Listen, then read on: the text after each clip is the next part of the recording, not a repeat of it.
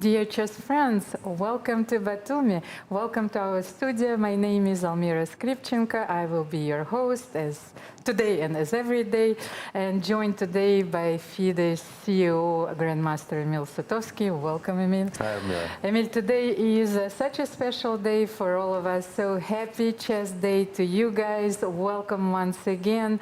Happy celebration of this game that has brought so much to us. And well, exactly 101 years ago, La Fédération Internationale des Échecs was created in Paris exactly on this day. And last year we had a wonderful 100th anniversary of this date in Paris. Emil, maybe you can say a few words about this wonderful day.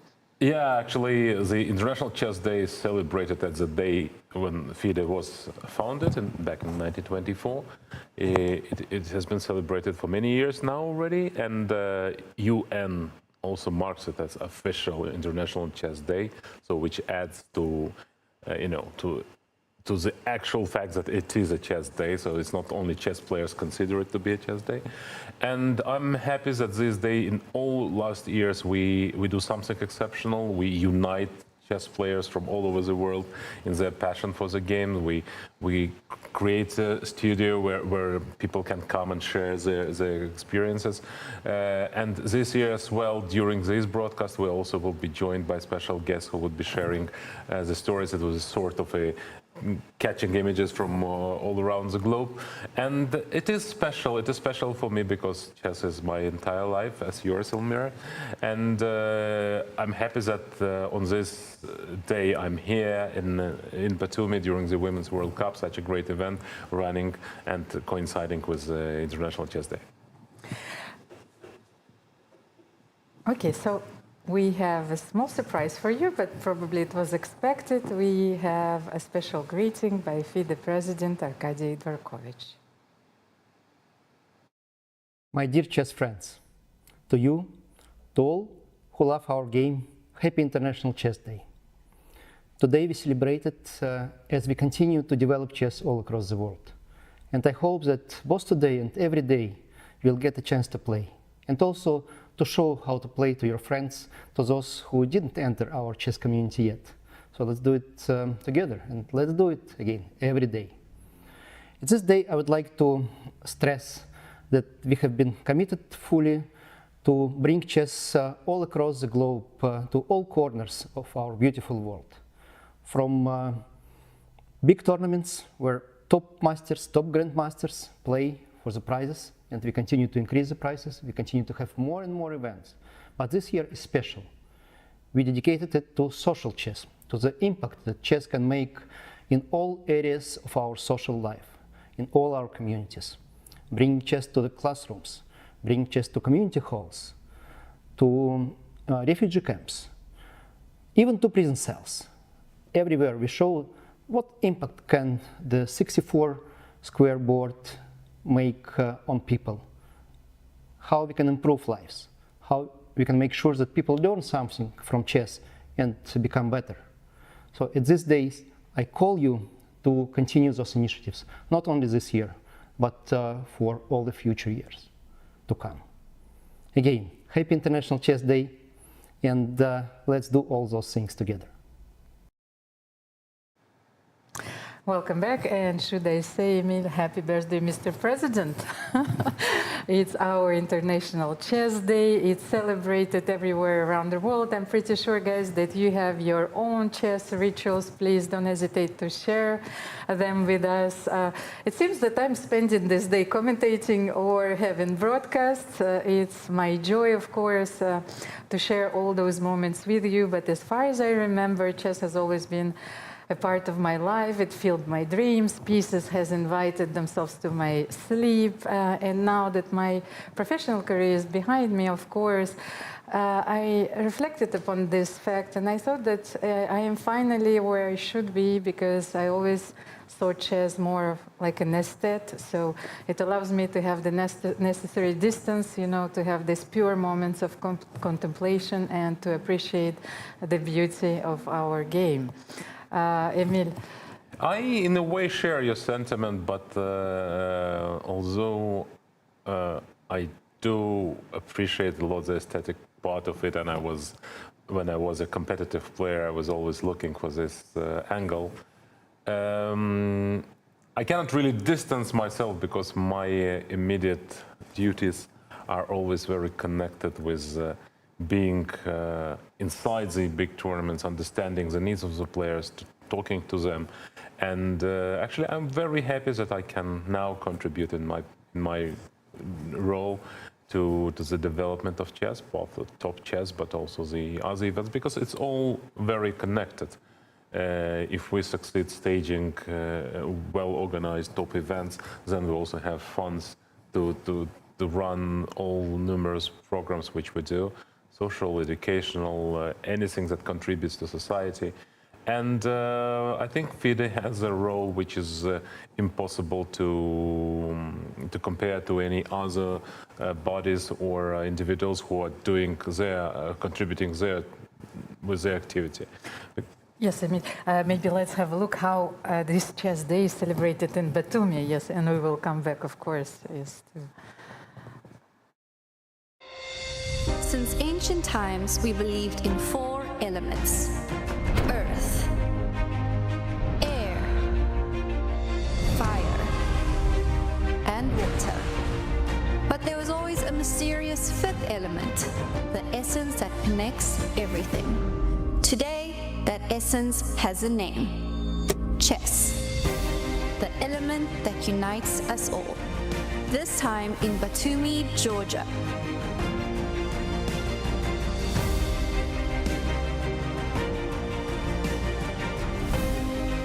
On 20th of July, International Chess Day.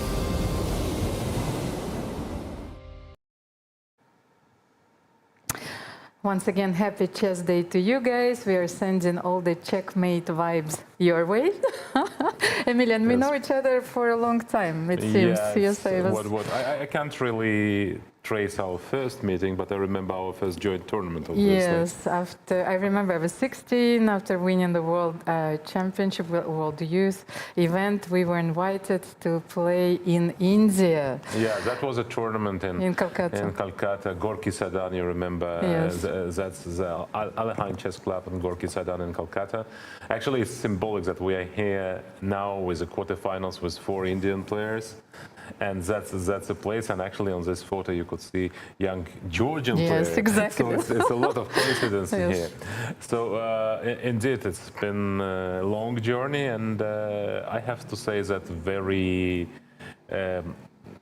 self-fulfilling journey, because no matter what, of course, our chess career was rather successful, but still, I mean, there were ups and downs, but it always remained with us, you know, this passion for the game, and we really kept it. And I'm very happy also that you now in your new position you're here highlighting all important chess events, and that's great. Emilian, you know, we are dressed very smart, so I wanted to start. We are gathered here today to celebrate our chess day, but as well, this is the FIDE Women's World Cup, the second game of the 5th round, which is the quarterfinal stage of this event, is about to start. So let's have a look at the results and the pairings, of course. Players are getting ready, but this is a historic quarterfinals. I think we've never had 4 Indian players, 3 Chinese players, and only 1 player representing the old continent at this stage of the event. So that shows an enormous change in chess paradigm, and the Asian players are dominating this event. Who will qualify for the semifinals and who will win this event, only time will tell, of course, Emil. Yesterday we had a very exciting round, 2 decisive games, but let's have a look once again at the playing hall, and Charlize is live with us. Happy International Chess Day to all our viewers at home and players around the world. As you are playing chess in different locations, we are still here in Georgia, Batumi, where Game 2 of Round 5 is about to take place. And you might notice that the hall is a little bit busier today. Well, of course, the special day is being celebrated, and you can see this wonderful, fabulous birthday cake for FIDE right behind me, created by the Georgian Chess Federation.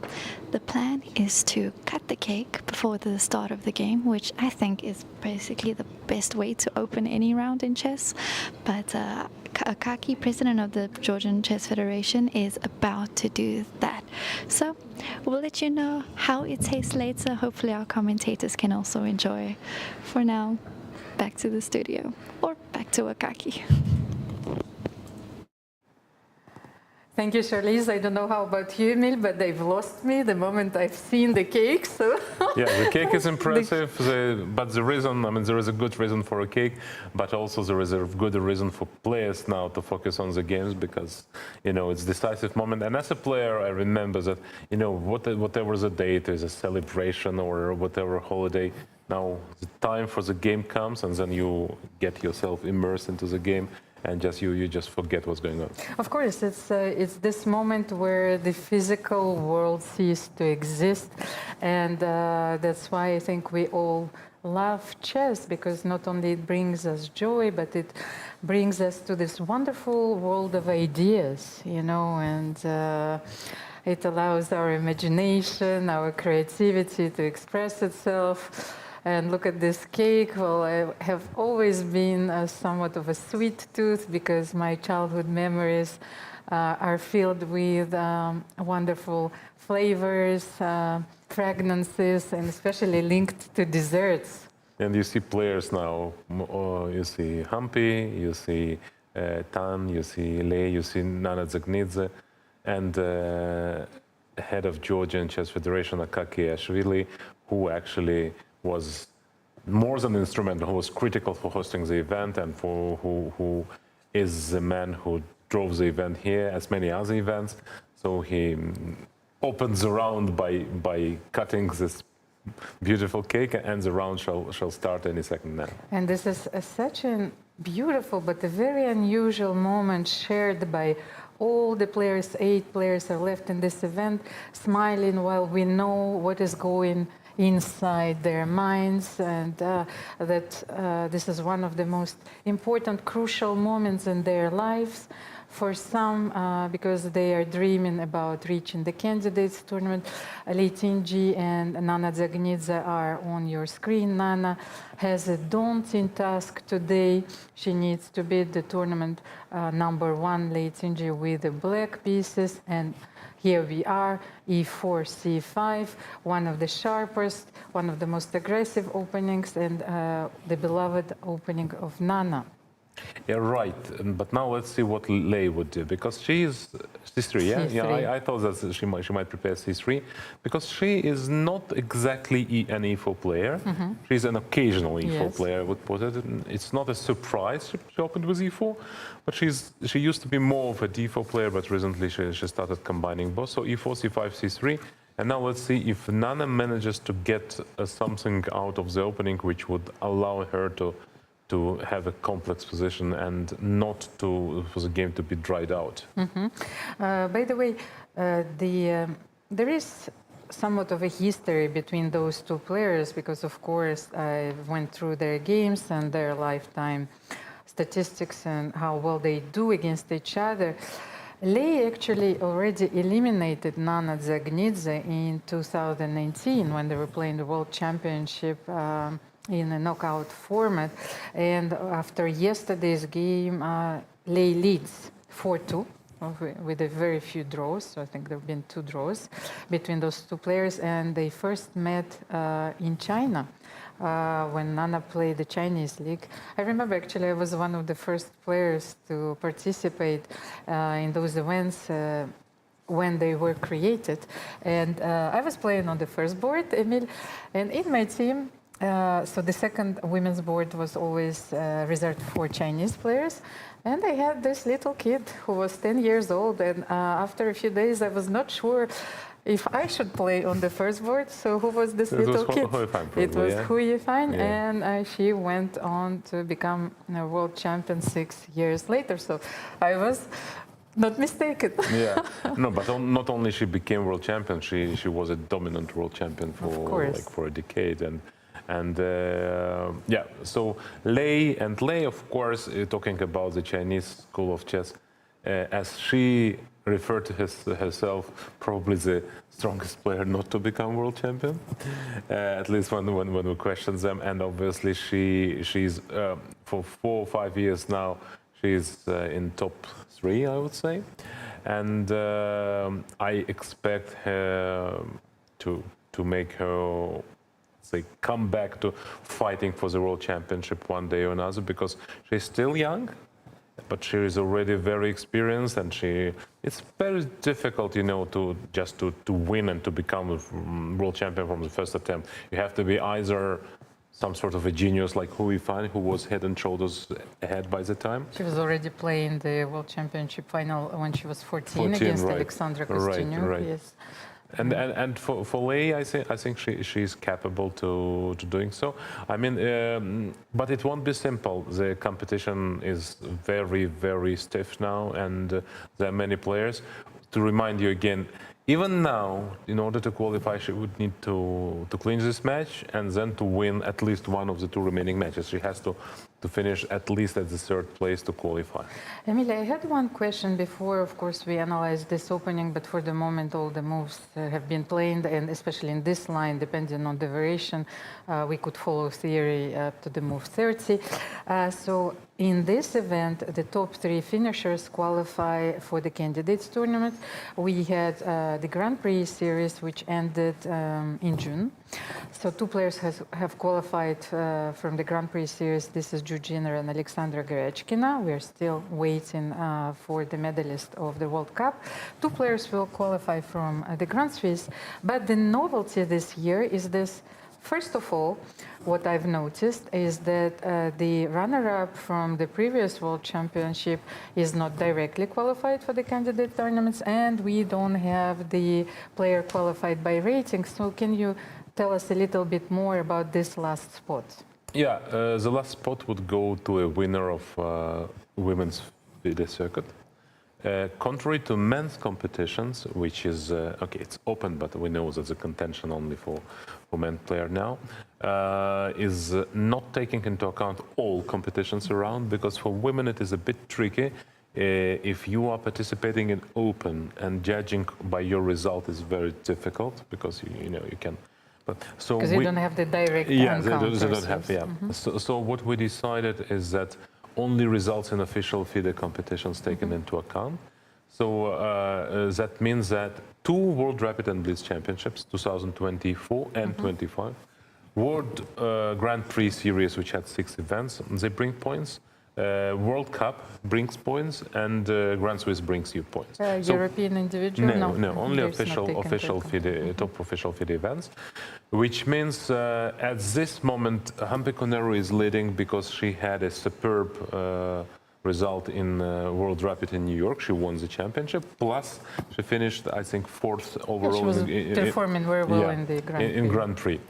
If she qualifies through this one, the second seed for now is Anna Muzichuk, who performed brilliantly in Women's Grand Prix. Actually, she was very unlucky not to qualify directly from there. But I think the way points are distributed only at the very end in the last event of the year, World Rapid and Blitz, it would be clear who would qualify. But then I have a more concrete question. Let's say Hampe qualifies from both. So she will be taken from the World Cup or the Grand Prix? Of course, the one which predates. So if she qualifies from here, so she qualifies from here. And it's always like that in all the events. For example, she can play after that in Grand Swiss, and still she would not qualify from there. So top 3 finishers would go to the candidates and join Goryachkina and Zhuzhiner, who are already there. And then we will see who will emerge as winners in Samarkand, and also who would For example, somebody would be third place in Samarkand, she would not qualify, but she would gain a lot of points towards qualification via the circuit. I think it's fair because it shows that if a player had a consistently good results, then she deserves a spot to be a candidate. Yes, I think it's more important to reward players that have been performing consistently than to look at their rating. And rating is good as well, but it was always a balance, and we always try to find the way, because it's also very difficult to unify the system with open system, because they don't have a Grand Prix. And they don't have a Grand Prix for the reason that the chess calendar is so filled now that to insert another six events would be just nearly impossible. And so we are moving into that direction to ensure maximal qualification for results of the recent performances of the players. And I'm very happy that we got rid, before that it was like, goes without saying that, okay, you need a wild card because in order to host an event, you need a local player. So we proved, and actually it's already for 5 years like that, that you can actually have events and stage events all around the world without providing a wild card, because the very fact of hosting an event already is meaningful for local organizers, and it's important, I think. Yes, what I wanted to say is that I somehow believe that winning a tournament should be always rewarded, and we know how difficult and how rare it is to win a tournament. So these performances should be rewarded and regarded with much more deference and respect than, for example, someone that makes +1 but maintains his rating, yes, at a certain level. We live in an era where results are being praised, of course, and are much needed. So let's have a look at the games. Here, for the moment, players are following theory. Let's have a look, Emil, at the game between Harika Dranavali and Divya Deshmukh. Those two players drew yesterday, so Harika plays with the white pieces today. Yeah, so now we will ask, yeah. Yes, we so need Harika to bring the white. games. What is the lifetime score of those two players? It seems that they only play in FIDE Grand Swiss or in FIDE events, and then the FIDE Grand Prix series. Harika defeated Divya twice in FIDE Grand Swiss tournaments, and so including the last draw in this event, there were draws also in FIDE Grand Prix. Harika is leading overall +2, and she is a very tenacious positional player. Do you think that this is a surprise, the opening what Divya? Yeah, obviously, 94, you can see that Harika already spent 6 minutes. You don't spend 6 minutes if it's not a surprise. And if you don't trust me, you can judge by body language that Harika is deeply immersed into position, so she is definitely seeing this position for the first time. Knight e4 is a very rare move. I cannot recall such a move, but obviously Divya is prepared, and probably she guessed in her preparations that Harika would opt for a4, rather rare move in this system. It's a Grunfeld with a4. But after 6 minutes of thought, finally Harika makes her mind and she plays queen c2. Black is still pawn up, but this pawn on c4 is likely to be very quickly snatched. And then white, if white managed to consolidate in the center without, let's say, allowing black to play c5, or exchange more pieces and play e5, then white would be better. But probably Divya has something in mind. Queen c2. Emil, do you want a few games from the database? Because of course, all the games that I have in this line, they've been played in 2024 and 25. So it's a relatively new idea. Queen c2 after knight e4 seems to be the main move. Of course, the knight is rerouted to d6, as we've seen now. And probably e4, yeah? Yes, you have e4 or a knight bd2, but let me check e4. Who was the top player who played this move? Daniel Dubov against Magnus Carlsen. It was a blitz game, of course, but we know that all those games should be taken very seriously. And knight d6 was on the board. e4, knight a6 was played by Magnus. Yeah, probably black has to do something quickly, because if white would comfortably regains the pawn on c4, then she has just a better position, you know, the center. And why did you go all this way, knight g8, f6, e4, d6, and then to trade my knight, which will appear on c4, doesn't look very exciting. But knight a6 was a concrete idea to start attacking my queen with knight b4. The thing is, knight a3 is a reply in this position after knight d6. By the way, knight d6 is, of course, on the board. And it seems that white wants to take with the piece, of course, on c4 and doesn't want to push e5. e5 was played a few times, but the results were not very convincing, and black is scoring very well. So e5, knight f5. Maybe let's show why not knight a3, just in case. So e5, knight f5. And then it seems that there is no convenient way to take on c4, because I think that black will play bishop e6. Yeah. Yes, and the queen, yes, has to go on c3, which is maybe not the best square. It also looks quite unclear to me why black is okay here. I mean, I can believe that black is okay, but the position is still, you know, it's not a position where you stop and say, okay, black is fine. It's still unclear if it is.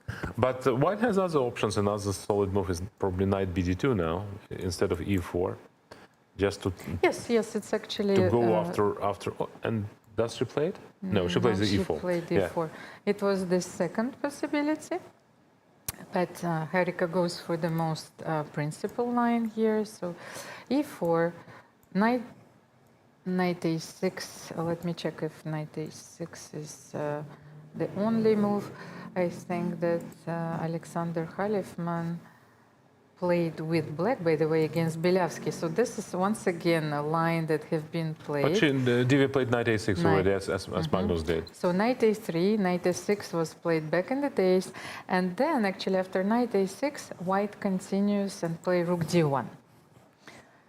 Well, rook d1 is sort of a move indicating that, okay, I'll be sacrificing a pawn for good. Because maybe not really, because knight b4, black's idea is actually to play knight b4 and then to support this knight by a5. So let's just have a quick look at this position. So knight a3, knight b4. Oh, knight a3, not rook d1. You said rook d1. Yes, you have two moves. Okay, the same. I started with this one. Yes. I thought it's more aggressive because then I can play knight c3. Of course. Here, black plays a5, queen a2, also after knight a3, knight b4, queen a2, and it A5? seems, yes, queen a2, no, after, without the rook on d1, because maybe you threaten to take. On c4, yeah. Yes, so let me see, a lot of draws. Yeah, maybe knight d3, knight c1 as well. Yeah. Well, very complex. I think it's a bit too early to delve into all the intricacies. It's a very complex position, and I think the opening battle, at least from what it looks now, is in favor of Divya, because she has a complex position. She has a sound position, not only complex, but sound, and she has extra 12 minutes or something. So it's clear that she is still in her book and Harika is not. But Harika was going for knight a3. I could see that she was leaning and she wanted to grab the knight. So it seems that she knows this position, but maybe she didn't have a look at it yesterday, because we all know that what is the volume of information that you need to, first of all, to remember, to go through before the game. And sometimes you learn a completely new line, by the way, if you want to surprise your opponent. So Harika was about to play knight a3, but something puzzled her at the very last moment. So let's wait. Let's pause here maybe and see other two games, because we will anyways get back here before I will be leaving. So. Of course. And by the way, what a position in the game between Tan Zhongyi and Vaishali Rameshbabu. I noticed, yeah, so I wanted to have your attention, because that's a very sharp Catalan, and it's a principled line for black. It's very risky.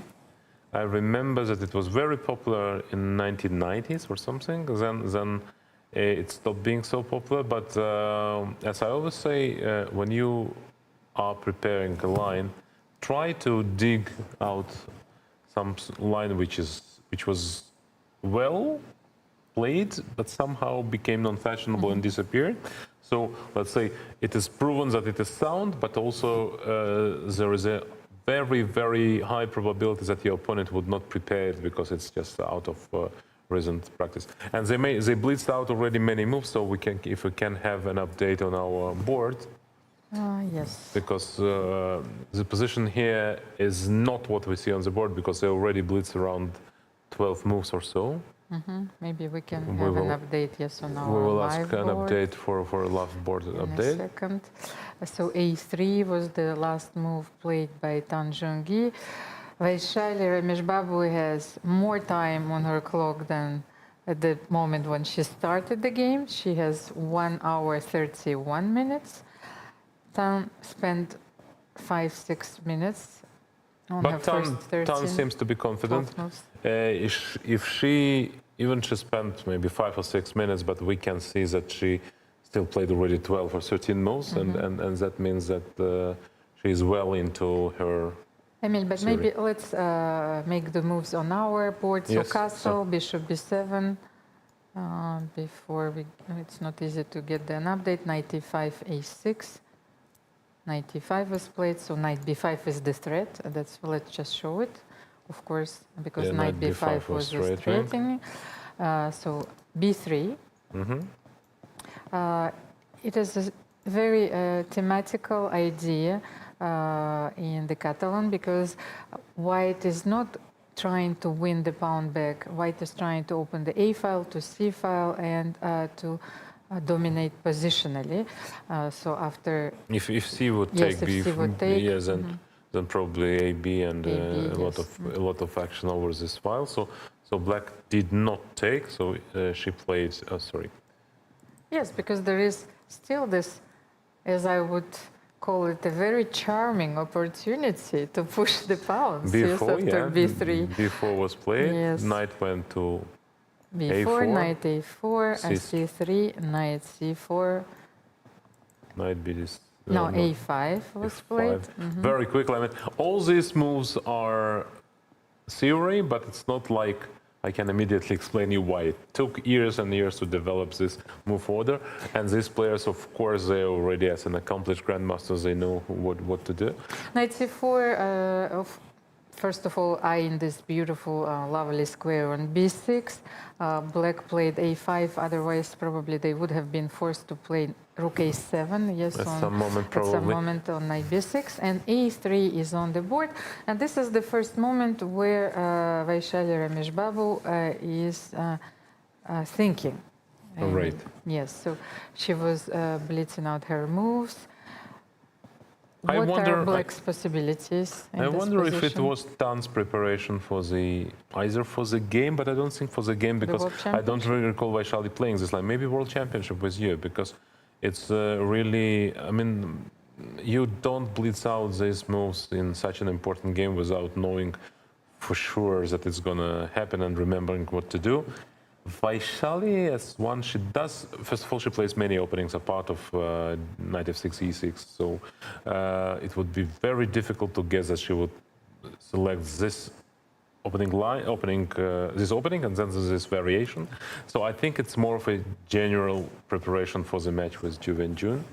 Emil, I'm not familiar with this line, but I'm trying to figure out, once again, what are the nuances of this position. So this move, knight c4, also indicates that white is trying to establish the dominance on the dark square. So let's say if you would play knight c5, bishop c5, d takes c5, just to illustrate my point. Yeah, for example, if you play bishop e7, let's say go knight c5, yes. Maybe I need to open the a file. That's why, of course, this move a3 was played. That could be dangerous. But maybe knight bd7 is a correct move at this moment. Okay, so maybe let's try knight bd7 here. So protecting the b6, yes, square, and once again castle, bishop b7, knight e5, e6, protecting the b5, and b3. Challenging the structure immediately, c3. Tan is one of those players who is never afraid of ghosts. and she calculates very well, Emil. So she's going for very double-edged, sharp positions. But now here she is also very well prepared. If Maybe any bishop flaw f4. is noticeable in her game, that she's before the match was, I would say, before the tournament in Toronto, before the candidates tournament in Toronto, even previously, while being women's world champion, while winning the candidates in 22, that was her very, let's say, non-profound opening preparations that always surprised me. How such a strong player could rely on rather shabby opening repertoire. But nowadays it's a different turn for a couple of years now, for a year and a half. In Toronto she already played, was very well prepared, and also in the match, although she didn't play well in the match, but she was well prepared. And I think we could attribute that to her preparation with Grandmaster Xiong, American US Grandmaster of a Chinese descent as well. And I think they're working for more than a year now. And since then, Tan became much more versatile and much more profoundly prepared in the openings. By the way, yes, I had a small chat with Lei Tinji yesterday. I was joined by Tan because they were going to have dinner. So just wanted to catch up. And Lei actually shared with me that she doesn't want to play that much because of actually of the pressure that all of us, of course, experience when we play chess, because the stakes are very high. And she didn't want to dedicate another 6 or 7 or 8 months of her life preparing for match tour candidates tournament, and it's a very important decision, I think, personal decision. Yes, but by that she's probably depriving her of a realistic chance to become world champion, because you cannot really get there only preparing just for the tournament or during the tournament. You really need to do hard work. I do believe that she has a very bright future still, but if she would escape this phase of preparation, you cannot, in today's world, you cannot just out of sheer talent and your abilities. Just to be a player. Yeah, yes. Yeah. I mean, you can be a player if you are a 2,000 rated player. If you're a 2,300 rated player, probably yes. But at the level of 2,500, when you face, you need preparation. And I think she, in a way, she doesn't like to prepare for months, but when she prepares, I think she does prepare a lot. Her trainer is Grandmaster Rajabov, who used to be a brilliant player, but also a theoretician. So I think it's a bit of an understatement. I don't think she's just doing nothing for half a year. No, of course. But maybe she tries. She wants to take longer breaks, yes. I think, and this is, of course, understandable. By the way, do we have a move? Vaishali Mishbabu is still thinking. So let's move to the this game allows of us, Hampi, yes, maybe? Yes, to have a quick look at the game between Hampi Kunero and Song Yingxin.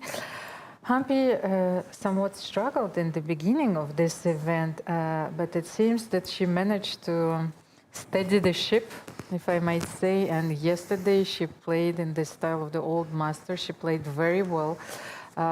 It was a very clean game, by the way, with the white pieces against Song Yingxin. So the young Chinese player has to win on demand today.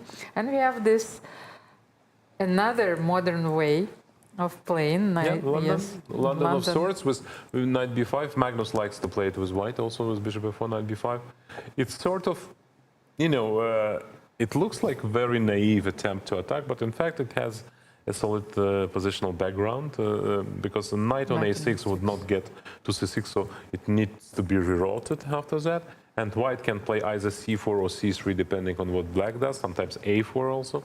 So here it's we poisonous. Have e3, c6 already on the board, knight c3, queen b6. Studied this line a few months ago because I still have to play the team events. a3. A3. Yes. As a typical, I want to outline it for our spectators.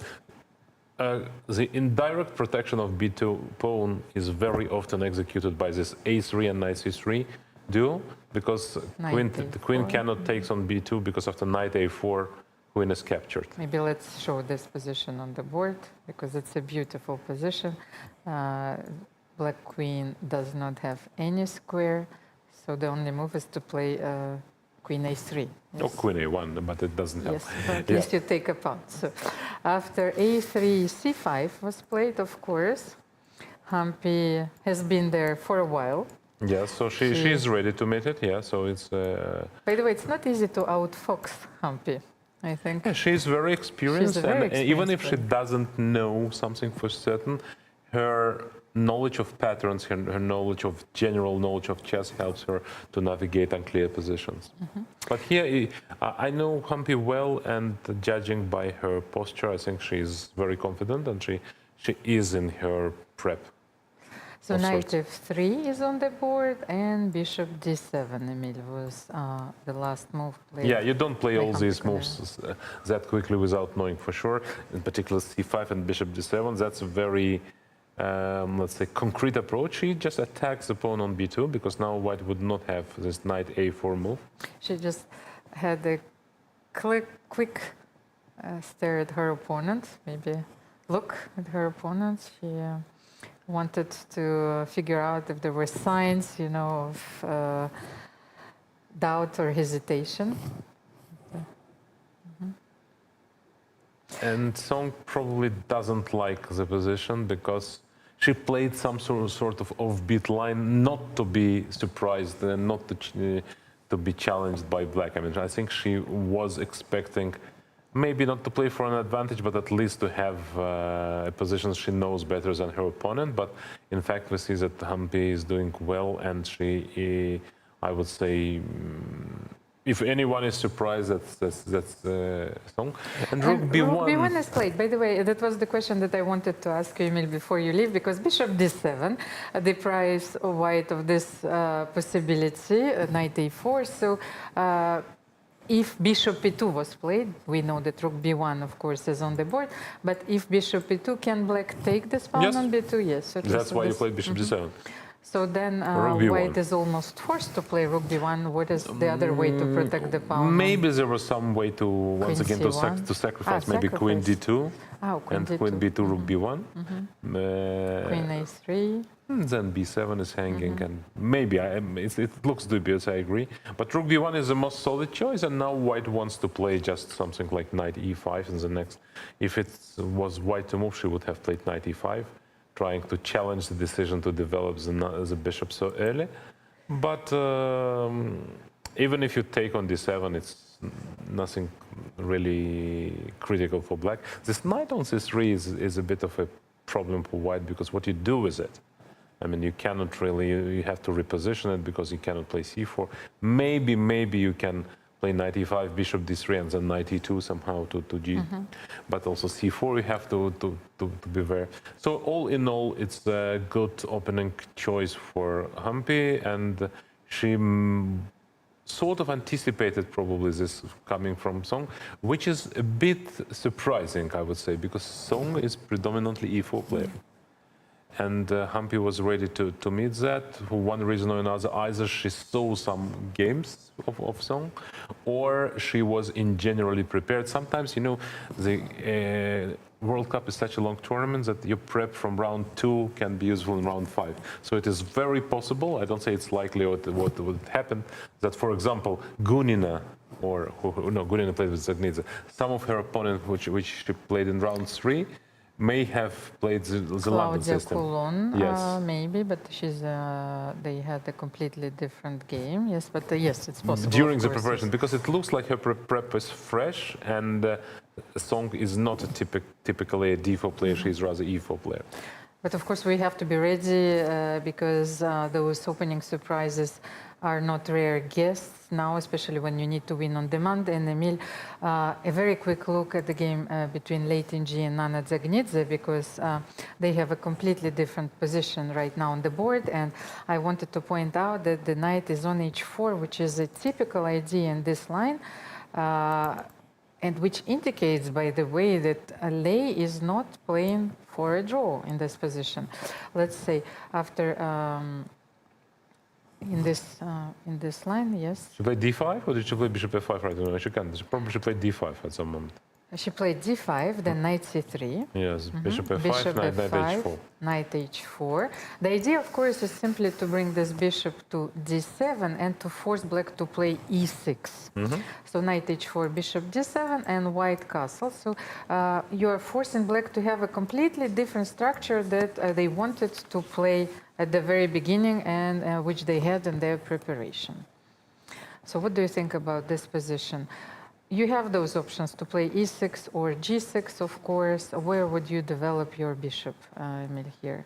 Nana just played a6, by the way. E6 Yes, is on I the wanted board. to say that maybe to start with a6 to determine where your bishop goes.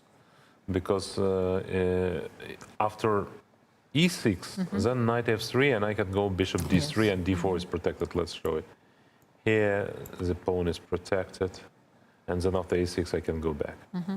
So that's why it is sensible to start with a6, to drive away your bishop before it could land on d3, because the d4 pawn is hanging. So in all likelihood, she would not play bishop d3 because it's not, I mean, it's just a sacrifice for no need. But I think that when, especially in this line, when you play bishop b5, then you take on c6. Sometimes you take, yeah, taking on c6 is always an option. Bishop c6. Yes. You have this in the lines with g6, c3. So then bishop b5, Yes, bishop this c6, is also an playing option. against this bishop. Yes. And maybe you can also play e6 here. But what Nana tries is to get as this balanced position as possible, because she obviously needs to win, and for that matter, she needs to take risks. And okay, at least she got some lively game. Emil, just one more question.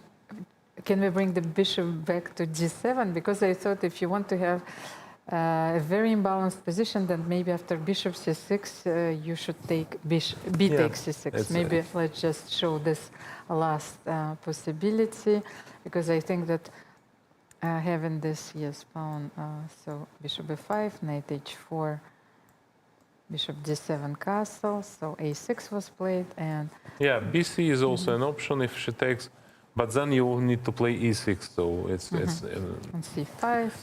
yeah, it's also very possible to go this way, but I'm not sure also that white has to take on c6. She can also play bishop e2. Okay, so thank you very much, Emil. I know that you have a plane to catch. Maybe you can play a game of two, you know, in this moment where no one can reach you, you know. And this No, it's even nowadays, even during the flight nowadays, you typically would have some sort of a connection, and you wouldn't miss, you know, corresponding or answering. Yeah. Anyways, one final time, thanks to all the chess fans for following the broadcast from Batumi. For me, it's a great pleasure. It's my duty, but also a pleasure to help local organizers to deliver such an amazing event. And let the strongest win and the best three to qualify. Thank you, Emil, for joining our broadcast. We will take a short break. Stay tuned. A lot of surprises are waiting for you today. So media content, interviews, celebrations all over the world, and see you in a few minutes. This International Chess Day, FIDE challenges you to take the game to new places, literally. From mountaintop matches to underwater games, or a blitz session at your favourite local landmark. Play anytime between July 10th and 20th. Share your moment using hashtag International Chess Day, or send it to social media at FIDE.com. Your game will be seen in all parts of the globe. Unleash your creativity. Make your move. And celebrate chess your way. Let's show the world that chess can be played by anyone and in any place. Chessboard. 64 black and white squares. Or is it more than that? It's a battlefield. A stage where strategy meets instinct. This is where women play their own way. Playing with fire. Playing with heart. Playing with emotions. Playing as strong as any man can play, and beyond. Every move you make breaks the old rules. Every game you play redraws the map. No ceilings, no labels, no limits. This is not just a game. This is your arena.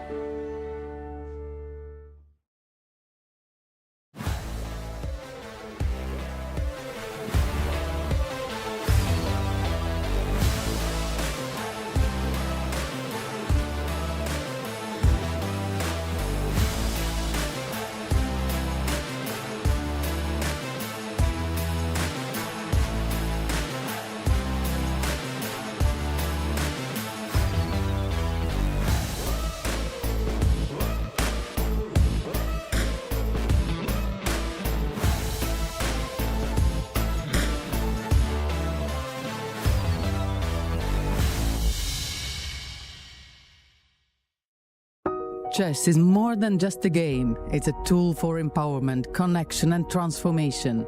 In 2025, FIDE is proud to launch the Year of Social Chess.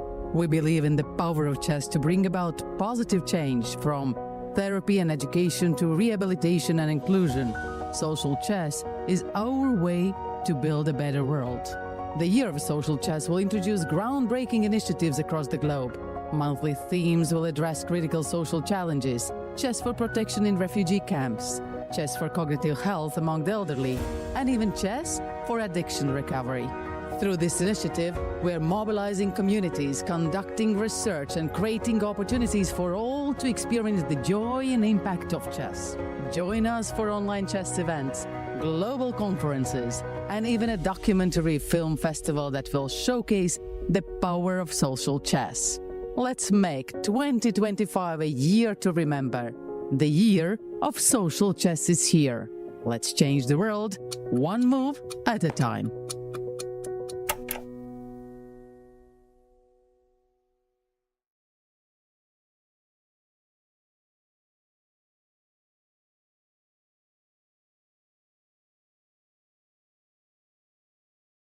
Everyone, Almira told you that there would be a lot of surprises for you today, and here we are, surprise number one. I'm Charlize, joined by Michael Rahal. Hi, Thank Michael. You. Hey, how's it going, Charlize? It's good. Of course, it's a really big day in chess today, International Chess Day, and that's why we are here to join the broadcast. Just for a few minutes, and I'm sitting in the chair of Emil Sutovsky, so hopefully I'll pick up some vibes as well. Yes, we are going to be here showing you some videos and some photos that we have received from fans around the world. Let's kick off with a special message from our players wishing you a happy International Chess Day. I would like to say that, first of all, thank you to my fans, and I would say don't compare yourself with others, and yeah, focus on the long term. Play chess, enjoy, and have fun. Just love the game, love whatever you are playing. It gives you good result. What can I say?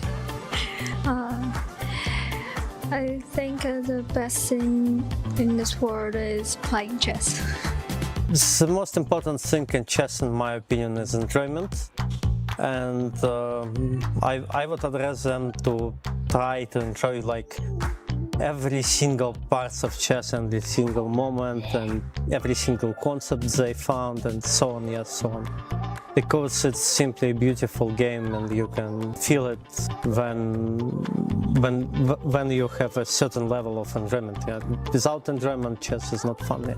Playing chess is not just it just no need to be at a professional level, but I think every child needs to know the game and play the sport, because that would improve their general skills and also their development, so they could make the right decisions in their life. I would wish them all the best, to enjoy chess, to have good friends among chess players, to enjoy life, and I hope that chess will make their lives better. What a nice message that was. Yes. Of course, International Chess Day is not just celebrating FIDE, the birth of FIDE 101 years ago, but celebrating chess. Michael, on to you for our next video. So the Spanish Chess Federation very recently launched a huge campaign for the awareness of breast cancer in Spain. It's called Chess Queen, Reina de Jerez, and they put a gigantic queen statue in the middle of the Gran Via. Hundreds and thousands of people went over there to see the statue. There were round tables, simultaneous displays. Lots of people got behind this project of awareness for breast cancer in Spain. A really nice thing. And I think we've got a video to talk about it in more detail. Let's check it out. October the 19th is International Breast Cancer Day. And Lily wanted to give visibility to two stages of this disease, metastatic and relapsed breast cancer. But how can we achieve this in a way that is both notorious and educational? We decided to draw a parallel that would capture the attention and interest of patients, families, and healthcare providers alike. If there's one game that has been played under the same rules worldwide for centuries, it's chess. A game where the objective is to keep the king safe. But what if we changed the rules? What if we focused on the strategy of protecting the queen, representing the patient?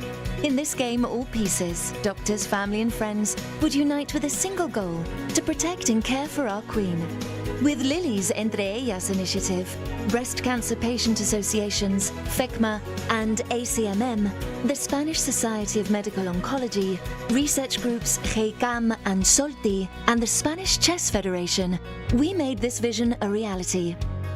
We placed a giant queen on La Gran Via, Madrid's iconic avenue, drawing the attention of over 600,000 passers-by, thousands of drivers, media, and influencers. This powerful symbol carried our message: when life puts you in check, protect the Queen. We invited people to take photos, share images of the Queen, and download a video about the campaign. Renowned figures such as Olympic athlete Almudena Cid, journalist Mónica Carrillo, and actress Maria Danez joined us in amplifying this message through social media. Also, we organized roundtable discussions, moderated by Mónica Carrillo, where specialist and medical and patient associations shared insights on metastatic and relapsed breast cancer. But this didn't end here. The Spanish Chess Federation also embraced this initiative, transforming a communication concept into reality by hosting the world's first chess tournament where the Queen wins. Featuring top female chess players such as Sara Cadem, Sabrina Vega, and Adara Rodriguez. The results exceeded our expectations. Millions of Spaniards encountered our campaign through various media channels, and we received over 12,000 messages of support. Most importantly, we took another step towards raising awareness and providing valuable information about a disease that affects us all, directly or indirectly. A battle being fought with the support of pharmaceutical companies like Lilly and patient and professional organizations. To everyone, thank you.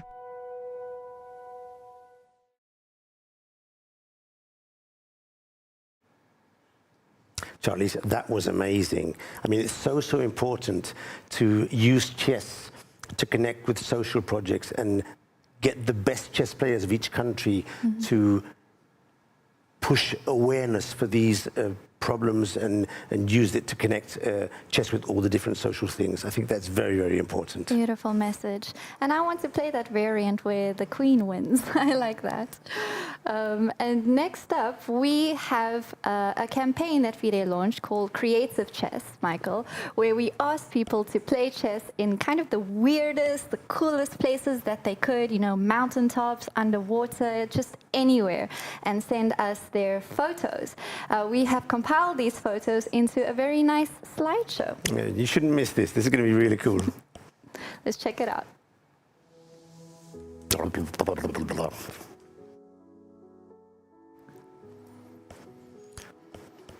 So we have photos from really all around the world, every single continent. Look at that view. Look at that view. Yeah. This Italian photo, this is a couple who met through chess. Quite a nice stories. Many of these photos have beautiful, beautiful stories behind them of how chess has really brought people together, generations. That's India. Yeah.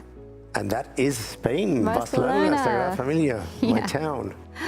That's the rooftop of, that's the Elliot kid, yeah? Yeah, Elliot. I met him in London. Very, very sweet kid. Giant chess sets, small boards in public. This is Malaga. No, this is Bath, but Spain also has a street that does this. A lot of chess in the streets. And these views are wonderful. I mean, just to get the board and play chess with your friends and enjoy the views, that's something really amazing. You can see the huge popularity of chess in India. A lot of the photos come from there, of course. Yes, of course. I mean, they're doing so well on a professional level, but all sorts of chessboards as well. Different chessboards. Here, Himalayans, India as well. Carrying a chessboard all the way up a mountain is some commitment, I'll tell you that. But we do what we do for the photos, We right? do what we do, Charlize. We do what we do. What's he holding? Is that some sort of pet? That was teddy bear or something. Yeah. Oh, this one's nice. This one is special. yeah. You remember this? This was the other day actually Irina here. Ketty, beautiful river here in Georgia on Costa the FIDE. Rica. 20 seconds. In some places you have to be careful because, I mean, playing in a waterfall, you know, the water comes down, knocks off the pieces. You have to be slightly careful. This is UK. We'll come back to this in a while. Ah, yes, I love those exhibition matches where people are dressed up as chess people, as chess pieces. We're going to see some more of that later, which I'm really excited about. Australia, really every single continent, Michael. And as usual, the good thing about chess, kids, middle age, old age, anyone can play the game. Any age, yeah. We were speaking about that the other day, like which Olympic sport has people of all ages being able to Not so compete. easy to find one. Not so easy to find one. And next up, we have some more photos, this time from Mumbai, India. Some chess in the city of Mumbai. Here we go. This is the nice Even one. in the dentist office. Do you imagine going to do your teeth and play a quick blitz game with the... It's a good way to distract yourself from the pain of that is true. That is what true. the dentist brings. Again, playing chess in all sorts of places. That's the good thing about chess. You can practice it practically anywhere. Anywhere. And we got so many entries of from India, which is really not surprising considering the chess culture over there. Police car. Very nice. Very nice. Yeah, these kids just packed up the chessboard and said that they are going to go literally all over the city and play everywhere. That's commitment. That is and that's big what we like to yeah. see in this Creative Chess Day. So for you watching at home, you can still take your creative chess pictures, tag us, hashtag International Chess Day, and we will feature it. So Michael, on to our final little video of what is happening around the world, how people are celebrating. We've got the UK Chess Fest. What is this all about? So they've been doing this for the last 5 years in Trafalgar Square, one of London's most iconic landmarks. And every year they meet together, thousands of people, more than 20,000 this year, simultaneous displays, live chess, as we were talking about before, blitz events. They involve the best players, the best prodigies, something really cool there. Yeah, I mean, London was just the epicenter of chess last month with the FIDE World Rapid and Blitz team event, which was absolutely amazing. And they really took it a step further, including the community in this amazing chess fest. So, a lot of people are going to be surprised by this video. I think they'll enjoy it. Yeah.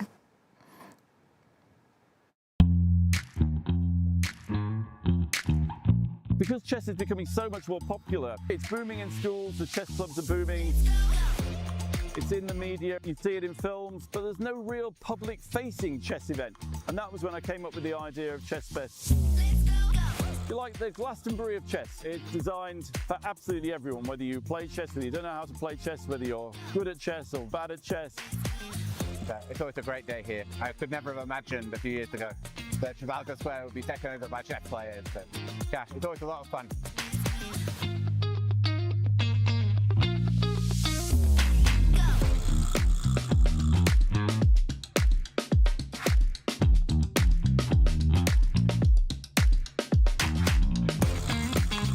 We actually have a record number of people who've attended so far, which is really heartening. My favourite is definitely the human chess set.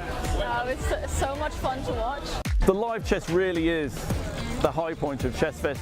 32 actors, choreography of a wonderful chess game. This year it's actually a 19th century chess game between two master players. A pawn gets promoted to a queen, because that's in line with the theme of this year's Chess Fest, Alice Through the Looking Glass.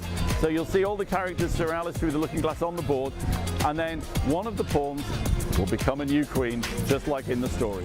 Seeing the amount of people who love chess, kids, who are evil geniuses. Really fun learning all the tactics. Like this, the teachers, the education, like the openings for chess, and I very enjoy being here. I like the socializing and it's loads of fun as well. I play some good games, but I enjoyed it. So glad to play here in London, right in the center of Great Britain. I enjoy it. We've got our wonderful queens and kings, if I could introduce you to them, and they've been running around London, running around Trafalgar Square, bringing more and more people to Chess Fest. I'm currently an international master, almost a grandmaster, just one more away from the title. And I'm here at Chess Fest 2024. I've enjoyed it, I hope they've enjoyed it, and I'm sure that we're definitely getting much more players interested in chess in the UK.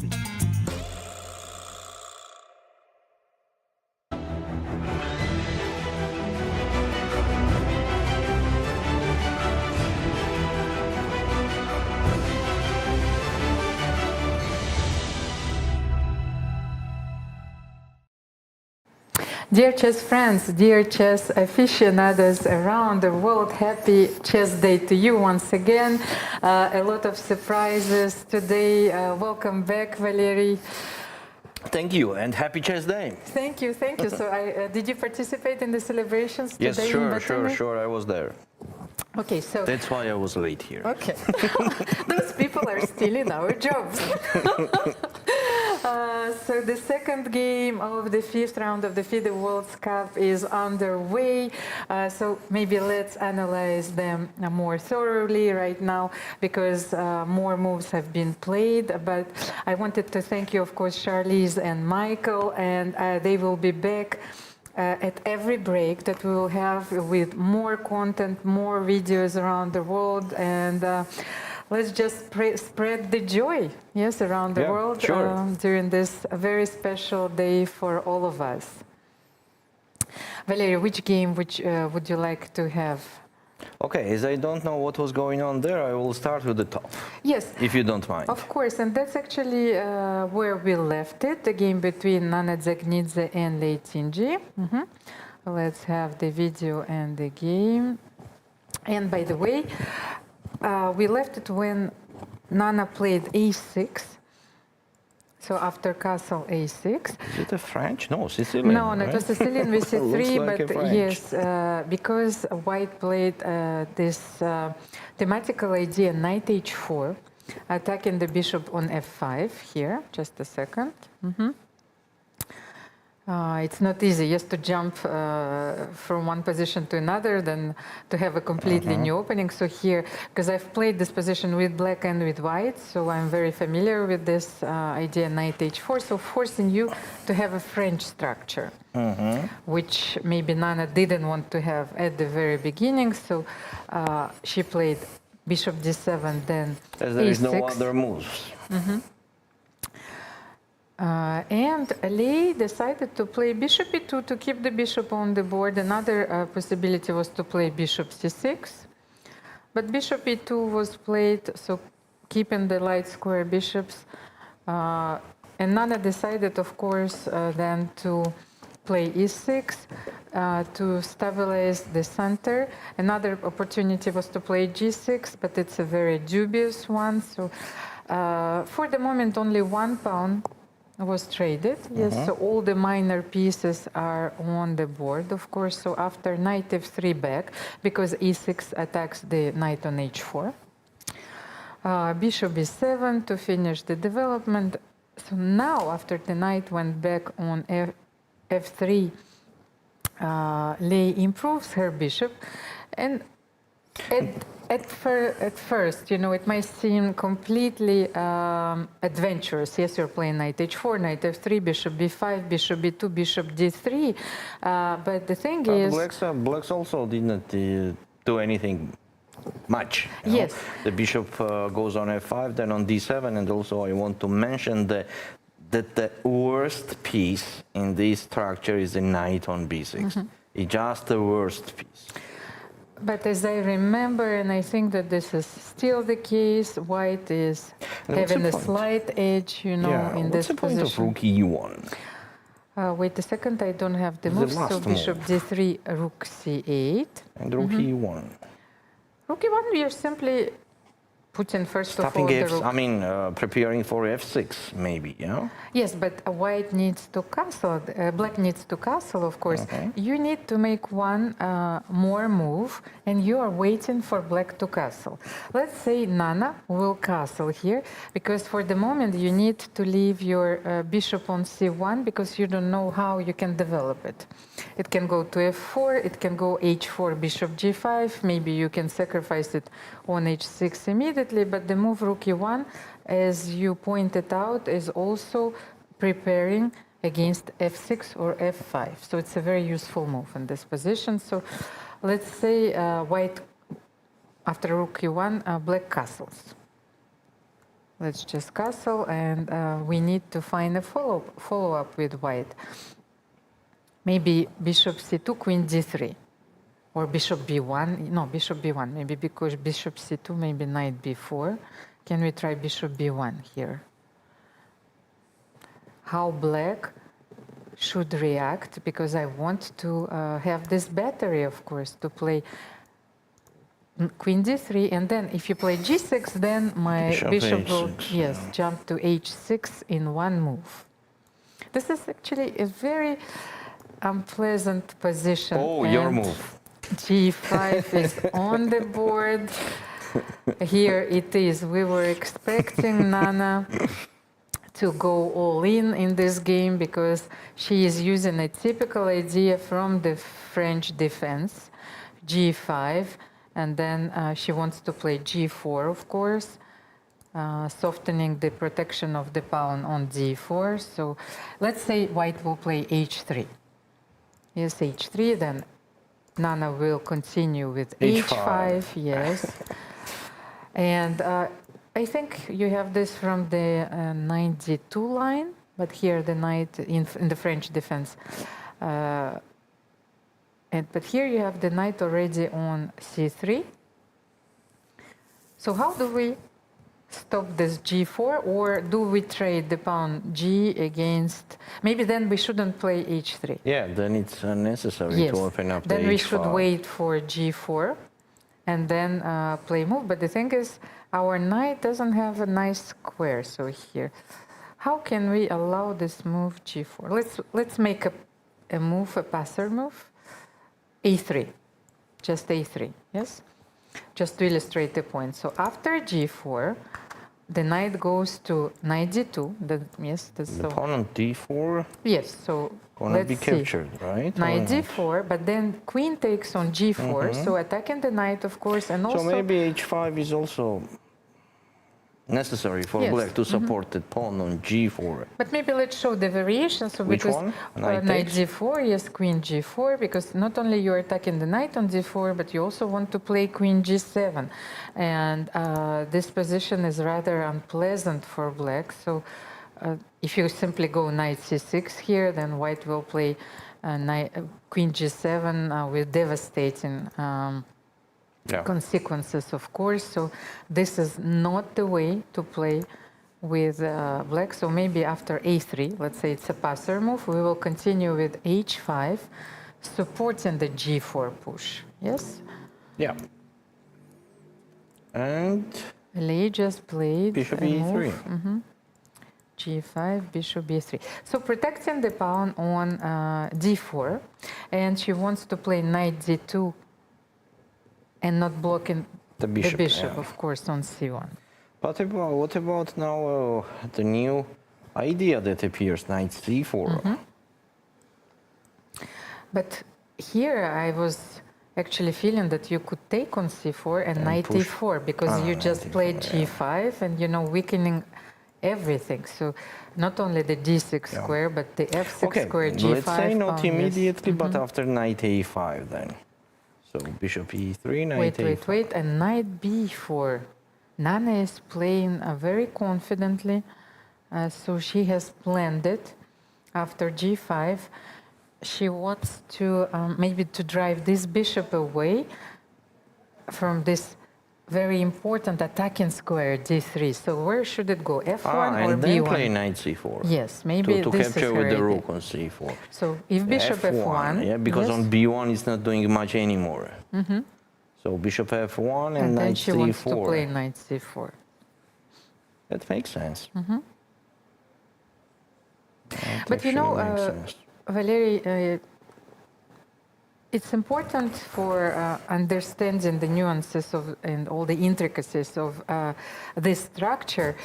It's important to state that white very often gives up this light square bishop for the knight, because sometimes you can even take it on c6. So even after knight c4, or even after knight b4, maybe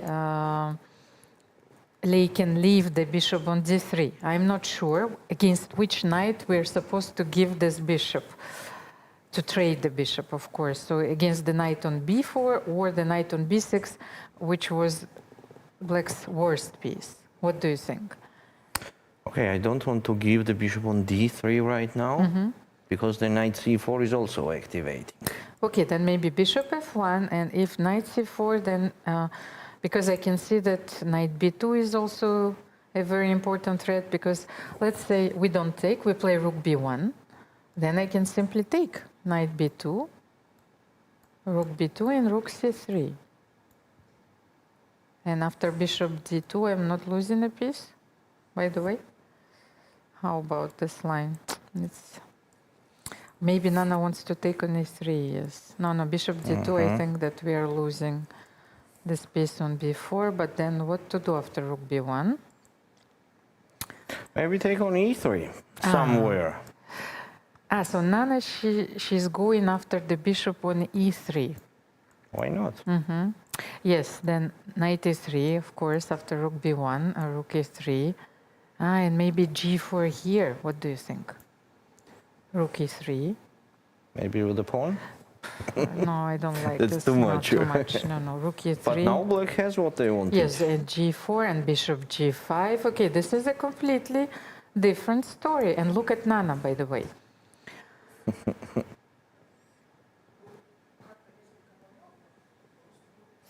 So it's another day in the office for Nana Dzagnidze, but if she wants to keep her chances in this event, she needs to accomplish nearly the impossible, because no one even managed to beat Lei once in this tournament. Yes. So maybe let's move to the next game. Tinharika Drunavali and Divya Deshmukh. We had a very interesting opening. By the way, a lot of games have been played recently in this line. Started with knight e4, 7th move, just to maybe to break down this game. Can we get the knight e4 move? Yes, here. So knight e4, queen c2, knight g6. We saw this e4, knight b4, knight e6, and we left this game with Emil because we were waiting for Harikov's move, and one of the main moves in this position is knight a3. So Harikov may play this move after a small thought. So knight b4, queen e2, knight d3. Actually, the players are following the modern theory. And knight c4. So actually here the black knight is going after the bishop on c1. So of course knight c1, rook c1.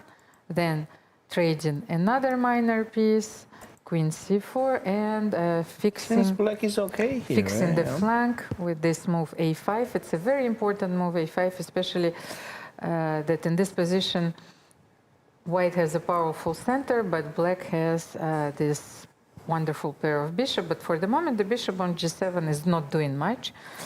Bishop on c8 has not been developed. but it's important to fix the dark squares, of course.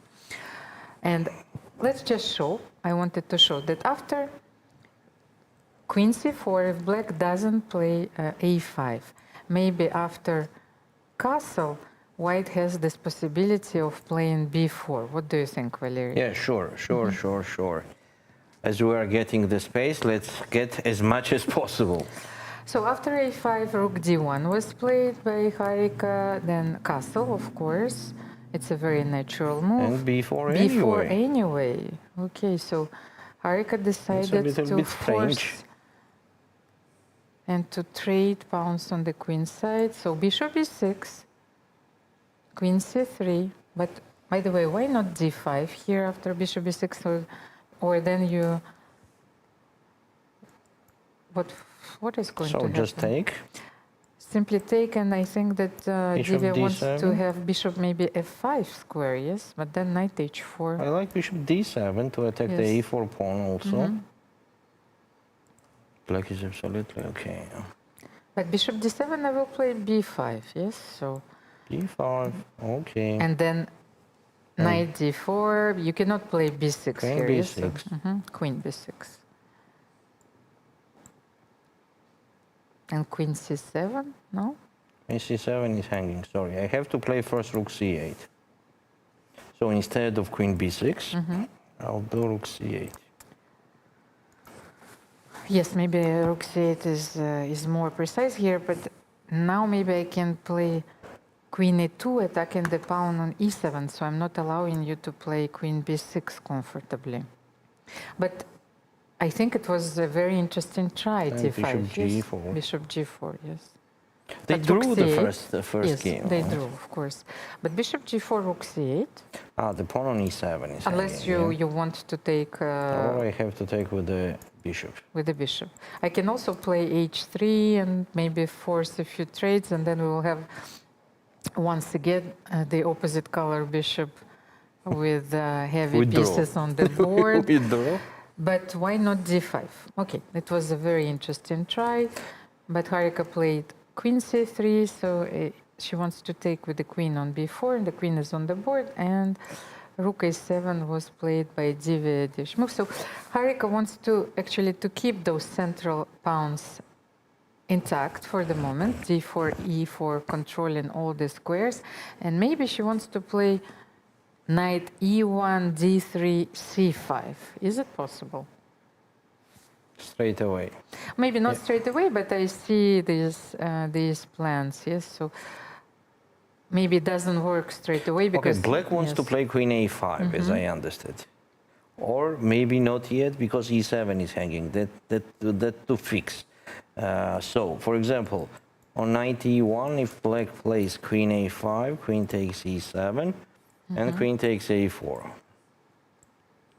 What is this position? Looks like? I think it looks nice for black, yes. Unless I can play d5, yes, here immediately, but still, I think that your bishops are getting more and more active, you know, they're starting to x-ray the position. Maybe not knight e1, maybe it's too slow. But if I play knight g5, okay, knight e1 maybe it's too slow. Knight g5, where does your bishop go here?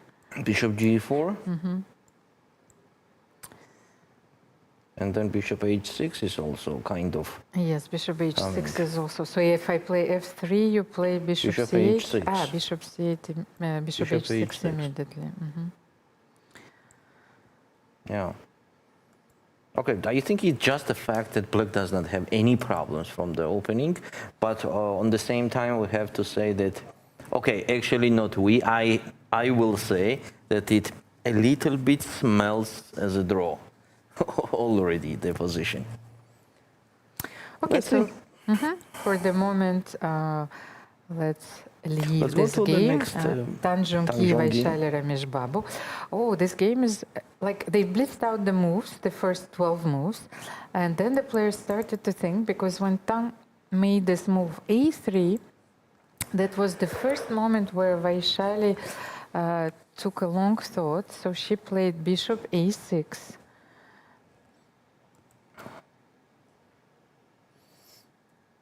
So take on b4, take on b4. Ah, but that was the idea, because I thought that if a takes b4, then probably white wants to play knight c5, you know, and to have those wonderful outposts. If black takes bishop c5, yes, d takes c5, so even though you have those dangerous pawns on c3 and b4 and just 2 squares Queen away from takes promotion, d1. yes, maybe white's idea is to, first of all, to pin the bishop, so the bishop cannot take on c4. Yes, and to have the square d6 and b6. Yes, so queen d1, well, you know that I don't have any other move, yes. I have to take on d1 here. And maybe castle, yes, what else? Because you cannot play knight d7, because then bishop d6. Maybe king e7 makes sense. King e7 as well. But what about knight d5?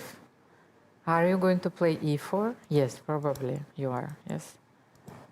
Immediately yes, after taking on d1. Okay, but I think that white has to strike immediately and to play very aggressively, because... He took on c4. Yes, but Divya because took we on had bishop b4, you see, that's the difference. So the difference that when black plays bishop b4, the bishop on e6 is no longer pinned. It's probably okay, what's more going on if black version, captures yes? here on d4 after taking on c4, take, and queen takes d4? Maybe rook d1, and actually... Wait, queen is on c2, okay. And Divya capture it. Vaishali. Yes, yes, I understand, because we have such a historic moment, of course. 4 Indian players have qualified for the quarterfinals. These 4 Indian players, the formidable quartet, if I may use this word, they played the tie breaks, and 4 of them qualified. So one Indian player for sure will be in the semifinals, because in the match between Divya Deshmukh and Harika Dronavali, one of them for sure will go through. And then, if you don't remember that the format of this event actually implies that even the losers of the semifinals, they are not going home, but they will play another match for the bronze medal. Yes, of course. So actually, I wanted to say that the tournament has crossed the Rubicon, but probably this Rubicon is going to be crossed in the semifinals, when the players will reach the semifinals, because there will be not going home at this point, while the final 8, from the final 8, 4 players will still go home after this round. Okay, so this is a complicated position with a mutual game play. But how about rook d1 here? Rook Maybe d1. let's have a look at something. Where does your queen go after rook d1? Find the square, because queen e5, I will play bishop f4 with tempo. Queen a7 has to be. Queen a7. I missed this move.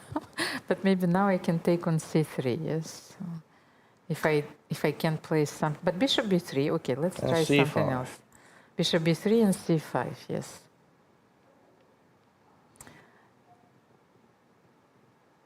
Do you think that Tan is still within her home preparation? I don't think so. Do you giving me the rook on a8? Yes, I was going to but give then you. I will take because on if c5. I don't give, then... Yes, but then your position is going to collapse. I can take everything. I can take on a8, correct, c3, actually. c5. No. So, queen a7. Bishop b3. And I have to find out the way to go. So what about queen a6?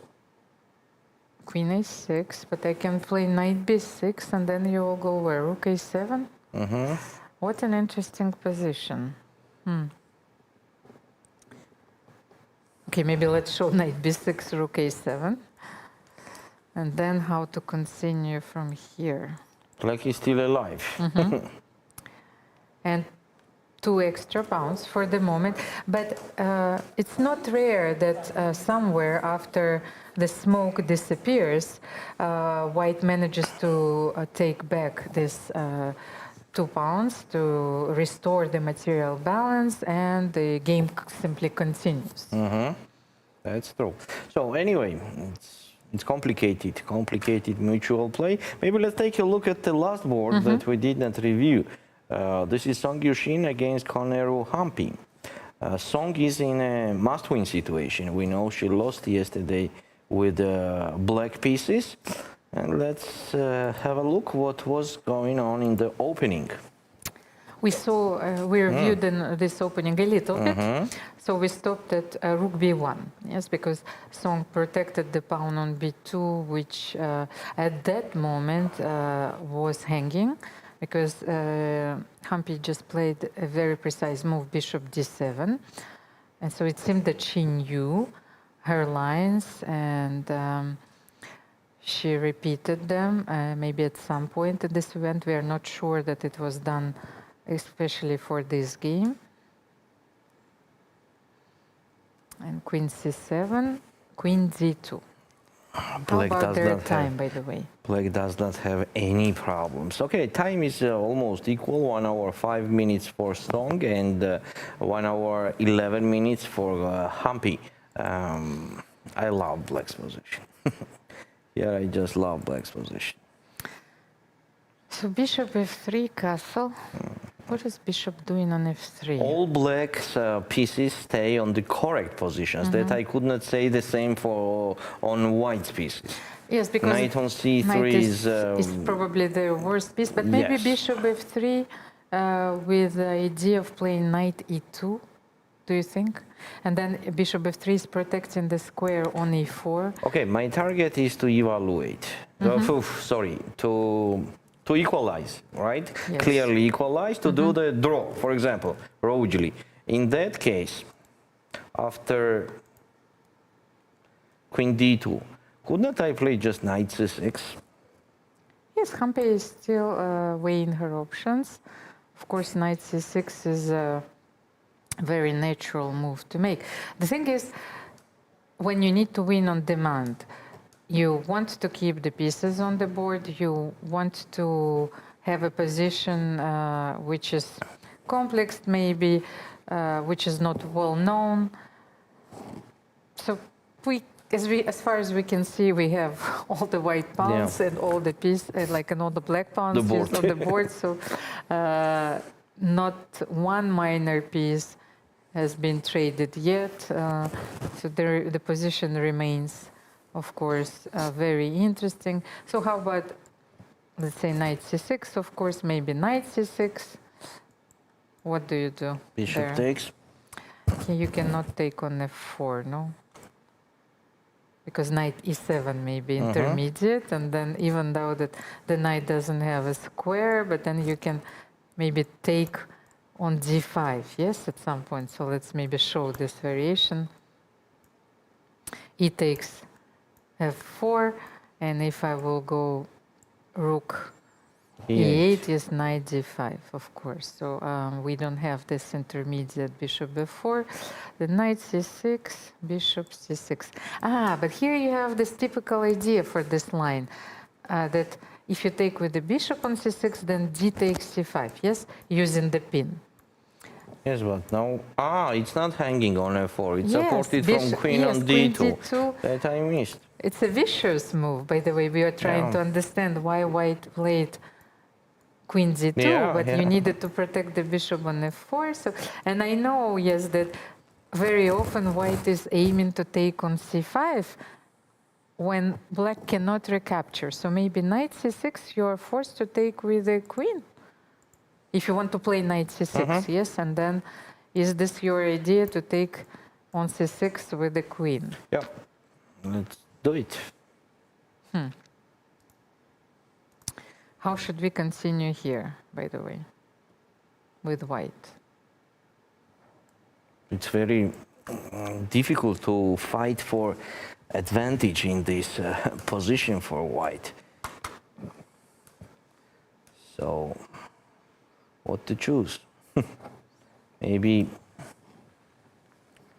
e4 immediately to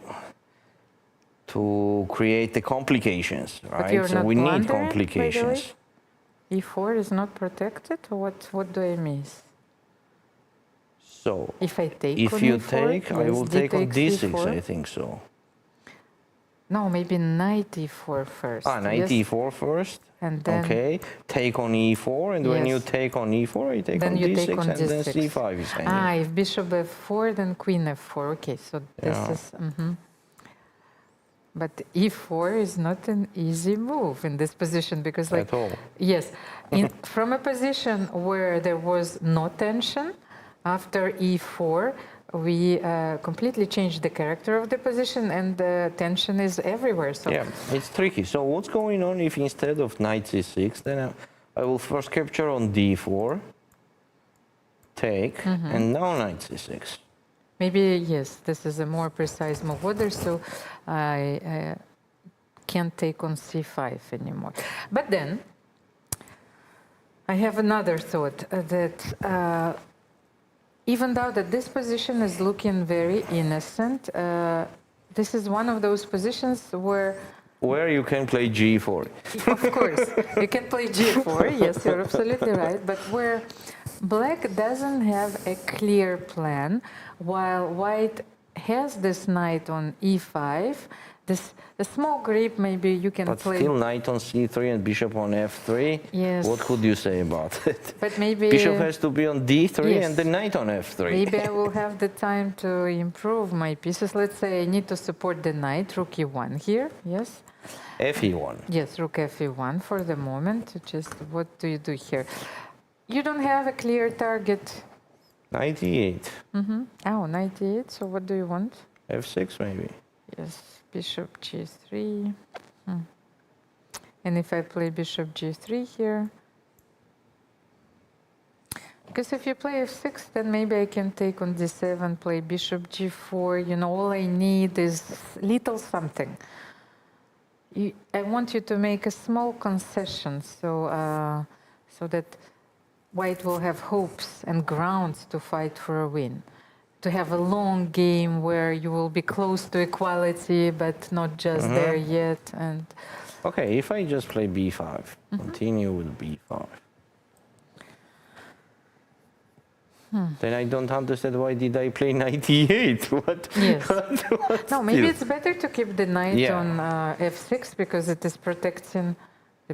Like on d5, who knows if sacrifices are possible there. Yeah, let's try b5 immediately though.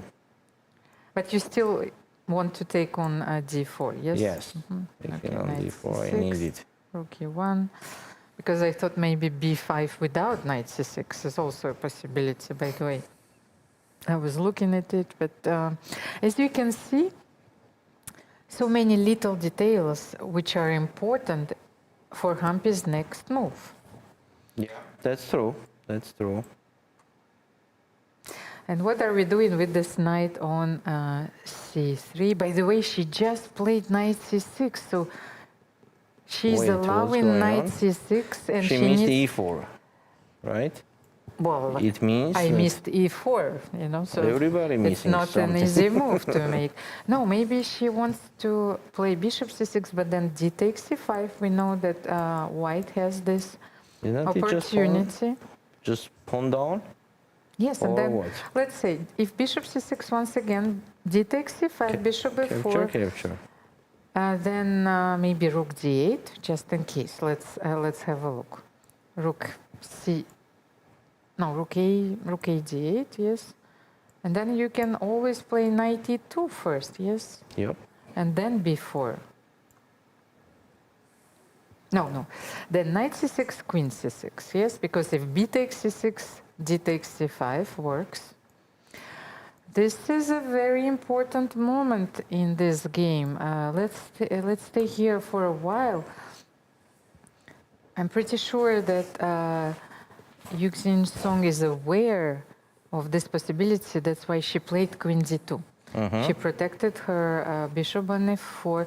This might be a small inaccuracy for black, but Hampi is forced to take with a queen on c6.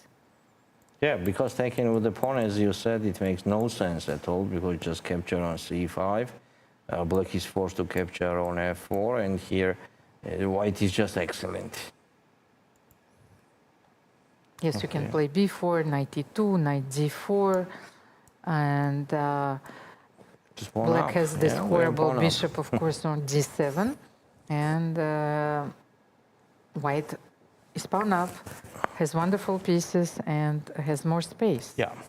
So, of course, this is not the position that Hampi wants to enter. So after knight c6, she wants to play queen c6. But okay, then let's analyze your move. I'm not sure if e4 is correct, because everything is hanging in the center. Maybe I can take on f4, by the way. We missed this opportunity immediately. Take.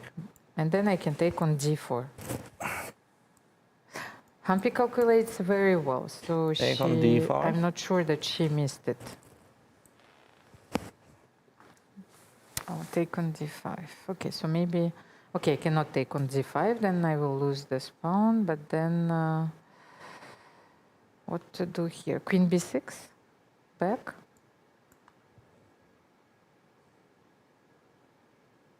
And then if you take on e6, I will take bishop e6, of course. Maybe this is the way to play. Yeah, queen b6 kind of very strong move. Because if you take on d5, then queen d4, once again, you get this unpleasant feeling, yes, that this game will last for a long time, and then queen b6 is protected. Let's just show d takes c6, bishop b6. I don't think that this is something dangerous. Yes, here. What about knight a4?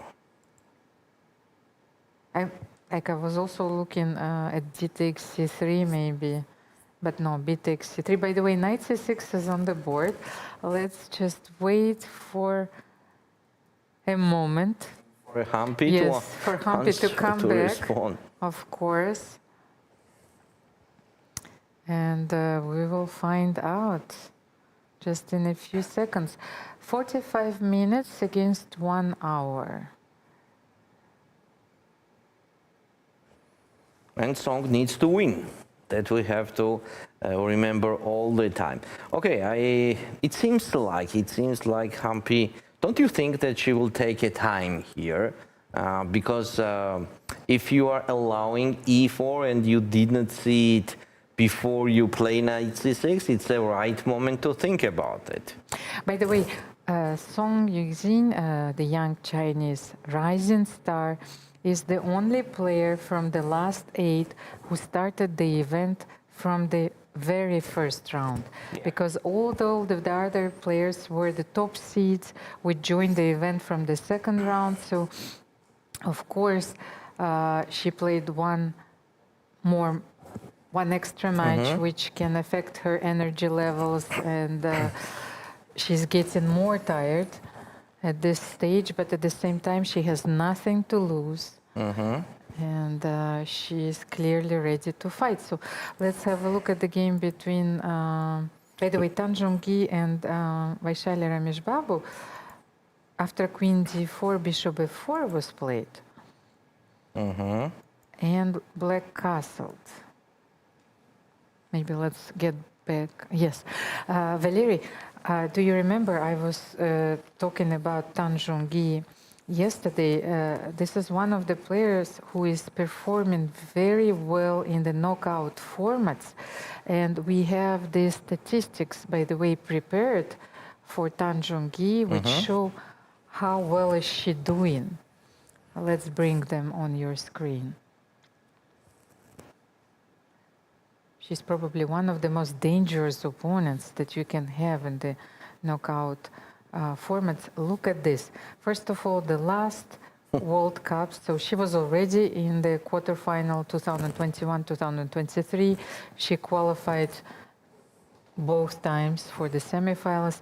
In 2017, she won this event, and it's very rare that she gets eliminated at the early stages. It only happened in their first event in 2004, but she was eliminated by Antoaneta Stefanova, who won this event and became the world champion. So she was eliminated by the world champion herself. And they Okay. drew their first game. Tang is playing with the white pieces. So this is the position we have right now. Bishop f4 is a little bit strange to me. Seems strange. Bishop f4 when you have with tempo rook d1, which makes more sense. Well, she can still play rook d1 now. And after queen a7. But which rook? Rook fd1. Yes, it Yeah. seems natural to bring the rook on d1. And just queen a7. Queen a7. Maybe we can play in this positional way, as I've said, first taking the pawn on c3, then hoping to get some counterplay, e4, e5, and what was played?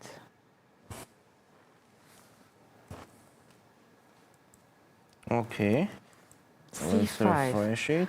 See. Oh, that's an interesting idea, by the way. I think that we've overlooked it.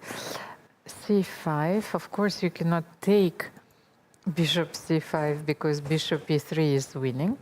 Let's just show this. c5. So given the square d5, you know, Valerie, I feel that this is a trap.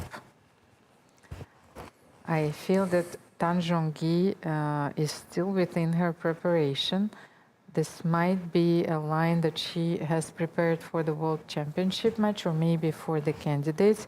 By the way, in their lifetime scores, she is leading. She is not a very comfortable opponent for Vaishali.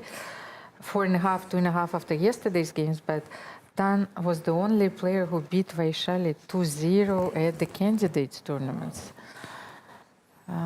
Both players have this very uncompromising style. Yes, they're playing very long games, giving it all. Both players have this maximalistic approach. Yeah. Yes. That's true. That's true. So They're not after- going away without the fight, for sure. So after c5, what to suggest? First of all, the only square that I see for black's queen right now, let's say if I play rook d1, is queen c4, yes? Knight b6. Yes, fork. knight b6. So this is the idea. I want to play rook d1 and knight b6. Yes, so let's say if we play h6, once again a passer move, then we play rook d1, queen c4, and probably knight b6. Yes, queen Yeah. a6, then we take on a8, and we continue. Yes, so okay. After c5, then maybe black can play knight d7. Knight b d7, bringing the last knight into play, but So you're giving bishop the c6 c6. pawn. But But bishop c5 is c6. also Mhm. hanging. What the unusual and complicated position. But can I play the Rook knight? d1 first. But maybe I can play knight fd7. Wait a second. c5, maybe knight fd7. It looks dangerous, but let's give it a try because I want to attack the c5 pawn and What about to rook have d1? my c6 pawn protected. Then the idea, of course, was to play queen f6. And Because bish- now I have this square Yeah. for the queen. Yes, Maybe yes. this is the way to play knight fd7. I'm not sure. Because every move is very responsible in this What position. about knight b6? Knight b6 immediately. After, yes, rook d1, queen f6, knight b6. Hmm. You have to take, right? Or not? Maybe not. Maybe I can play rook a7 because we were discussing this move at the beginning of the game. Actually, But black is okay here. black is probably okay, but Okay, 7 the is... character of this position Saving is everything. such that black is almost always forced to make the only moves to keep the balance, to stay in the game. It's so easy to blunder. Yeah, knight fd7 is not an easy move, of course, yeah. But makes a very good sense. And I think that this is a very human move to make, knight fd7, because I am not willing to give the pawn on c6, by the way. So, and I need the square f6 for the queen. Yeah, to run. Okay, let's see. Maybe we move to our first board, or no, maybe Harika Dranavali against Diva Deshmukh. yeah, nothing much. This game is also H3. developing very slowly. Harika decided to play h3. So first of all, stopping bishop g4. Yes, of course, it's a very useful move. You're stopping bishop g4. You have king h2, just in case, getting rid of all this back rank mate ideas. And Diva is still thinking. But as you've said, you suggested this Queen move, A5. queen a5 here. But now I'm thinking after yours h3, I'm thinking why not to play rook e8, for example. But the thing is, or even bishop f6. I think that white can't take on e7. They here. can't. Okay. Oh, but I feel Take that it's getting very dangerous, yes, for black. If I will, by the way, after queen e7, have you seen that I can play b5 and take on a4 with the pawn? Yes, yeah. maybe to have this passer. Who knows? And Harika is not the player to go for such complications in such important game. She might go for this if she has two games, like during tie breaks, but no. You should not do this at home, you know, when your mother is not there. So queen a5, maybe rook b1, by the way. I thought if you take on a4, I will take on b7. And she did queen a5. So maybe rook b1, let's say queen b4, rook b4. Rook a8, I suppose, yes, if you want to attack this pawn one more time. And then maybe rook b1. Or even d5, yes. I don't need this move rook b1, by the way, because if you take on a4, I will take... No, it's not useful here. I will wait for you to take on a4. Maybe I can play d5, but I don't want to open the bishop. Still, I am on the same mind. It smells too much of draw. So, but it's important to keep the game balanced within the drawing margins because it's too risky. And I'm pretty sure that Harika... Mostly the second game. Maybe she will take on a5. I think this is even better because now the pawn on b7 is not protected, and then I will play rook b1. What do you think? And if you play bishop c8, then your rooks are not connected, just in case. You are saying on queen a5? Yes, queen a5. Right now? Yes, and then rook b1. So at least if you play bishop c8, of course, then your rook is on f8. Yeah. Yes, then the rooks are not What connected. About rook b8? But then I can protect rook b4. And you are okay. If you protect like that, you are okay. If my idea is to trade everything, then I'm fine. Just to keep the balance, of course, and to move this match into the portion of the rapid games. Yes. So I think maybe this is the way to play this position. Queen a5, rook b1. Rook b1, as if black captures on a4, there is just rook b7, attacking the e7 pawn on the same time. c6 pawn is very weak. White is absolutely okay here. Okay, so let's move to the game between Lei Tingi and Nana Dzagnidze, because we know that Nana is throwing all her pieces at Lei Tingi, hoping to win. And since you told me the story, I'm calling Nana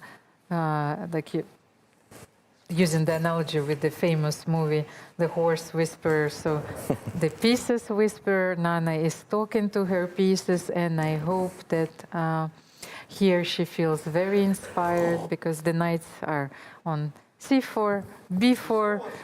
Knight b4, bishop f1, knight c4, bishop c1. Yes.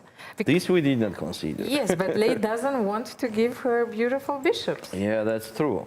By the way, a few more moves, king h1, knight b1, and knight g1, and all the white pieces are going to be in a Fisher random, yes, position. But where black is much better, yes. Okay, Nana played b5. So supporting the knight, of course, and then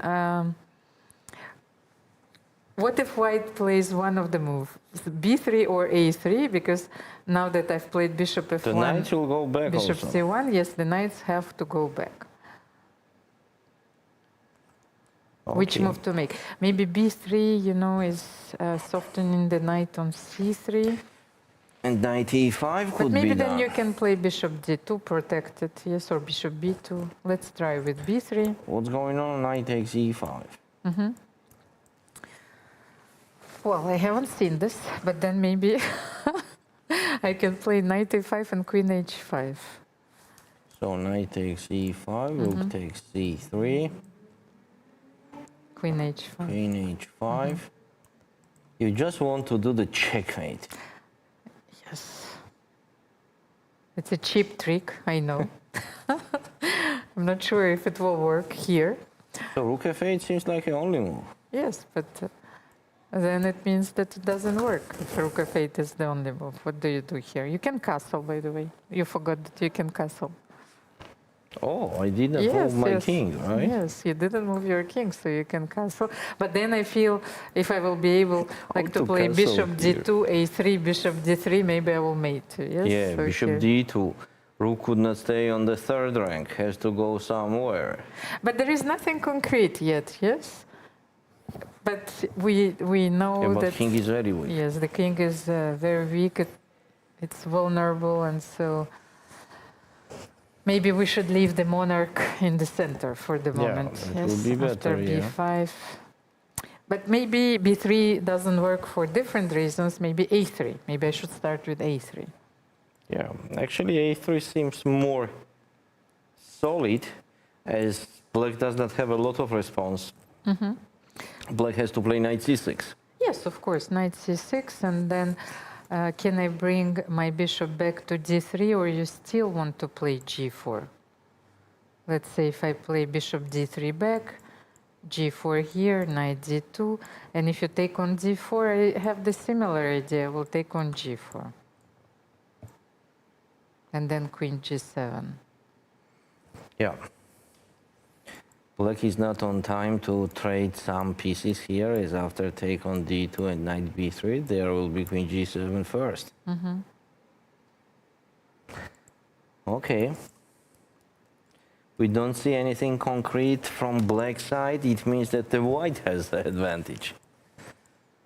If the black could not change the structure and the mood of the position immediately, then if we look at the long term, then the white is much better. And if you join our broadcast only today for reasons that I will ignore, I wanted to remind you that yesterday late in G1 with the black pieces, but Nana played very well, and what seemed to be a positional battle turned out to be a fist fight, where Lei calculated out better. Nana made a very big mistake in the middle game, and the thing is that both players thought that they reached the time control, and it was the situation that I witnessed for the first time in my life.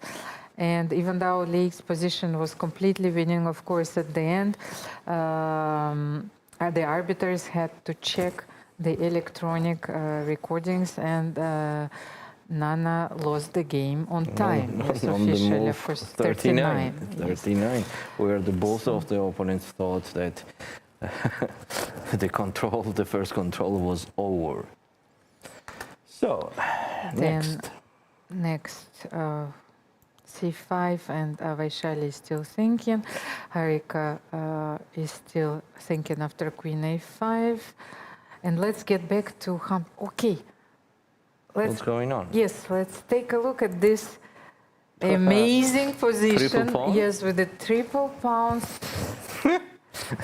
I told you, it's like now that I have this triple and double pawn on the same time, right? possibility. White has all pawns on the board and triple and double pawns at the same time. Wow, it's amazing.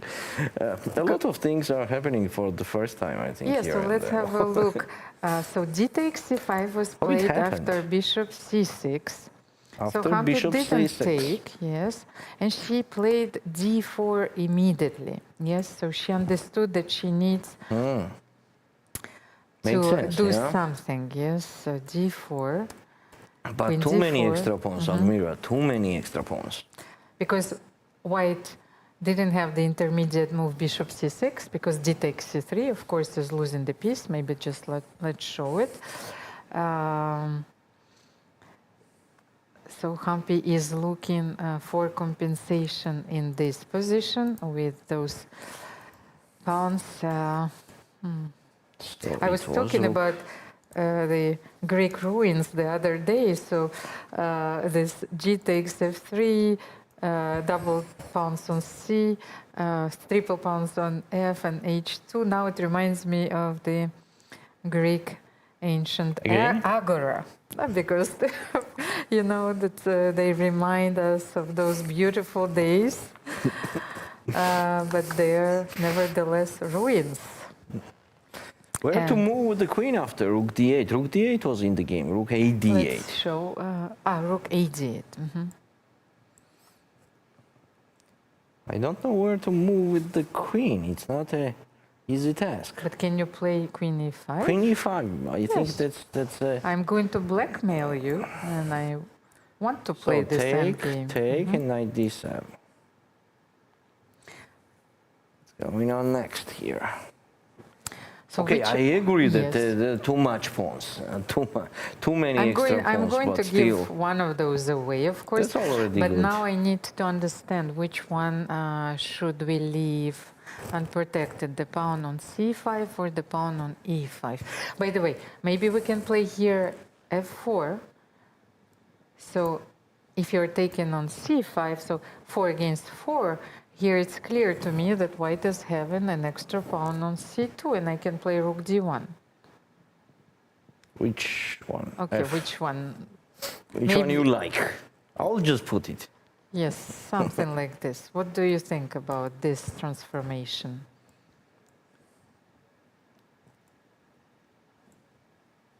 Just pawn up, you know? Okay, I agree. So maybe you are you are one pawn up. What to do else? But maybe here, let's continue a little bit, of course, after. Yes. I'll try to get to the current position. Yes, let's just, it's not this game, it's the game, yes. Here we are. So once again, queen a5, f takes c5. I wanted to check. So if we were right, knight d7, f4, rook d1. Wait, is knight d7? You were talking on e5, so you have to leave what something. Else? Yes. Yeah. Okay, so then what you were saying? F4, I F4. wanted to play knight c5, rook d1. And here, maybe I wanted to take on d1 and to play f6. Yes, something. So can I open the f file here? So rook takes d1. Rook takes d1 and f6. So if you take on f6, of course I will take rook f6. Here I think I will play b4 and trap your knight. b4 and even rook d7, yes. The knight is trapped. Yes, before I'm losing the knight, actually I missed this idea. Okay, then I don't have to take on d1, just one last. Yes. I made a mistake. Of course, maybe I can start with f6. It's a little bit different, but still it could be the best option for black. So knight takes c5, rook fd1 and f6. I'm trying to get to this pawn on f4. Hampi needs some active counterplay, because otherwise her opponent will convert this extra pawn. It will be the matter of technique. Okay, take on f6. then you have to take with the pawn. You have no more options. Ah, because That's if I problem. take The on same is d1, happening. it's the same. If rook f6, b4 is winning the knight. Yes, okay, no. Okay, but maybe g takes f6, and what do you do here? Yes, but now you don't have the main point there.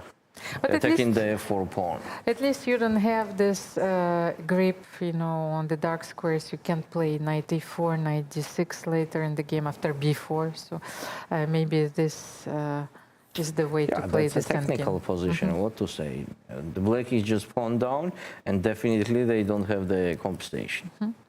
So let's maybe sum up this round, at lext the opening stage of this round so far. All the games have been developing slowly, but Sunixin might have an extra pawn, by the way. Yes, in a must-win situation, that's a perfect chance. A very complex middle game between Tan Zhongyi and Vaishali Rameshbabu, and also in the game between Lei Tingji and Nana Dzagnidze. Yes. You know, Nana is also in a must-win situation. She played g5, a very aggressive move, of course. And quite a balanced game between Harika Dronavali and Divya Deshmukh. We will take a short break, but as you know, a lot of surprises, you know, are waiting for you. So please stay tuned, and see you in a few minutes. See you. This International Chess Day, FIDE challenges you to take the game to new places. Literally. From mountaintop matches to underwater games, or a blitz session at your favorite local landmark. Play anytime between July 10th and 20th. Share your moment using hashtag International Chess Day, or send it to social media at FIDE.com. Your game will be seen in all parts of the globe. Unleash your creativity. Make your move. And celebrate chess your way. Let's show the world that chess can be played by anyone and in any place. Chessboard. 64 black and white squares. Or is it more than that? It's a battlefield. A stage where strategy meets instinct. This is where women play their own way. Playing with fire. Playing with heart. Playing with emotions. Playing as strong as any man can play, and beyond. Every move you make breaks the old rules. Every game you play redraws the map. No ceilings, no labels, no limits. This is not just a game. This is your arena. Chess is more than just a game. It's a tool for empowerment, connection, and transformation. In 2025, FIDE is proud to launch the Year of Social Chess. We believe in the power of chess to bring about positive change, from therapy and education to rehabilitation and inclusion. Social chess is our way to build a better world. The Year of Social Chess will introduce groundbreaking initiatives across the globe. Monthly themes will address critical social challenges: chess for protection in refugee camps, chess for cognitive health among the elderly, and even chess for addiction recovery. Through this initiative, we're mobilizing communities, conducting research, and creating opportunities for all to experience the joy and impact of chess. Join us for online chess events, global conferences, and even a documentary film festival that will showcase the power of social chess. Let's make 2025 a year to remember. The Year of Social Chess is here. Let's change the world, one move at a time.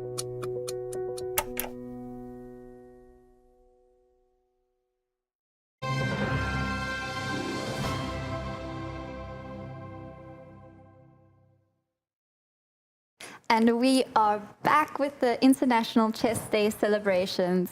I'm Charlize. joined by Michael, and we have some exciting videos and photos to share with you once again.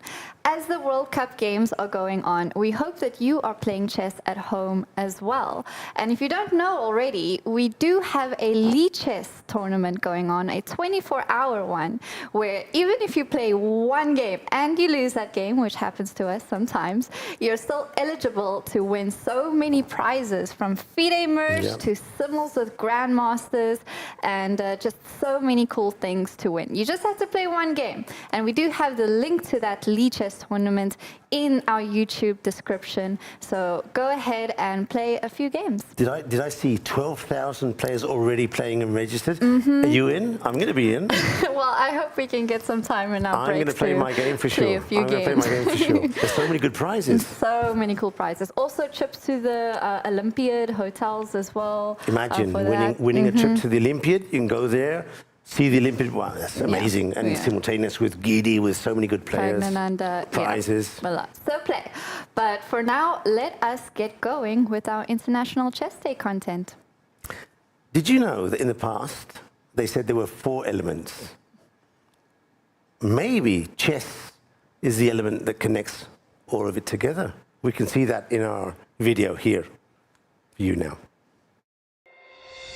Since ancient times, we believed in 4 elements: earth, air, fire, and water.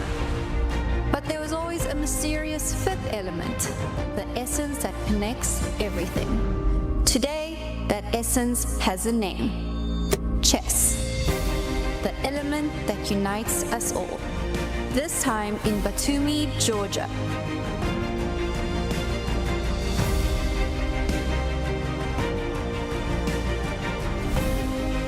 On 20th of July, International Chess Day.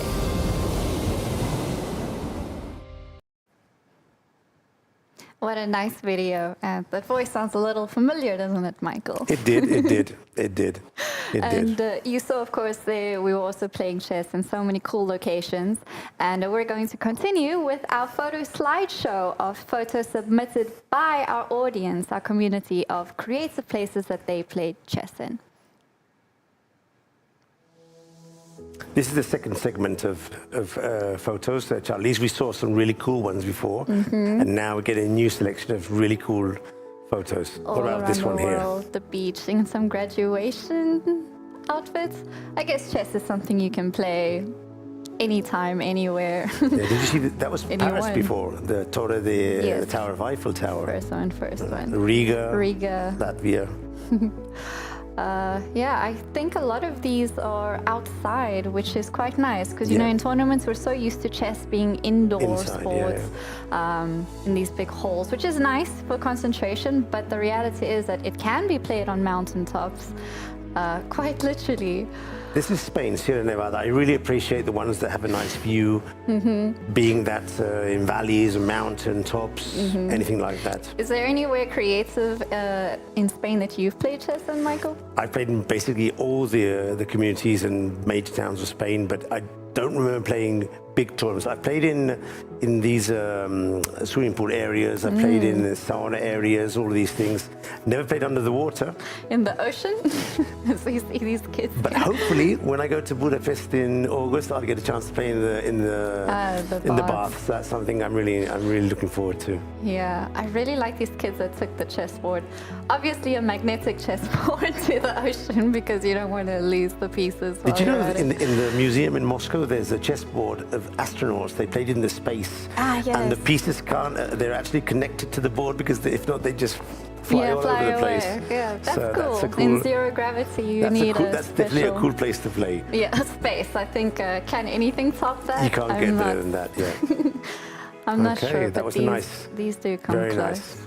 Costa Rica, somewhere I'd love to go as well. Costa Rica. Yeah. So many beautiful views. Maharashtra, India. I was recently there in Pune. Very nice for place. The Women's Grand Prix. Yes, we have a few photos from this play school, which I think is so adorable. Again, that was very nice. Playing chess anywhere and everywhere. Next, we have something from the International School Chess Federation. You want to introduce that to us, Michael? This will be a clip where kids and pupils from different schools all around the world recorded their own videos while they're playing creatively, and this is a recompilation of all the videos of the kids playing chess in the schools all around the world. In the pool? Why not? At the front desk? Perfect timing. On a mountain? Bring it on. On a football field? Game meets game. Wherever you are, chess fits right in. No board too weird. No move too late. It's not just a game. It's everywhere. Happy International Chess Day. Such a professional video, but these are what the kids submitted, pupils from around the world. And the International School Chess Federation, in collaboration with Kazakhstan Chess Federation and under the patronage of FIDE, we are going to head to Washington next month, Michael. Washington. Yes, not bad. for the FIDE World Schools Chess Championships. And alongside it will be a chess and education summit where teachers, keynote speakers, panels, roundtables, everyone will be there discussing chess and education, how it helps with cognitive development, and a lot of interesting topics because, of course, chess and education go hand in hand. Hand in hand. So, yeah, we'll see you in Washington next month for that. For now, our next video is quite a romantic story. Okay, so you're going to see a really nice video now. The next video is a romantic one. Pooja and Prakash, two national level players from Nepal, chess masters, good players. They were their first country's chess couple to get married, and chess actually gave them more than just medals. It gave them each other, Charlize. It's a lovely story. Such a sweet story. And today they actually teach the next generation of chess players through their academy, and they share this bond of the 64 squares. I mean, just imagine so many things to do in your wedding, and you even get that moment to play your chess game and enjoy it. Of course, chess players have to have chess boards at the wedding, right? This is just a beautiful story of how chess brings people together and how much they love chess and love each other. And they're actually the first couple to get married in Nepal, the first chess couple to get married in Nepal. Such a nice story, very sweet. And wish them all the best, of course. Yeah, and we have a lot of chess couples, you know, grandmasters as well, and these stories are always so sweet because would they have met without chess? It makes sense, no? Yeah. It makes sense. Next up, let us go to another photo chess, creative chess slideshow with some more interesting photos. Nice, nice. Again, the play school, I think these are my favorite photos. These are really cool. And seeing little girls play chess always makes my heart so happy. Nigeria. Oh, I actually played the African Championships in Nigeria, and the chess culture there is pretty big. We actually did some photos yesterday. I saw a photo of you in the Nino and Ali statue. Yes, we also play chess creatively, and because the idea is if you are close to a landmark or anything big in your city, then take a photo there, take a chessboard, take your photo. And you're still on time to do that.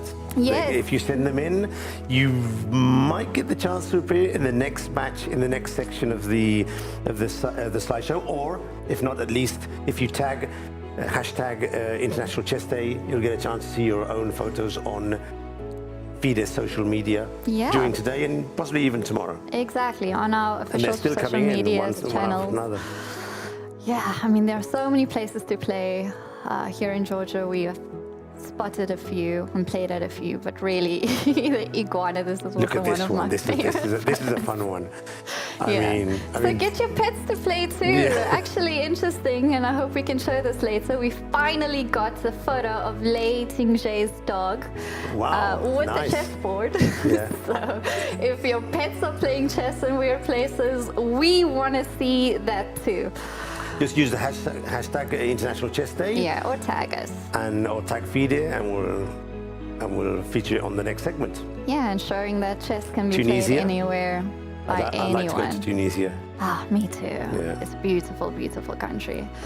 And a lot of, you know, we see so many top players in chess in this broadcast all the time, but the year of FIDE social chess is really showing how chess in the ground level. It's much more than that, much more than top players. And FIDE has to and does cater to all these club players, just regular chess fans who just enjoy it. Look, with their pets, a game of chess. They're have a good owls time, even. learn, have fun, enjoy. Yeah. And maybe some of them will become masters, but most of them won't. But they'll still enjoy the game. Yeah, that's more important than Much more becoming important. a master, in my We all started opinion. enjoying the game. Yes, Some you of us have to became start. masters, That's but you what- have to start at some point, no? That's what keeps you playing, right? And our final video is quite a special one, Michael. This is the a Juga chess video. music video. And how often do you see chess music videos? But it's more than that. It's an art piece by Huga called Queen Trap. And how this video worked is we were at the Olympiad in Budapest last year, and Huga contacted a lot of female chess players, big names, or even the Olympiad players who were there even for the first time. And we got together to shoot this beautiful music video in the art museum. And wow, I mean, we could dress up in black and white. It really was a spectacle. It was so much fun to be there. And a beautiful song, a beautiful video came out of it. And if I'm not mistaken, check it out, because you'll notice quite a few names and people there. Maybe even one or two surprises. So check Actually, it out. yeah, let us know in the comments who all you recognize in this music video with top female players celebrating women in chess. Let's check it out. There must be one way out, one square's enough.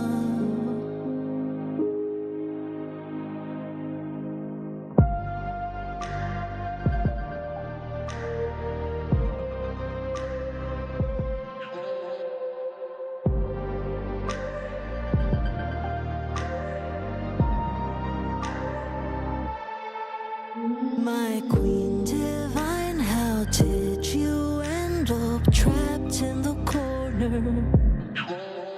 A prisoner against the night, an enemy castle.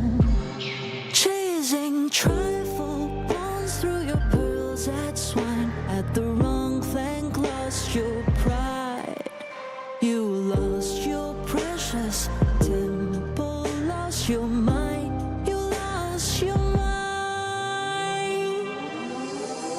My queen divine, how did you end up shivering cold in a tower?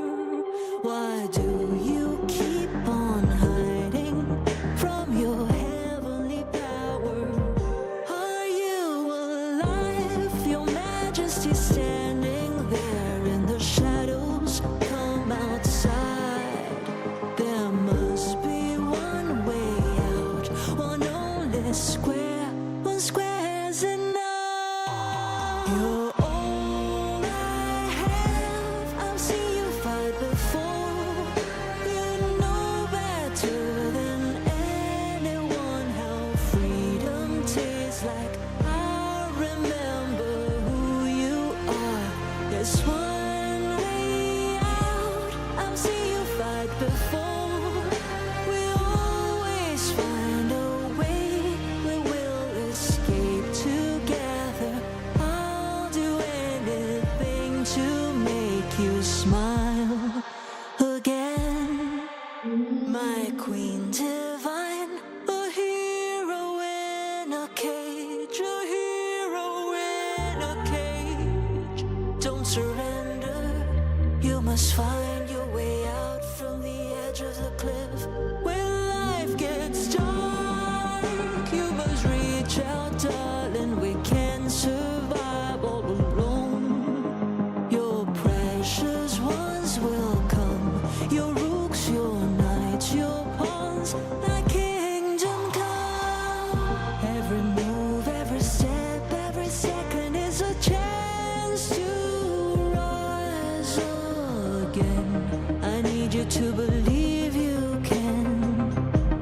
I need you to believe you can. You must fight through the dark to be free. I know your fears will fade away.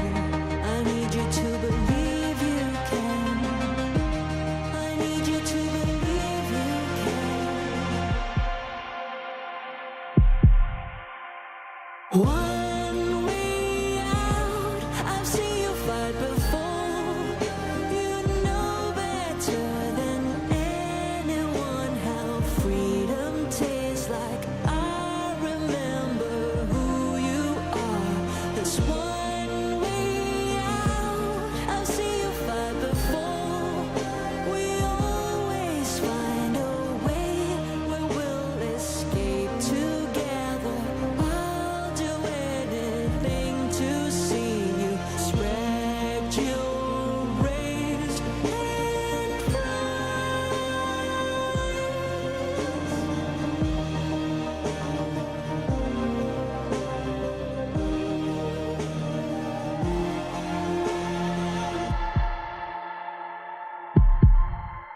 You're all I have. I've seen you fight before.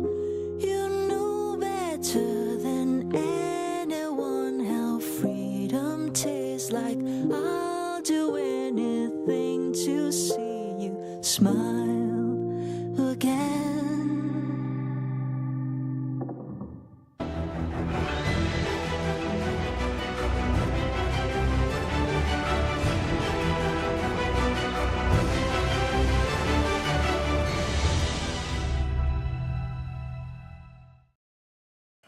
Welcome back to our studio in Batumi, but it was a wonderful melody and ode to women chess players. Valerie, welcome back to the second game of the FIDE Women's World Cup. You're lucky that you're here, by the way, you know, normally. What do you mean?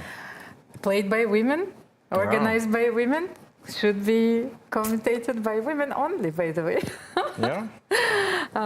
So what is going on in our games? Happy Chess Day to you, by the way, once again. If you're joining our broadcast right now, it reminded me of one of my favorite songs, by the way, by Doors, and like I always try to change things a little bit. So let me do it like so. Hello, I know you. Can you tell me your game? No. Hello, I love you. Can you tell me your name? Hello, I love you. Can you tell me your game? Yes, so our game is chess, of course. So let's have a look. Let's have a look at your expert analysis. And here we are, late in G against Dzagnidze Nana. Let's take a look what happened after bishop c1. b5, this is a move that Nana played, h3 and h6. By the way, I just saw Harika Trunavali on the background, but their game is still in progress. But she just played this move, knight e5. But maybe let's have a look quickly at that one, because this one is going to be very complicated. But your feeling was right, by the way, because Harika just played knight e5, so on e5. She took knight e5, so they've traded the knight on f3, bishop g7, rook e5. This is the position, which is very close to draw. Yeah, it seems like so we have tie breaks here. This game is slowly moving into tie breaks. However, I know you are happy with that. You need to be precise. Maybe with black here, I'm attacking on I b7. love to watch actually the rapid and the blitz. That's a good part of this tournament. Should you play f4 here? Just a second, I wanted F4. to ask you. Yes, f4. Let's take a look. Getting rid of your rook. So where do you go, on e7 or back to a5? Let's go back. What to do on e7? Let's go back. And maybe later even play b5 somewhere if it will be possible.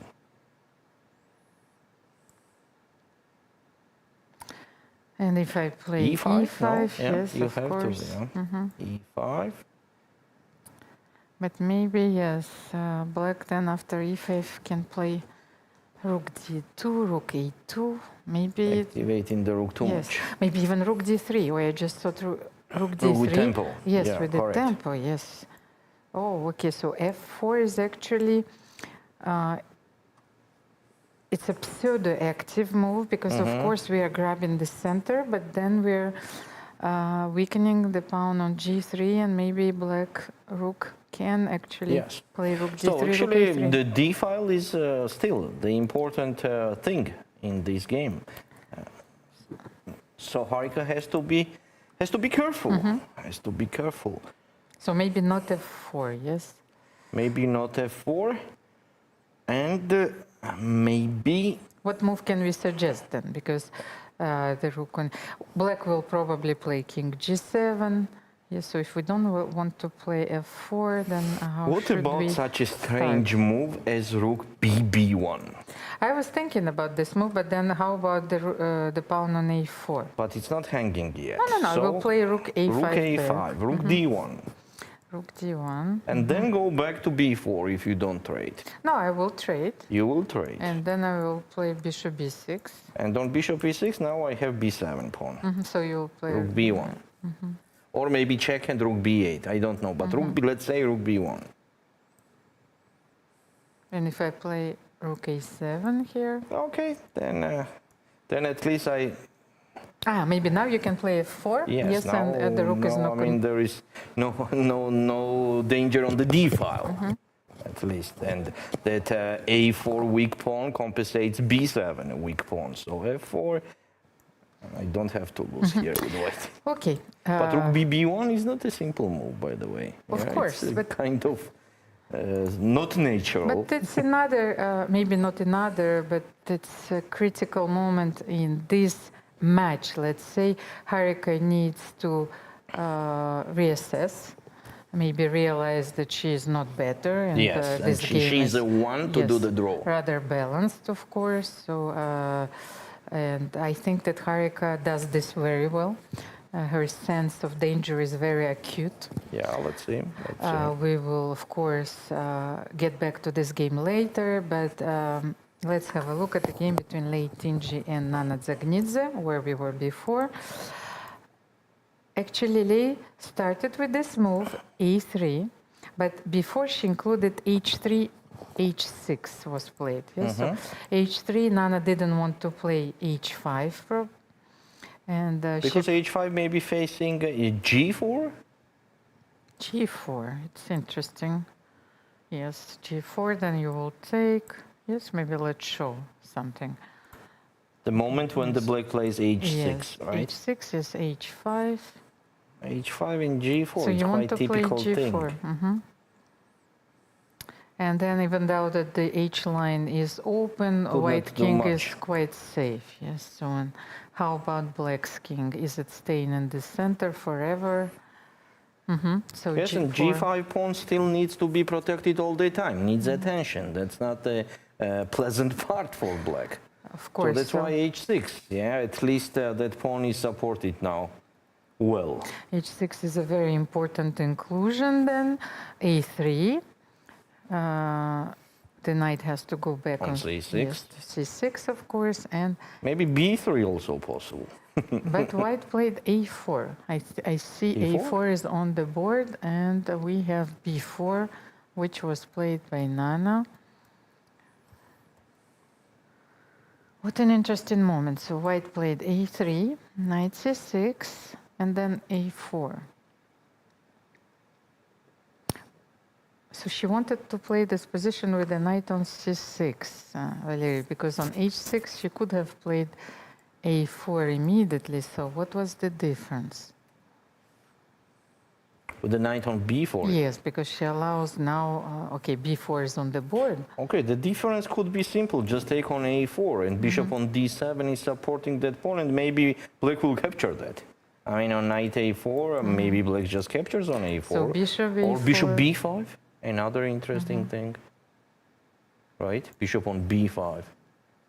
Instead of taking on a4, bishop b5. So you have two Some options. extra, extra options that appears.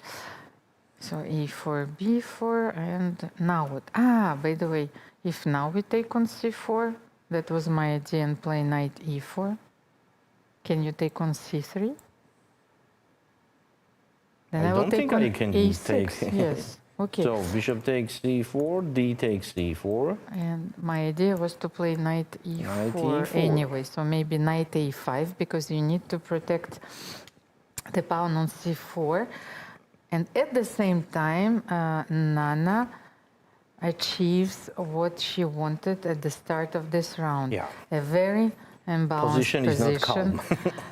Chaos is on the board, and she has this light Still, maybe square bishop. obviously white is better, but you know, to prove it will not be easy at all. Valery, but here I see that you will play bishop c6, yes, on the next move. So maybe white should start with d5 here, opening the position completely, and I have this knight f6 That makes check, sense. knight That makes a d6 big check. sense, yes. You're right, that makes a big sense. After taking on d5, knight f6 check immediately, maybe, knight yeah, why not? d6. Or knight d6 also makes sense. Yes, I have a lot of candidates move here. I'm not even sure what is correct. And on bishop e6, it's just Bishop, queen queen takes d5, e5. yes. And white here is clearly better. No, she's not doing that. She did knight b1. So we're slowly going to this position where I said that after king h1, yes. So Knight Lating G1, G has multiple chances in this game to put everything on the first we are rank. reshuffling. Let's just show this I don't position. like knight b1. I don't like knight b1. Just for fun, because today is the chess day. Okay, we are so supposed just to the have Positional fun. A5, Let's say a5, king h1, queen b6, and knight g1. Yes. Excellent freestyle. I had a question actually for you. After this move, no, but queen b6, no, pawn d4. Let's make a move where the pawn on d4 is not. Let's say you make king f8. Can you?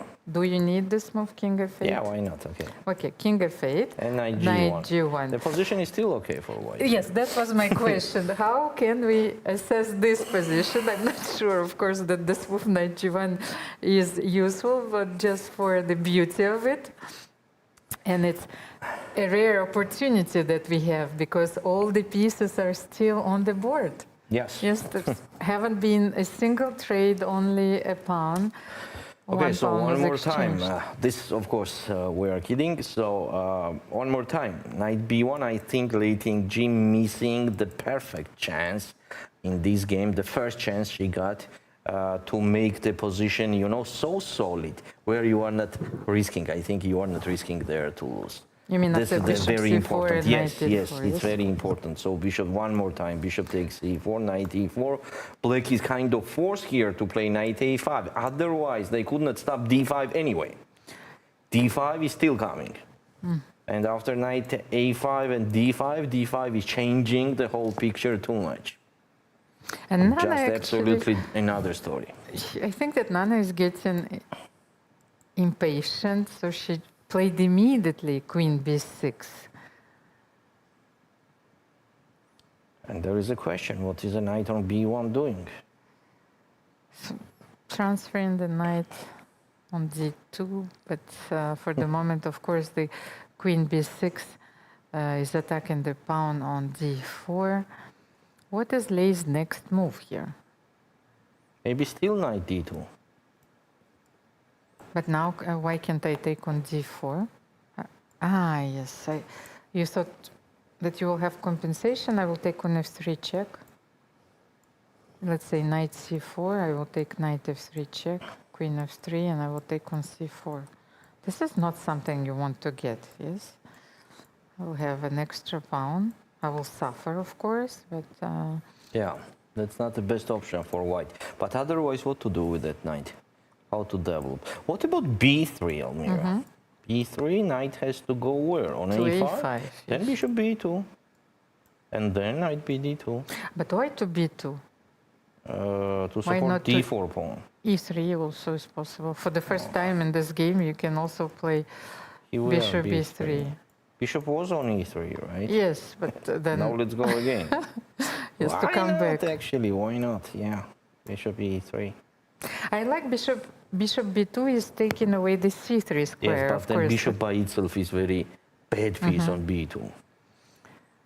So maybe bishop e3 and then a knight bd2, finally completing the development. For a while. Later we can go back again. Okay, so it will be a long game. It seems like it will be a long and a tough game. Let's take a look at Harika again. What did she do?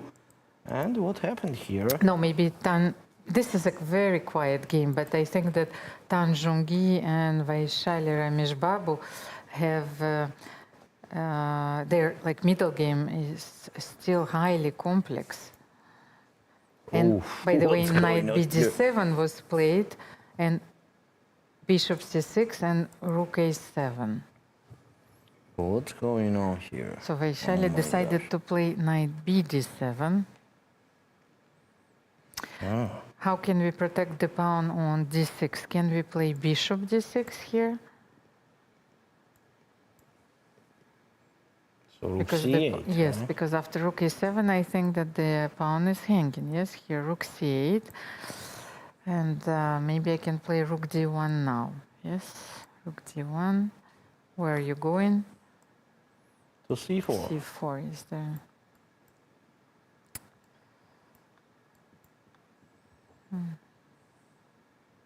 What a complicated position.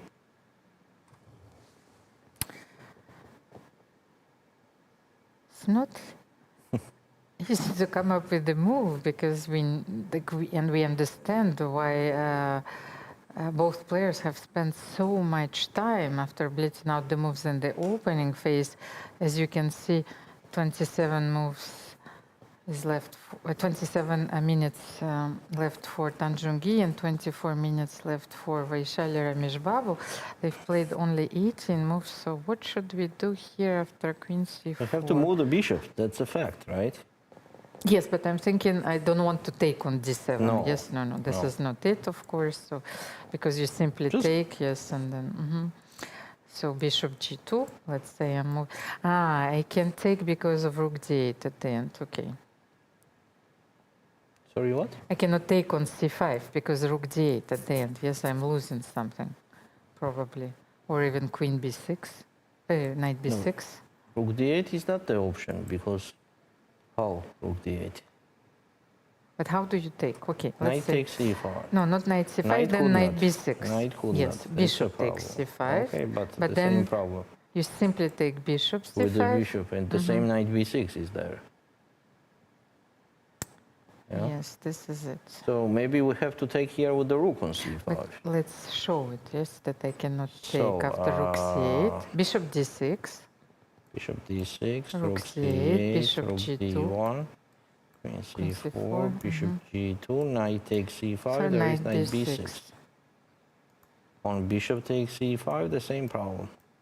Bishop c5, and now, unless you want to play rook c5, but it's not enough, knight b6. So it's important to insert rook d1, queen c4. Yes. Yes, so this is... And still with the complicated position, right? Nothing is clear there after bishop g2. But queen a2 is played. Instead of bishop d6. Yeah, actually I was thinking about it. Well, I think that's okay. Okay, queen a2. Why not to take on What c5? is the idea? Please tell me. All those moves are so mysterious that we need to To understand take them. off the c4 square for your queen. Okay. And I want to play rook fd1. This is a devilish idea. I'm just trapping your queen, right? So for Queen example, A2, on knight takes yes. c5, rook d1, I'm just trapping your queen. So, but I don't know what's going on if bishop takes c5, still trapped? Yes, rook d1. No, I Wait a sec. have b4 square now, yes? Yes, but rook b1, then you have a3. Okay. No, wait a but sec. you cannot take... Take what? Which rook, first of all, do you go? Okay, first of all, I have to decide what am I doing here at all. Because I have bishop e3 also. But if you play rook d1, rook No, a yeah, d1, that's clear, you have queen b4. queen b4, but maybe that's a draw. No, rook b1, queen a3. Queen a3. Second. So maybe you have to do it with another rook. But then queen f2. Then queen f2. Let's show it, yes, Okay, of so course. with that rook we This could rook, not go queen on f2. d1 because of Yes. queen takes f2. This is not possible. So the Another other rook. Then queen b4, I thought rook Queen b1, b4 and but on you rook still have d1 queen and a3. Queen a3. So, This is now not let's the way to do consider it. another thing. Bishop takes c5, and let's consider first of all what's going on if we take on c5. What are we doing here with black? Because if black captures with the queen, there is bishop e3, and we gain the exchange on a7. But knight c5? Knight c5. On knight c5 appears bishop e3. And you see, this is the position now. I can see it. Because if knight c5, knight c5, Tang is trying to get the position with this pair of bishops, and even though white is still wait a sec, I found out something ahead, new. this knight a7, bishop, rook a7. Why not rook fd1 here? Everything is hanging. Yes. So. FD1. Queen b4. And rook b1. Rook b1. c2? No way, come on. No, c2 I can take. Yeah, queen c2, takes, yes. right? And queen a3. No, the queen is trapped here, yes? On c2, queen takes c2, queen a3. Yes, yeah. But let me just check. fd1. Okay, we're not missing anything, right? Where the queen goes. The only square is b4. So queen b4, rook a b1. c2. Only move. Yes. Queen takes c2. But then queen a3, I have bishop queen d6, a3, I think. only move. No? Bishop d6, Or game even, over. No, bishop c1. What do you do after bishop c1? This is how we trap your queen. Immediately. Yes. That's it. So, what does it mean? It means that the black has to sacrifice the exchange then, if black is taking on c5. No, but I will not take on c5 If then. you take. Yes. If you take, then you have to we sacrifice. We know now that this is a very dangerous move. By the way, what devilish approach, queen a2. And now Vaishali has to face a very difficult decision, because if she would have played knight fd7, yes, she could have played queen f6. But maybe now she can move her knight somewhere. Okay, let's try knight d5. Yeah, actually that's the most natural square for that knight. Because now I still have my queen c6, queen f6. So rook fd1 and queen f6. That makes sense. Maybe now you can take on d5. Okay. Now you start collecting the pawns. It's the moment. Yes? Okay, take, and... Queen takes, protecting the pawn on c5.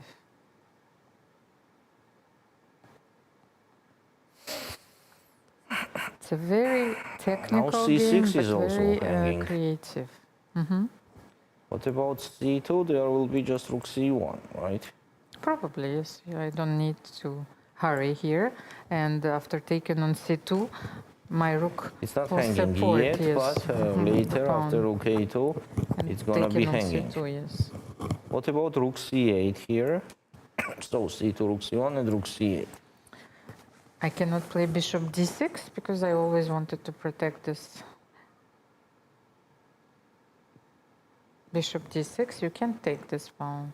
This is Even what she bishop wants. e3, Yes. you know, bishop e3 is more, I think, more aggressive, as I want to push c6. And this explains that Vaishali Ramesh Babu just entered the official time trouble zone, because I myself, when I play classical games, I Queen feel... a2, very devilish.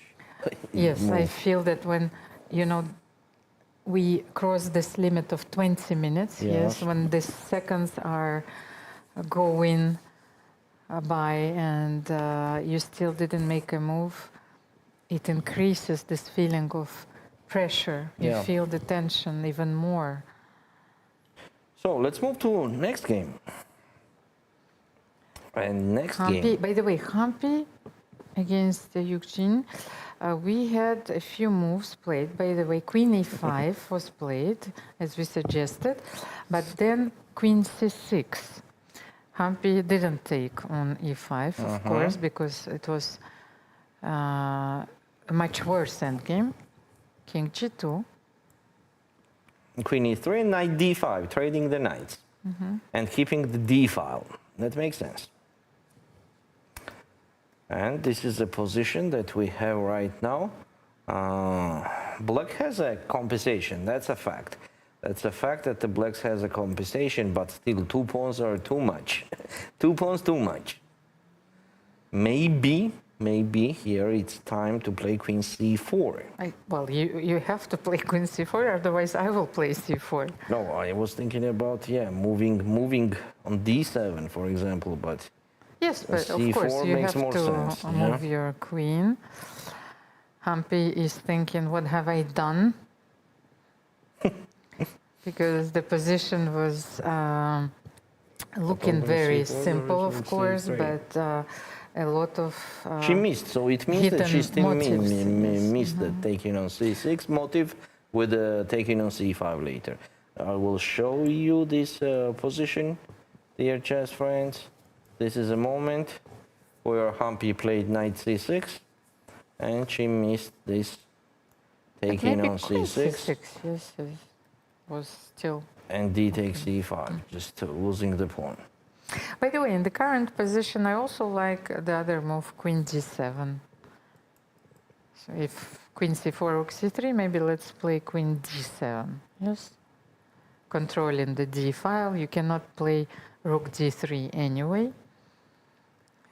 Yeah, so how should you continue, I was considering after that queen instead d7? of queen c4 to control the d file till the end.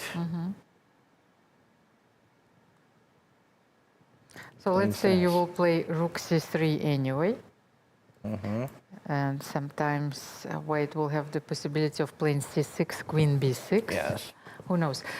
But I can see another idea for Humpy. Maybe she can play queen e7 and then queen h4, rook h5. What about this idea? Because this rook on d5 is looking, yes, at the king's side. That's nice.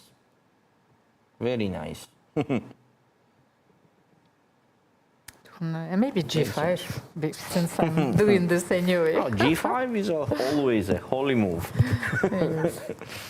Maybe I will have it patented. Yes. Still, it's not a full compensation, but on the same time, it will be very difficult to win for Song this position. She needs to bring the rooks on c1. She needs to improve it somehow.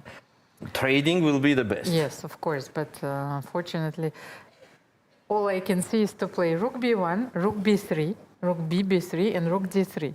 Maybe this is possible. What do you think? By the way, on queen e7, I can do rook d3 immediately. Ah, yes, it allows you. But after queen h4, still, what's going on there?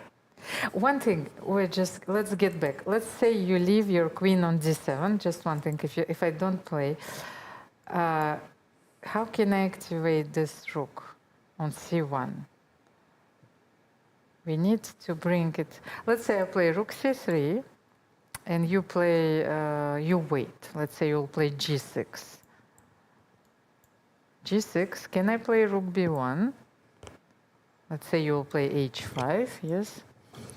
Just to illustrate the point, and then rook b3 will be my final touch, and I want to play rook d3, and I think this is, of course, is going to be completely winning. Yes. But black, has a few ideas of her own here. So queen e7, you suggest rook d3 immediately, yes? So queen h4. But now I can play rook d1, by the way, Valerie. You forgot, so now I don't need this rook maneuver, and after rook d3, queen h4, I can play rook d1. And the game is over. So maybe let's take first on d3. Yes, rook d3, maybe let's take on d3. C takes d3, so now I'm controlling at least this d file, and maybe I can play rook d5. Yes, but then, what do you want? d4? I want to play queen h4. On queen h4, I can play rook h1 anytime I need it. But first, I will do h3. What do you mean rook h1? Because then I will play queen h3. Yes. So h3 first. Interesting. Can I play rook f5, attacking the pawn on f4? Can I at least win? I will ignore it. 1 pawn back. So maybe we'll play c6. Yes, opening. Yes. Or maybe a4. I don't know. Maybe a4 makes more sense to push and to create a passed pawn there. a4, rook f4. And push. So you're giving both pawns. Yes. Yes. Okay, I'll take on b5. Take. Take on d4. And push. Take. You really think that you're going to win this? Rook d8? I think that you just managed to make a draw, yes? No, this is too much. c7, let's continue. rook c8, but Okay, once I will my support the queen is in d4 time, pawn. yes. Pardon me, dear chess friends. I gave too many pawns. I will support the f4 pawn, but it's not for d4 pawn. I will support d4 pawn. So, for example, a4, rook takes f4, and here. And you can't support it because then I will play rook f5, rook g5 check. I can't. You will manage to lose this game. Yeah, you're right. I can't. So we have to go back a little bit more. Or at least Humpy can draw, you know, somehow, like checks and everything. Okay. Yes, so let's take a quick look again on the... Oh, what a nice thing Nana is doing. She's bringing her king to the queen side by walking. So bishop e3 after knight a5. Bishop e3, actually, it happened how we are suggesting bishop e3 and knight d2. But this hardly came as a surprise to Lei Qingjing because this is a traditional king's march. You know, the king is not staying in the center forever. But still, the moves forever. like that always is nice to See them on the see. board and executed. Of course, we're talking about them, but when they're executed on the board, of course, it allows us to enjoy chess. So the main problem for Nana is that she does not have any object to attack, and actually the point of moving the king on the queen side is exactly to create some game on the king side, right? Because there is no other objects here for black to use for attack. That's the only plan. Queen side is blocked, center is blocked, f6. Pushing f6 makes no sense when your king is there. So first we have to move our king to the queen side and then create the game connected to the ideas pushing g4 or f6. That's a clear plan for Nana. Now Lei Qingjing has to take care about that. I'm not saying that when the black will push f6 everything will be super okay, but now we see the clear plan for black after moving the king on the queen side. So, what to suggest here for white? I think once we have to put our rook on c1, that makes sense. And on king b7, we can improve our pieces more. The problem here, another problem, for example, for black, if black is trying to push g4, is that the g4 is facing from white, the g4. I mean, g4 idea is facing the move g4 from white. And g4 is kind of stopping all active ideas connected to attack on the king side for black. As then the white could simply put the king on g2 and the h file, they will control better than the black here. So mostly in total, we can say that the white's position is slightly better because they have more space and more connection between the pieces. I will tell you just one example. I will just show you just only one example for that. That knight on c6 and a5, they are disturbing each other. I mean, it's not how they have to stay. Of course, white's knight and f3 is in the same situation, but white knight can go on f1 anytime. Valery Nana just pushed f5. With the king on c7? Yes. No, b7. King on b7, yes, and she just played f5. f5 makes sense, definitely. If you want to make it complicated, you have to push f5. Take en passant, of course. Yes, that's otherwise then it will be the real attack on the king side. So take. Now d4 is not hanging, so one more time we have to mention that for example I will do just a pass move for white, king h1, and d4 is not hanging because of the following reason. Take, and queen takes a6. And it's just game over.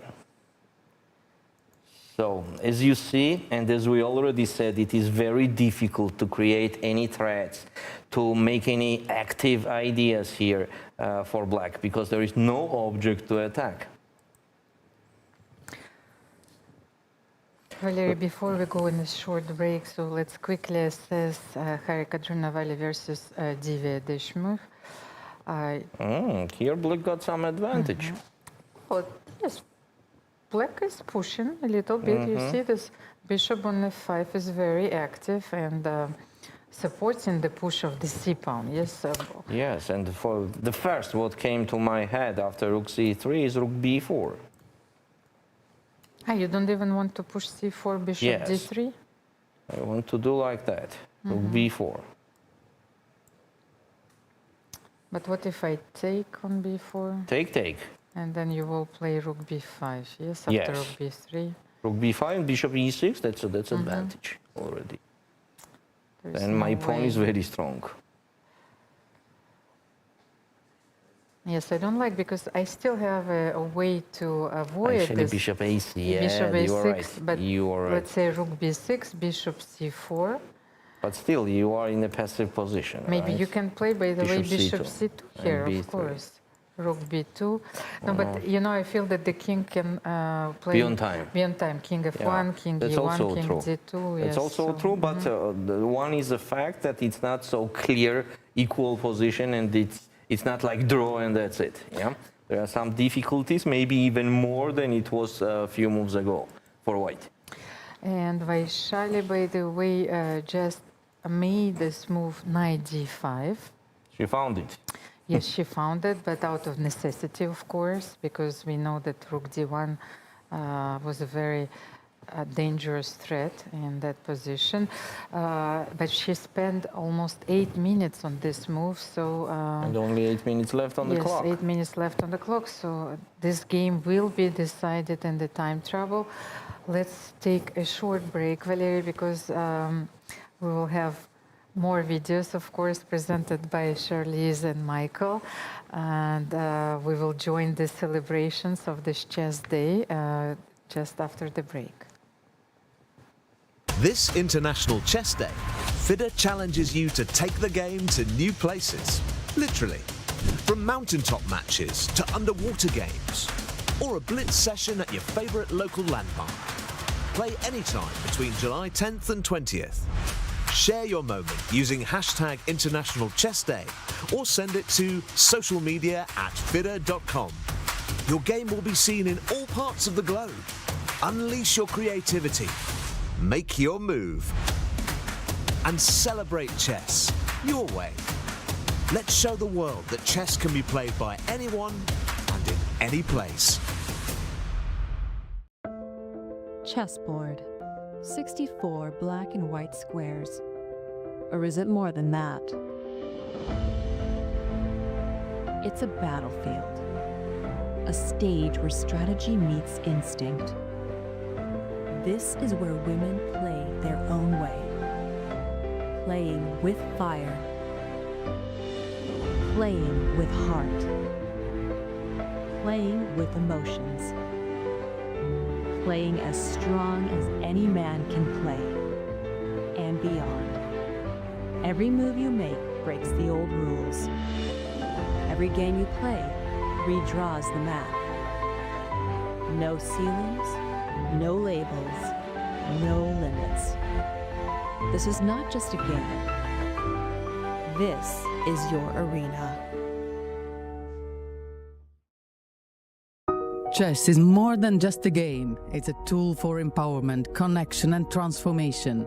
In 2025, FIDE is proud to launch the Year of Social Chess. We believe in the power of chess to bring about positive change, from therapy and education to rehabilitation and inclusion. Social chess is our way to build a better world. The Year of Social Chess will introduce groundbreaking initiatives across the globe. Monthly themes will address critical social challenges: chess for protection in refugee camps, chess for cognitive health among the elderly, and even chess for addiction recovery. Through this initiative, we're mobilizing communities, conducting research, and creating opportunities for all to experience the joy and impact of chess. Join us for online chess events, global conferences, and even a documentary film festival that will showcase the power of social chess. Let's make 2025 a year to remember. The Year of Social Chess is here. Let's change the world, one move at a time.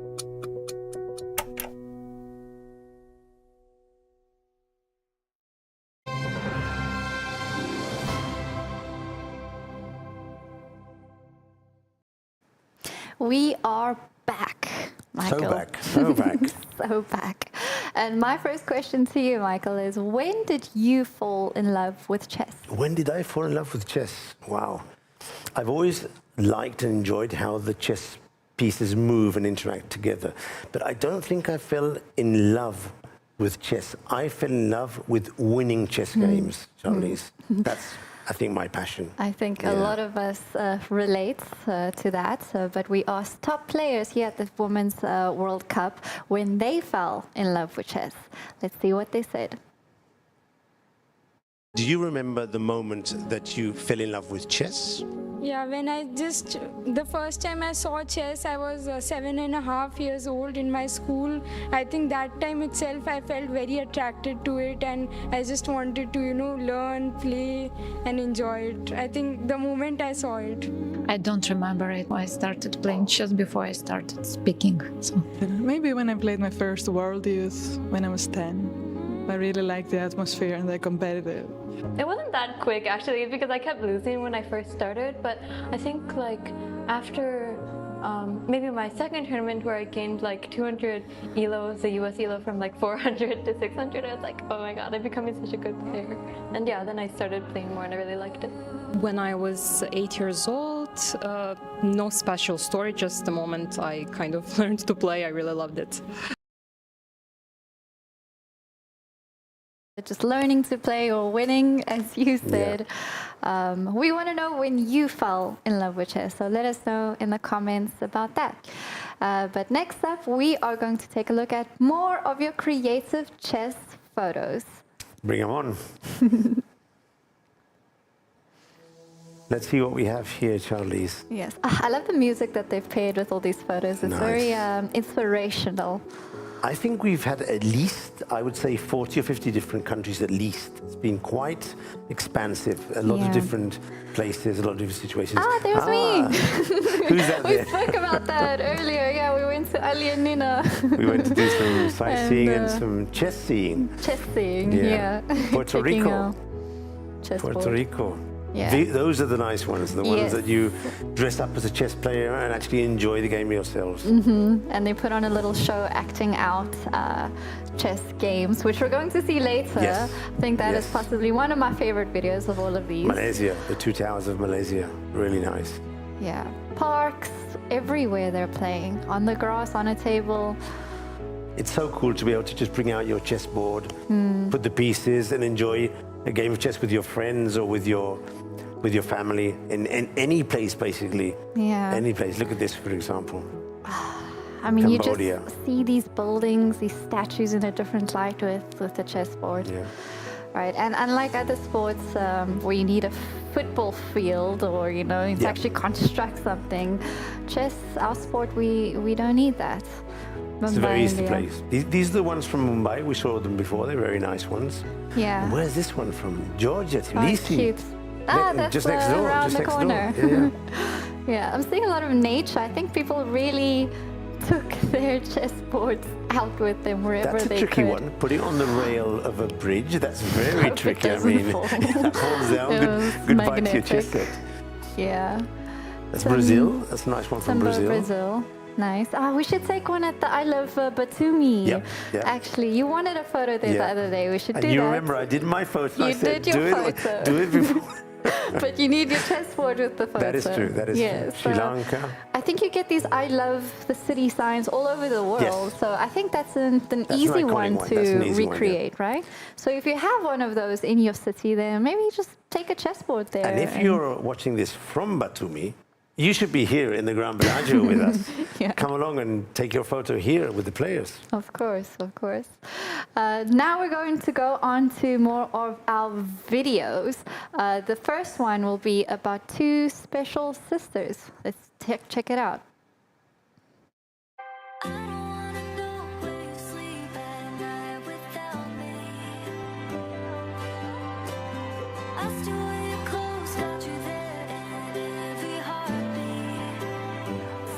or camping or training for serious events, chess is their way of connecting. In this video, you can see that they took their chess set with them on a little camping trip. So sweet, so sweet. And they're playing with the red and black square, which is a different color one, but very nice. And it seems, Charlize, that these two girls, you can actually follow their stories on a day-to-day basis on one of these social media, TikTok, at the Chessy Sisters. So if you want to follow, if you're a TikTok user, follow them on TikTok. I love social chess accounts. I try to follow them as many as I can, and this is a sweet story. The Chessy Sisters. The Chessy Sisters. Quite a cool name, the Chessy Sisters. Cute. Really nice. Now we go to Kazakhstan, to another familial interaction between a dad and a son playing chess together. Let's meet Sayat. Sayat from Almaty has been playing chess for 45 years, and now he's able to share that passion with his son. In their free time, they head into nature, where the game becomes a moment of peace, of reflection, and connection between the two of them. The views, Charlize, in this video are so nice, even just as beautiful as the story. I mean, look at this canyon. And the production of this video is just insanely beautiful. This is a mini movie. Sayat says, it's a remarkable feeling to be immersed in nature with the rustling of leaves, the sound of the wind, as natural companions to the game. In these places, my soul finds peace and my thoughts gain clarity. Playing outdoors, chess becomes something more than just a game. It's a time for self-reflection. That's really nice. Really nice. It is. And it's a cool connection. We saw the two sisters before, now father and son. My dad taught me to play chess, and it's a connection we share for life. But that's very important. That's another thing that chess allows us, kids and parents or grandparents many times, not even the parents. And it's something that connects. Look, they're taking the board everywhere they go. I mean, this is not just one trip. They're just putting it in their rucksack with anything else, no? Wow.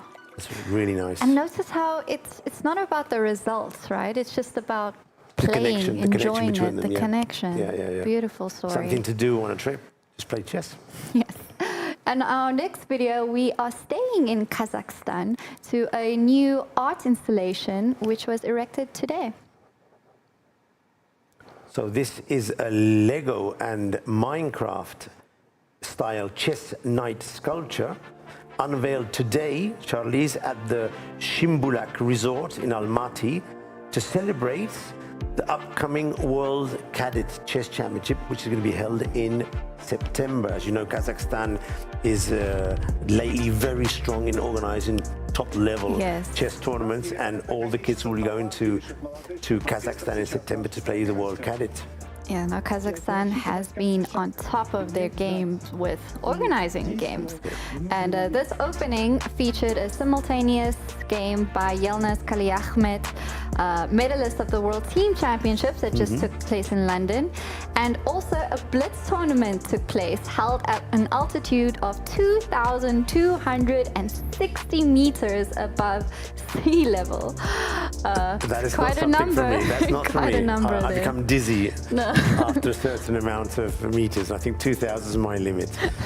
So yeah, but this is really cool. Yeah, quite a nice event they've held here, attended by Timur Turlov, president of the Kazakhstan Chess Federation. And this will be held in Kazakhstan, Almaty, from September 19th to 30th. So if you're from a chess federation, you want your kids to go and play, now's the time to register and make sure you're in Almaty in September. Which in September, I've been in Kazakhstan in September, it's still very nice. Now in winter it's a bit more tricky, cold, but in September it's very nice. And Almaty is a wonderful place to go to. And September 19th is an important day to remember. It's my birthday, Michael. Fun fact, everyone. But yeah, coming up in September, we also have the Grand Swiss. So a lot of big events taking place. In Uzbekistan, Yeah, in Uzbekistan. That area of the world is holding a lot of events lately, and with excellent organization. Everyone's very, very pleased to be able to go there. Uzbekistan, who are actually the winners of the Olympiads. So yeah, what a nice sculpture there, Lego inspired. That's really sweet. They'll probably have this at the cadets as well. So more of incentive to go play, take a photo, take And a I think selfie. we've got some more photos Yes. from with the slideshow. We do love our photos. The sixth and last. Yes, slideshow. But remember, if you want to send us your photo, you'll still come in with just tag us or put International Chess Day hashtag, and we'll bring them in our social media during the rest of the day today. Yeah, there are so many places for it to be featured. By the way, I just said Uzbekistan won the Olympics. That was in Chennai. The Indian is the recent. I just remembered. So no worries. Touch wood for no more mistakes. So what are we seeing here, Charlize? Oh, more this is the nice beautiful one. photos, more rivers, more scenic views, more chess. More chess. Cape Town, South Africa. That's your my area of the place. Yeah, world. I played against her before. Really? Actually, yeah. Nice. In Kita. Croatia, very nice. And that looks like a sea tournament. Very nice. Seaside tournaments. Yeah, UK, we're here Glasgow. to see. Playing I a love the game with his chess sets. parents. Actually, yes, that's something we should also I recognize look at this how one. beautiful. Do you recognize this one? Who is that? Our friend Nandi. Goa, India. Goa, the From best Goa, place. The best place on the earth. Yeah, and shout out to Nandi. Okay, so we have academies sending in their things. We have individuals, families. Is that It's really- Myanmar, Mandalay, Myanmar, Italy, Milano? That's very typical in Spain. Taking a chess set and just sitting in the Ramblas or in a square and getting a game going with a friend or anyone who's just passing by. It's very typical. Yeah, but playing for fun or like For fun, for hustling fun. style? No, I think it's more for fun, yeah. But in the States, they have, these, they want to play. Yeah, they hustle. Anyone can play in the States. Yeah, we were there in Times Square, Look, New there York, it is, there it actually. is. I played chess in Times Square in December when we were there for the Rapid and Blitz. I wasn't hustled, I won the game, but there was money on the line. They just, they like Fiji. playing That's chess a nice everywhere. place. Yeah, so many unique places. Tunisia. Tunisia again, we saw Look that at one all those before. trophies, wow. Have you noticed there's there's more big, large chessboards in squares, in plazas, in hotels. It's getting very popular. More popular. And that's good. That's good to be able to see. Yeah, I mean, And that's we're one of back my live favorite again. features of seeing giant chess sets. That is always something nice to play with and look at.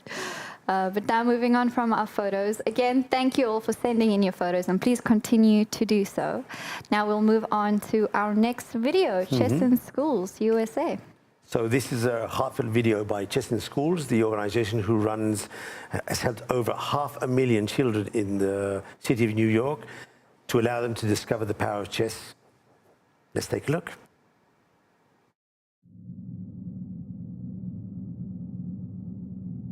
Watch closely. Chess in the schools.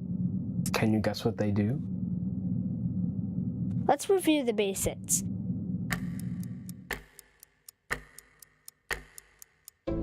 Chess is a game of strategy. It's about opportunity, seeing and creating it. Two players sit at a board with even material Same pieces, same rules. and the same objective. Checkmate. In life, that isn't always true. We don't start with the same pieces. Opportunity is not even. Some must make their own path with no plan or guidance. And many schools, even parents, can't afford the space, time, and guidance we need. That's where they come in. Over 30 years. 500,000 kids. And A+ reviews from teachers. Just by bringing chess into schools. This program works. Chess is a mirror of life. When you have less, each choice is critical. Every move, monumental. Time runs out and the game gets away from you. This is my place to learn. Patience. Logic. Focus. I can build success, one move at a time. Does it work? Watch me play. And I'll show you what I can do. Obstacles become opportunities. Each defeat an inch closer to victory. I know I can win. If you think this is just fun, look closer. Look harder. Pay attention and see my future play out. For you, this may look like a game. But I've waited for this moment. For this chance. For an opportunity to make my move. And now it's my turn.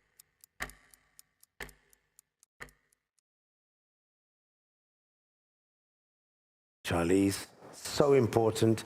Chess in schools, FIDE has a commission of education who does a great job helping all these countries get chess in the schools, help with the projects. Such an important thing. But the next video is one of my favorites. The O2 Arena, the Pointer School. They brought chess on the top of the O2 Arena in London. Have you been there? No, but I've seen it, seen the video, and if you're scared of heights, this is quite something. But wow, what So an unless initiative. you're scared of heights, stay focused and look at this video. It's really, really cool.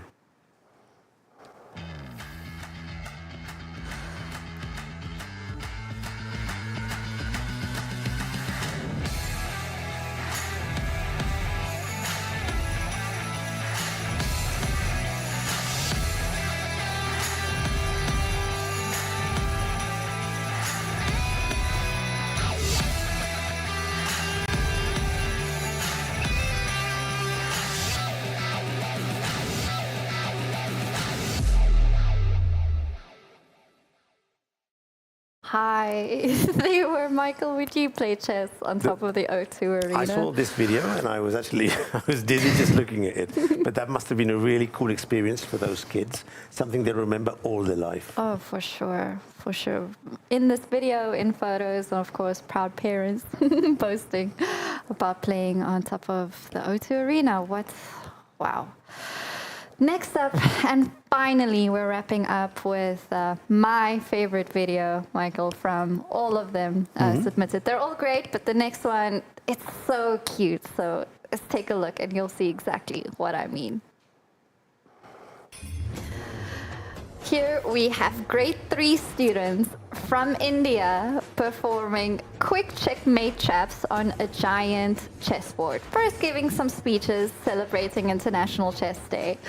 But as you can see, they're all dressed up as chess pieces and cool. they're each playing a live piece. Joyful creates a celebration of chess in its most creative and playful form.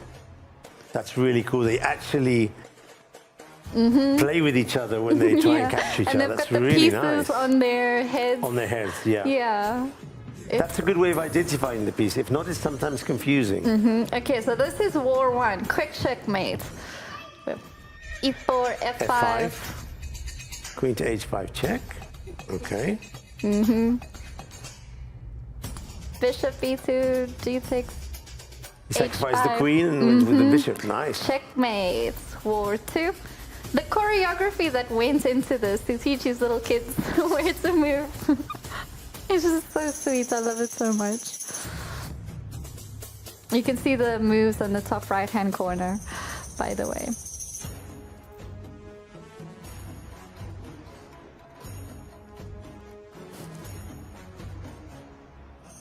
Running off the board as they get captured. That, yeah. This Running is so away much super fun. fast. We should do this one day. Do something like this as FIDE. The resignation. Resignation. War number 3.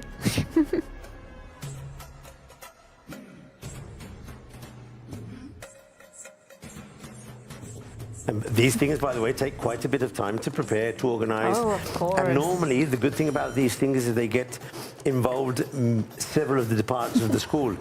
Art department, mothers and fathers helping with the costumes. No, of course. It's a good way to do community. And then they will have a great day, the day of the... Have you seen all the other colors? Maybe there's some other board games happening there as well, not only chess. Well, that's so sweet. So we hope you enjoyed it. And we hope you enjoyed the time with us in our 3 segments. This was the final one, unfortunately, celebrating International Chess Day. But we need to go back to the games because they're next doors from here. And there are 3 spots for the candidates being decided here in the World Cup. But for the rest of us, we can go and connect to Lead Chess and maybe get a game going in the tournament. There was 15,000 players. Yes, 15,000 players. And remember, you can pause at any time. You don't have to stay at your laptop or phone, wherever you're playing from. But the link to the Lead Chess tournament is in the description. So join us by playing Look out some for chess Charlize. today. She's in there. Yes, I have a little bit of time now before the interviews, Michael. So I think I will play a game or 2 just to win the cool prizes. But yeah, thank you so much. And thank you, Michael, for joining me today. This was so much fun. And we'll see you next time. Since ancient ancient times, we believed in 4 elements: earth, air, fire, and water. But there was always a mysterious 5th element, the essence that connects everything. Today, that essence has a name: chess, the element that unites us all. This time in Batumi, Georgia.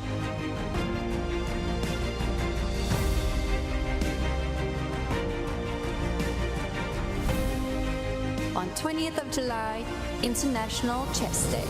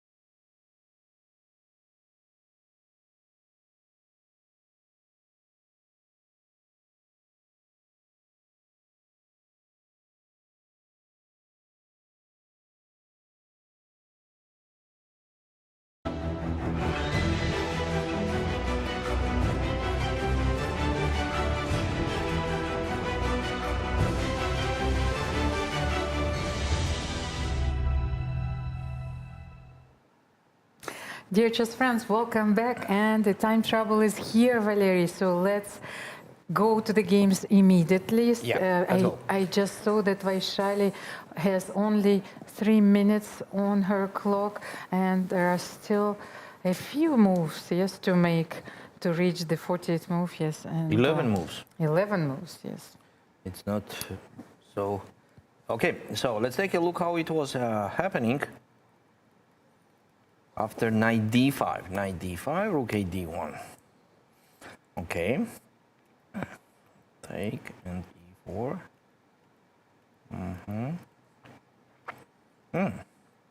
And White just simply got the advantage. Rook c6, or maybe rook d1 here makes sense, definitely. So we rook have d1. the scenario, yes, that I described earlier.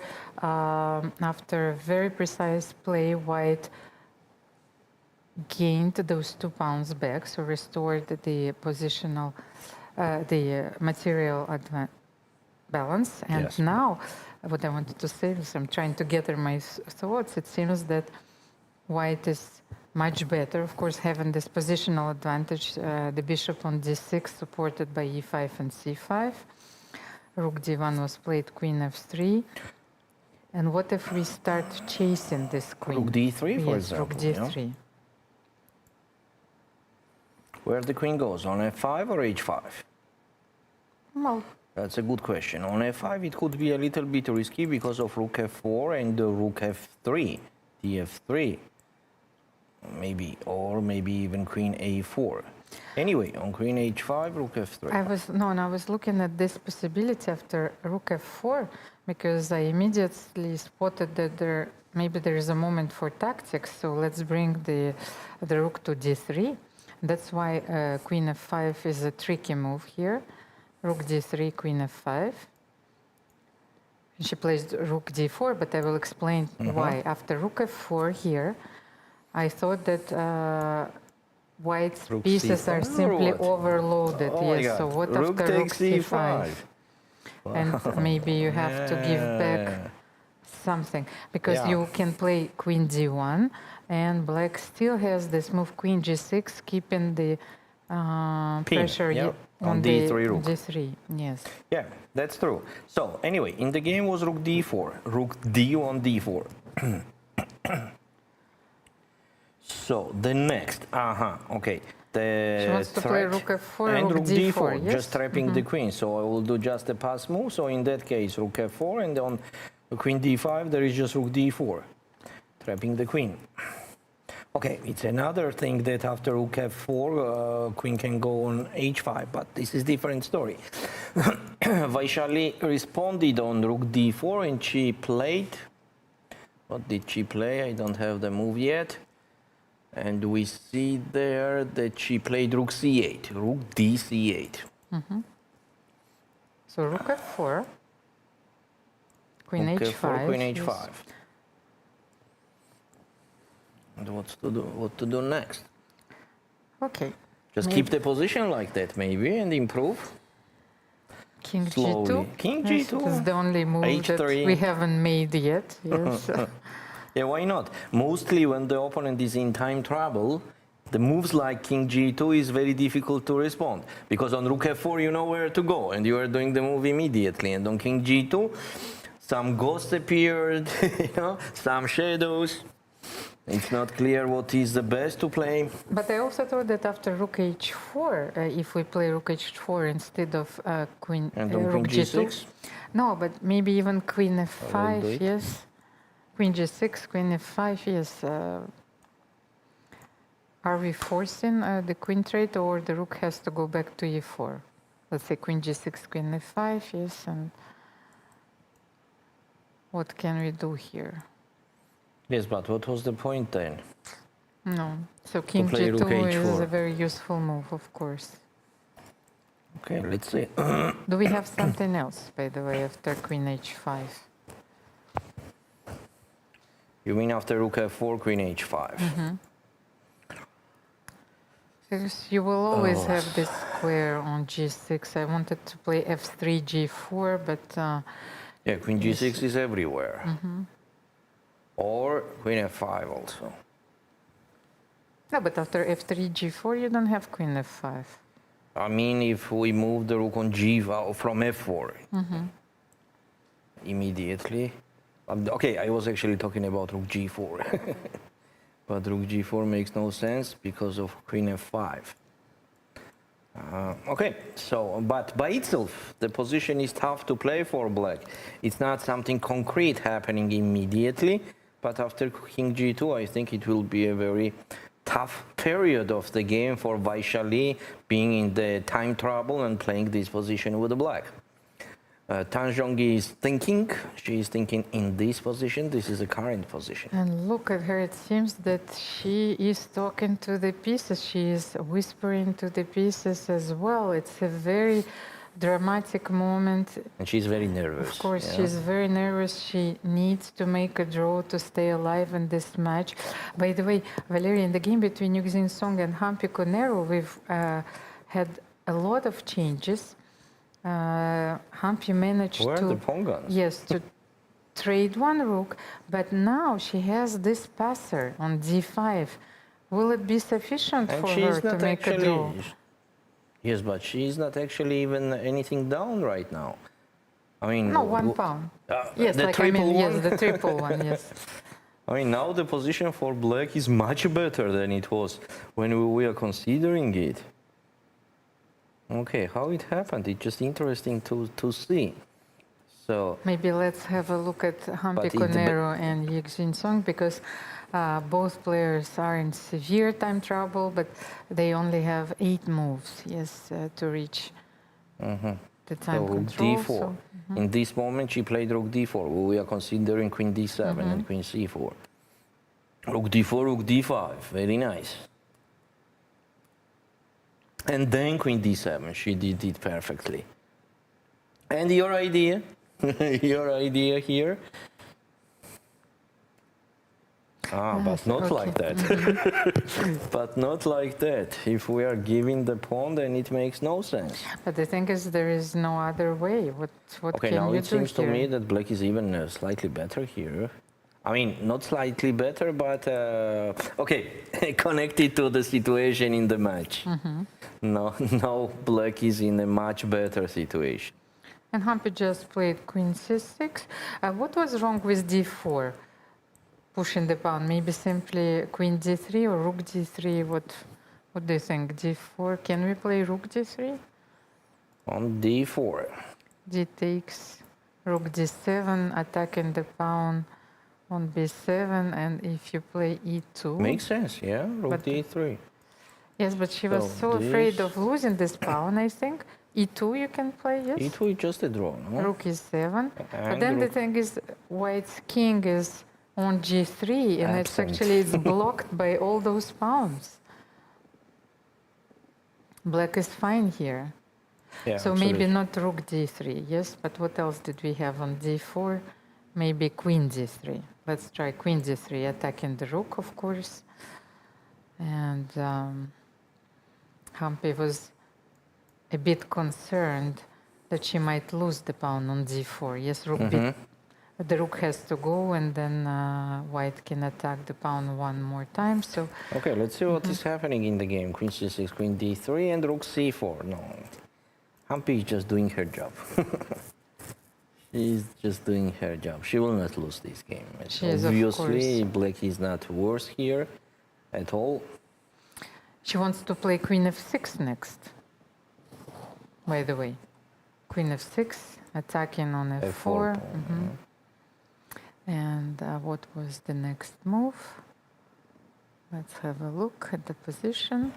Yeah, we need the board. We need the board to Queen see queen f5. f5. Queen f5. Makes sense. Queen f5 makes sense, but what about just queen e6 and the rook's endgame? I think it's possible. Yes, yes, of course. Now that the rook is on c4, controlling the push c6, of course, it's very important. After queen e6, I don't even know what can we do here. Because queen e6, f takes e6. Yeah, it seems like forced. And king white. f7 next, yes. Rook e3, King f7. I even like to play this position with black. Does not matter that black is pawn down. Because at least black has the passed pawn. White does not have the passed pawn. Humpy goes for d4. She managed not only to get some counterplay, but she stabilized her position. There is a chance that you will win this match with a perfect score. As if anybody is doing the draw, obviously connected to the position is white, not the black. High techniques from Conor Humpy, and but what if in rook total, d3 here? Is Humpy playing rook c3? This is a trap. Valery, rook c3, it's a trap. Because if you take rook c3, then the queen g6 is inevitable and c2 and Humpy is winning. I just realized d takes c. Yeah. And queen g6 is simply followed by c2. I think black is winning after rook c3. Yes, but This white is- is not forced to capture. Right? Yes, but the thing is, queen g6 is coming anyway. Your king is too far. This is If I don't touch anything. a devilish trap. Okay, make a move. H4, for example. Yes, queen g6. You forgot about this. Take? Rook d4. Rook d4 is No, wait. But then, how am I forcing you to take on c3? Maybe can I play g6 now? By the way, we have queen d3. Maybe that was a threat. Maybe I was too excited. But after h4, let's just have a look. One more second. I think that black was winning here. Rook d3, rook c3, and h4. Okay, I will do the useful move, king g2. No, but now g6. That's how I force you to trade. I think you are lost here. Yes, you cannot protect the rook. Yes, true. That's true. Yes, not queen g6, but g6. Yes, because I thought that in the other. But if rook c3, that's the variation. Then I will play queen g6. Yeah, that's nice. Because those ideas, those moves which remain behind the curtains are so beautiful. So rook c3, d takes c3, and now you cannot avoid. I have to play the move like queen e5 or something. Yes, but queen has to be losing. c2. Yeah, check. Yes, and c2 next. c2. Maybe not c2. First queen. Huh? Yeah, maybe first queen d3 because after c2, queen c3. How to improve? Maybe queen d3 first. Queen g6 and queen d3. Yes. Okay, so anyway, in the game was queen d3. Now Hampi is thinking. And what about still queen g6 check? Is it possible? But now the thing is, what we wanted is the pawn endgame. But after queen g6, maybe queen g6 takes. He did queen g6. Was it anything better than queen g6? It's a very interesting position. Yes, seems like queen g6 has to be done. And we went to the rook's endgame, where obviously it is throwish position. So we still have this king on g3. The only way for you to free it is to play f5, but maybe you should start with rook d3, no? On rook d3, I see the immediate draw for black. Rook a5. a5, yes. Just a draw. Yes. Hampi played very well this phase of the game. She's after queen g6. This is it. She is not in danger. No way to lose for black there. Whatsoever. So the only thing, Almira, maybe that f5 immediately after taking on g6 and f5. I thought about this. What's going on there? Take or play g5? Take, right? You can take, but you can also play g5. If you play g5, you know you're not allowing me to play king f4. I like g5, g5 as usual. Yeah. I'm afraid. Totally agree. Yes, I'm afraid to say this. Yeah, because the king is activating there anyway, and why do we need that headache? Okay, let's get back to Vaishali against Tanjongi. So Vaishali Ramesh Babu has 52 seconds, 4 moves still to go. But oh, what a nice pushing from Tanjongi. The pawns on f4 and g4, amazing. That's just amazing. So she decided to go for a very active plan, g4 and 4, so she can push f5 now after queen g6. It's like, I had the same plan, only I don't get these positions. She manages to regroup her pieces in a way where every piece is a perfect square, and you can feel the harmony. So after f5, yes, please don't freeze. Advantage already. We're losing the commentators. In front of us. Magical chairs, so f5. How, if you take on f5, then g takes f5 is probably winning, so you cannot take on f5. So queen g5? Queen g5 makes more sense. By the way, you know what's Tang's idea? She wants to play h4. Here? Yes, because if you take, and then she will play g5. Don't tell me that g5 is enough. Almira, please don't say that. Let's change this g5 with something else, something similar. Let's say something, but not g5. But look at this. Otherwise, I will see it in my dreams. G5, g5, with white, with black, with white, does not matter, just g5. They will, doctor, I have issues, yes, with the g5 square. By the way, that g5 and g4, as I see, it was a very lovely move for Reshevsky in his book. with techniques of the end game, when you have one weakness on the queen side, for example, but you are pressing on the king side with g4 or g5. Is it Reshevsky or Shereshevsky? I think Reshevsky. No, Shereshevsky. Shereshevsky. Yes. Oh. And Queen C1 is on. Shereshevsky, She definitely. didn't play F5. I wonder why. Maybe Queen H7, not Queen G5, because I yes, think but why to refuse that with white? But then how to continue? Because she didn't want to create this tension if she cannot play F6 here. Maybe Yes, Queen but F2. let's play Queen F2. Yes, F5, the best move was Queen H7, of course, but now the Queen I think is she on missed H7. H4, the move H4 after F5. She just missed, and she thought that after Queen G5, the black Queen is just blocking everything. But H4 is winning immediately. And Vaishali just played H5. She needs to get a few squares for her queen. Don't forget, of course, the 30 seconds are added after each move, so Vaishali is going to make it. So it's move number 37. 37. Three more moves to reach time control. Especially after yesterday, you know, I will wait until the 40th move is done, yes, because it's important. Yesterday we've seen two players going away after the move 39. Yeah. Yes. So on H5, what to suggest here for white? H3?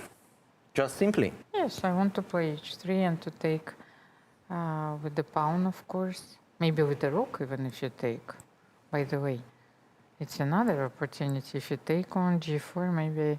No, rook G4, queen F5. No, this doesn't work. So, H3, yes. Well, we still have a chance, Valery. What is happening in the game between Nana Dzagnidze and Lei Tinji? Did not review it for a long time. Yes, I feel that Lei managed to regroup her pieces very well. Oh, and what's even, going on? It's a huge advantage. Yes, Nana managed to win a pawn, but now, as you can see... Wait, which pawn? Where? The pawns are equal. Ah, the pawns are equal. Even I thought she won the pawn on D4, but where Even the pawns are equal. But how did it... Ah, no, it was D takes C5. Okay, I understand.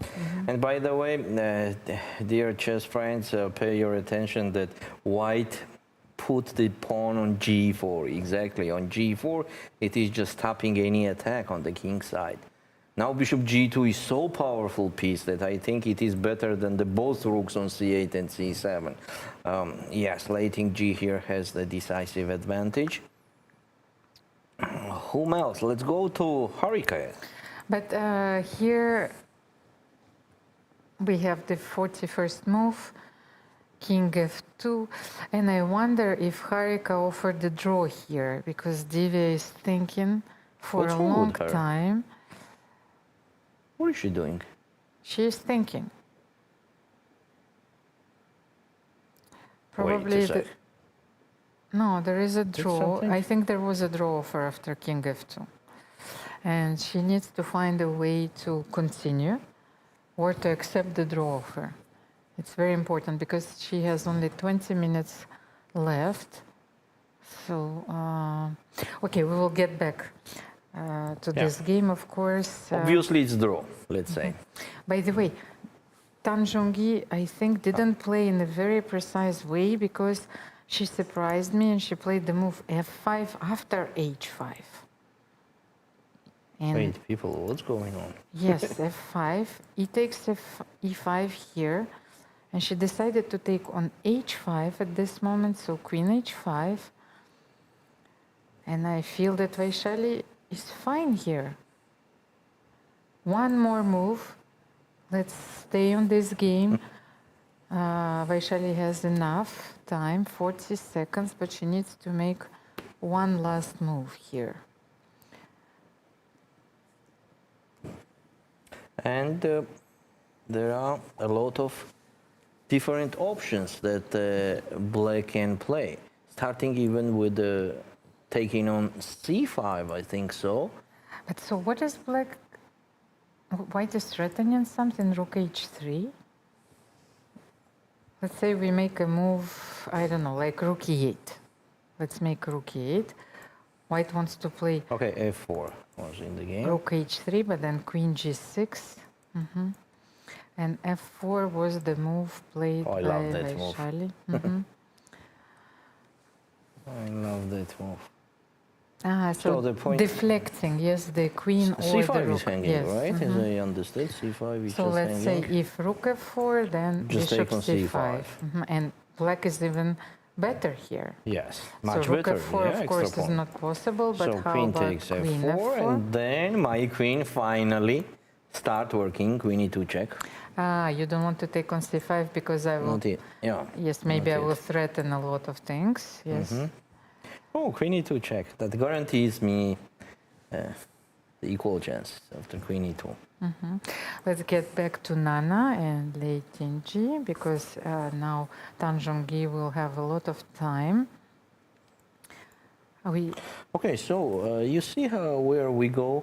The players who did draw yesterday, they are doing draws today. And we're going to have the tie breaks in their games, in their matches. But the players who had a decisive result yesterday, they are just passing through. So where to go? You told me Nana, right? Yes, we are here. Lei Qingji just played f4. So at least today we are sure that both players have made it. Move number 41. That's true. That's true. And Lei, of course, is pinning her opponent everywhere, so actually, she wants to play... Almira, I wanted to find out the name, what to say on this position, and I think we can say that it is even winning, you know. Just look at the position. Black is completely stacked. Yes, because she wants to take on f4, bishop b4, because that was the moment where she had to start the action. She wants to get to this pawn on h6. Yeah, it's just game over. I mean, decisive advantage. Yeah. But so let's say g takes f4 and bishop f4. What to do? And you are absolutely right. Those knights stayed on a5 and c6 for the whole, this whole time. Yes. I mean, the position without any counterplay and future. This is the worst thing in chess, when you have no counterplay at all. And this is a position where black has no counterplay. Unfortunately, that will be the over. I mean, the game, the tournament will be over for Nana. But okay, still the game is in progress. But anyway, in advance, I want to wish her the best luck in other tournaments, because you know that we are proud of our Georgian chess player, and I am ready to say thanks to her for this tournament, because actually she did quite well. Let's say she has a very strong the opponent today, and I think that anybody can lose against Lei Qingji. Of course, and it's not the first time that Nana has reached this stage of the tournament, but it seems that she has some form of mental block, you know, because the quarterfinals is something which she never managed to overcome, and she will have her chance to qualify for the candidates at the Grand Prix, which will be organized in September. By the way, we've seen so many videos on the break commentated by Charlize and Michael. They were discussing about playing chess at a high altitude. The Valérie, actually, I remember that I won my first French championship in Val d'Isère. Like, it's very close to 2,000 meters. Spain? No, in France. In altitude. So Val d'Isère? Val d'Isère. Ah. So something like, I think, 1850, if I'm not mistaken. Oh, it was many, many years ago, 20 years ago. Not 18, 20, 15. Or, I mean, what did you say? I just don't understand the numbers. It was in 2004. But you said 1850? Or? The altitude. Ah, yes. I thought you were playing chess in 1850. I was probably, you know. In the previous life. Yes, maybe in my previous life I was a chess piece. This is also possible. Which was talking to Nana. talking always. Yes, yes, probably, and that's why, you know, this. So what was happening? They said that in this life, you have to be commentator. What was it? I won my first French championship. Women. Yes, but I can admit that it's not an easy task to play a chess tournament, a long chess tournament, at such altitude. Yeah, that's true. Because you are. For example, I have a headache in that places, and could not breathe well.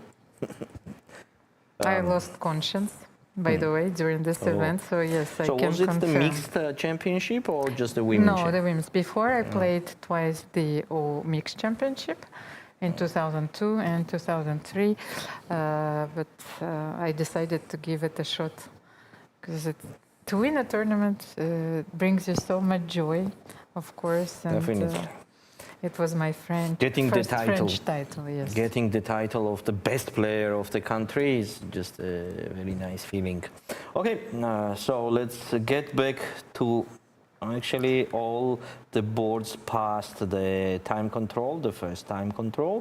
So Hampi against Yuxin Song against Hampi Cornero, because I can see that White played f5, yes, to free her king, and now the king is on d4. So she did not play g5, it means that. Yeah. f5, rook c3 first. Hampi decided to go for the a3 pawn. Yeah, okay, what to say? Here is no problems, of course, for draw for black, because white does not have even the resources. What to do?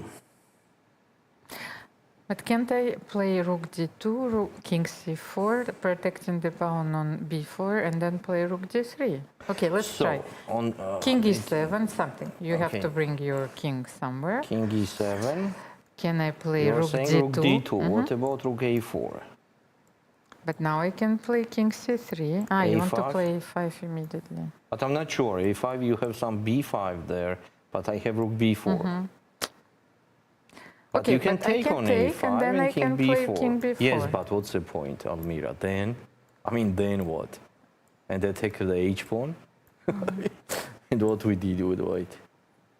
What we reach? Yeah? Yes. Rook h1 and... Okay, wait. Yeah. Rook h1. Yeah. Maybe king c4. Rook h2. Rook b3. You believe in miracles, as always. In life, right? Yes, in general. I think in general. It's not only about chess. In general. I'm trying to sublimate the moment, so... So king d8, I will go that way, not to the pawns, but that way and just stay and there. Rook f3, of course. Yeah. This is it. Hampi played very well today with the black pieces, taking her time. And even when she found herself in the situation where she had to prove that she has enough compensation for those 2 pawns, she found a very, very interesting plan. Yeah, rook d4, d5 was amazing, and then queen d7. Okay, so next, Tan Zhongyi. Yeah, queen f4, here queen e2, check will follow, and what to say? We can say one thing, that Tan Zhongyi missed her chance. A perfect chance pushing f5 and then h4, as Almira said. h4 is just amazing. That is giving the decisive advantage to white. Now, white does not have enough power to create the problems here, as Vaishali's queen is free to act. After queen e2 check, I don't think that the black has any kind of troubles here. So the game just simply goes to draw, and white has to be careful, actually. By the way, so if Hampi Cornero qualifies, then we know that Divya Deshmukh-Harika Durnavalli will make it to the semifinal. And if this game goes to the tiebreak as well, Vaishali against Vaishali Meshbab against Tan Zhongyi, so there is a possibility of 3 Indian players reaching Indians. the semi-final. What an interesting moment here. She already think more than 15 minutes. What does it mean? So it was a draw for you, are saying? I suppose, I'm not sure, because Harika made a very natural move, king f2. And Divya can play rook c4. Yes, attacking the pawn on f4, but then Harika will play king e3, then king e6, let's say. And what do you do here?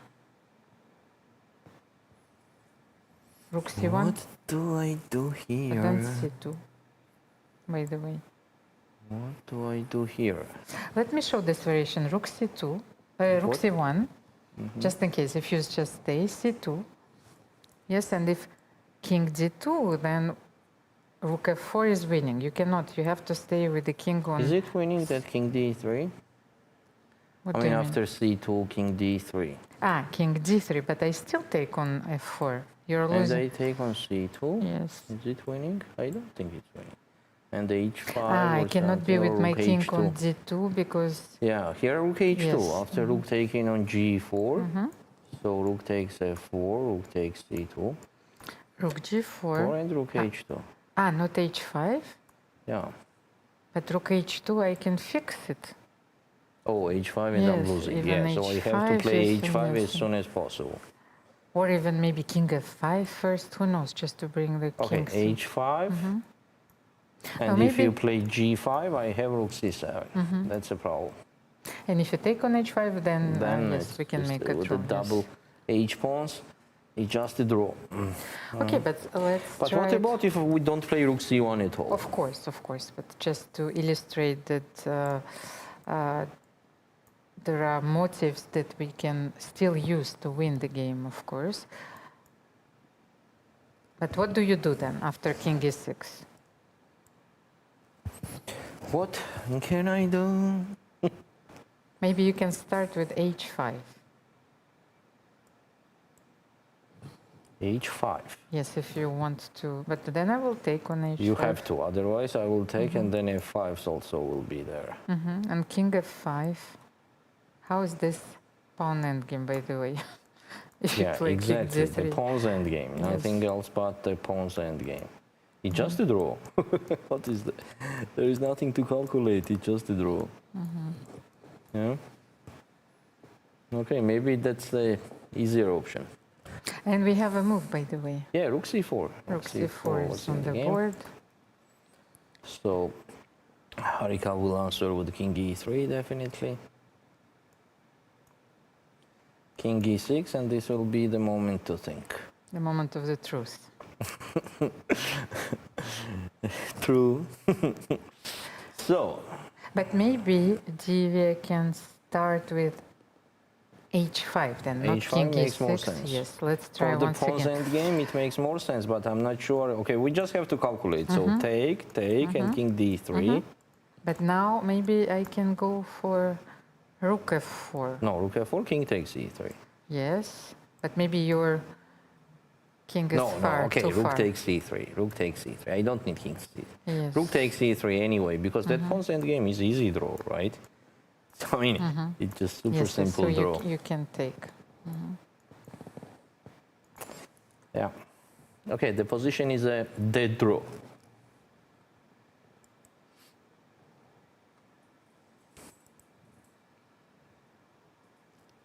Okay, so let's move to the next game. Elvira, what do you think? I don't have a move yet in the game between Tanjongi and Vaishali. Oh, Humpy. We have Humpy, some yes. news there. Yes, let's have a look at this game.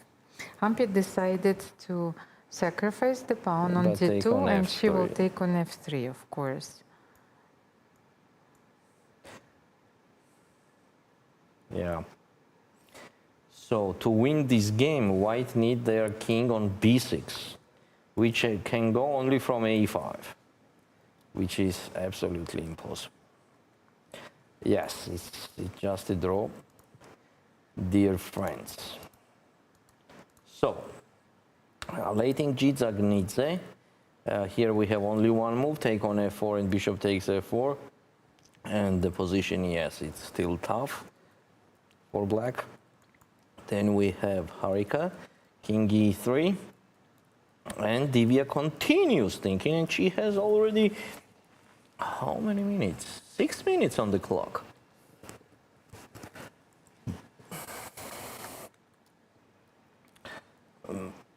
Yeah, she has some resources, but unfortunately in every of the lines there is just a draw.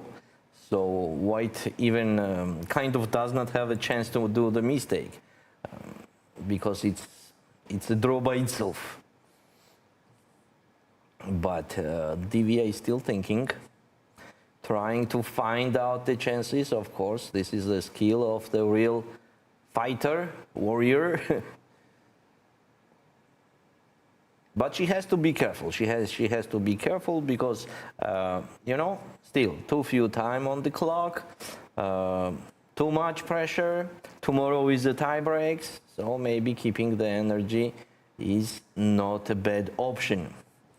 Just to agree on draw, because obviously the position is without chance to win. Next, Tanjongi against Vaishali after queen takes f4. Vaishali is thinking, so nothing is changing.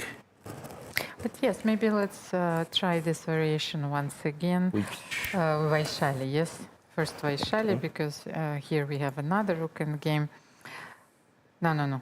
Let's get back to Vaishali against Tanjongi. After queen e2 that you suggested, white can play, maybe not king g1, by the way, because bishop c5 comes in with check. Yes, so we can't play king g1. But king h1? Okay, let's try king h1. But then, you know, you have those possibilities of mates, queen f1. All I need is to deflect your queen and the rook. Queen and well, queen f1, queen f3, and then take the rook on c4. So, but can I give check queen d1 now and then queen d5? Maybe Vaishali can win this pawn on c5, by the way. So queen d5 check. And what do you do here? I think I have to think about the draw already. But Valeria, I thought that Tan is trying to keep this construction with the rook on the g file, and she's keeping her queen on f4 because she wants to play queen f6. Could that be? Yes, because but then now how to do it? Rook g2? No, I understand, but if you take on c5, just in case, I thought that she wants to play queen f6. Here it makes no sense. You will play queen f6, but next you have no threat, so bishop takes c5. No, but here rook g2 I can play, because... Take on c5, yes, not I possible? can take on c5, Yeah. of course. And queen f6 makes no sense at all. Queen d1 checkmate. No, but not here. I thought that if I play, let's say, rook e4, I think rook g2 is losing here. Because I can take on c5. So let's say queen d5. Let's say I'll play rook e4. So can you take on c5 here? Bishop takes c5. Why not? You don't have that queen f6 at all because e4 rook is hanging. What Wait else a can I sec. do? Wait a sec. What the devilish rook take g7? Rook g7 and then king g7, it's a perpetual. And queen on g2 check, and I'm making free my rook. I will do check, check, check, check. Okay, let's take a, take a look. No, rook e4, so God. rook g7. Rook g7. Okay. King takes g7. But queen, how? Queen g3, for example, or queen g4. Okay. Then King what are you doing? h7. King h7, Queen queen h3. h3. Okay, I understand. King g6, queen g2, and then you're winning the queen? Yup. But how are you winning it? Let's say I play king h5. Because otherwise you are mating me, yes, Yeah, I think. you have to. So king h5 is the only way to Now I have to stay in think. the game. So rook h4, let's say you win the queen, then king h4. Yes, but then how to win the game? Yes, then black is fine. But rook g7, what a beautiful and completely unexpected move. So that's why we understand why she keeps the queen on f4 and rook on g1. So after queen e2, queen d5, she needs to play rook e4. No, yes, here, queen d5 and rook e4. Because if you play queen e4, then of course we trade and we take on c5. Nice. Next, let's try next. But so is this winning or is this a draw, rook g7? We After still king don't know. h5. Yes. Let's get back just 1 second at this game, because this is a very calm rook end game, but I still don't understand what is happening after king h5. Because I cannot find shelter anywhere in this position. So this is a position, right? You are interested Yes, in. because you said that we have to give check from g2, but for the moment there is no mate. Okay, let's try once. Maybe let's try from f3. Queen h3, once again, king g6, queen g4. No, how do I get to f3? Because now you can get to h7. You can get to f3 immediately on king h5. Yeah, if you want, so queen f3 check is there. Yes. Let's start queen f3. And then king g6, of course. And now maybe I can give a check, rook g4. Check. And don't tell me that you're going to play king h5 here. Still. This is unbelievable. No. It's like... Yeah, there is no other moves. That's the only move. But then, if I take on d5, you will take on g4, and I still have an extra move there. This variation is different. It's different. Yes. Yeah, maybe you have some chances there. But I'm not sure you have any. No, king special h5 here. By the way, if you're black and you're calculating this line, you are resigning. Yeah. This is, Yes, that's you're true. not getting there, and you That's think that true. after king That's h5, true. it's a draw. When you are calculating this line, okay, here you are stopping like, oh, that's it, I'm Yes. losing. But okay, king h5, let's continue. Do we have something else? Queen d5, king g4. Yeah, otherwise we have to go just back rook e4 check. So queen d5, king g4. This is a position. If h3, are we giving mate or not? Where do you go? Yes, but mate from where? How? I don't know. Your bishop is arrested. Yes, I cannot play bishop b7. Yes.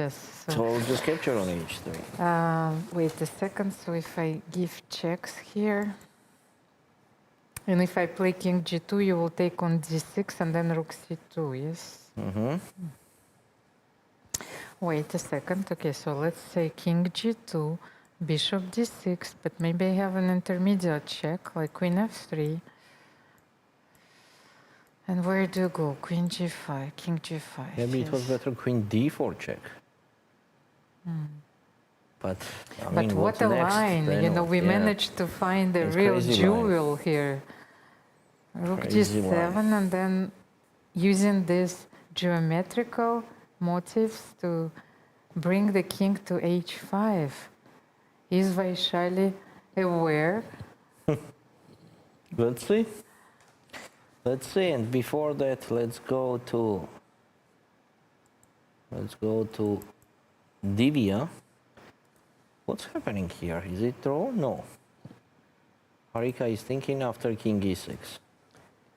So she's thinking about h5. This is a move we said, right? Rook c1 possible, but also h5 is just doing the draw. Conero Humpy, king d5, was in the game after king d5. What's the best to do for black? Maybe just rook f6. Maybe just rook f6. To stop the king from activating and also on the same time stop c6. On the same time, it will be very interesting to consider rook f4. What's going on rook f4 is b4 pawn is hanging. Rook b2 is kind of ugly. And there is no rook d4 because the f2 pawn is hanging. I will just show it to you. So on rook f4, rook d4, just the f2 pawn is hanging. And king d6 is not so dangerous. I can stop it anytime with rook f7. Okay, I think Hampi will not lose this game 10 out of 10, but everything is happening, so let's see. Lating G, Dzagnidze and Nana. Nana went to knight b7 and rook just c2. Yeah. Nothing much has changed here. The position is absolutely losing. The players went to the second control, as you know, and Almira, I think some of them they will take a time for their moves. So you know what I mean.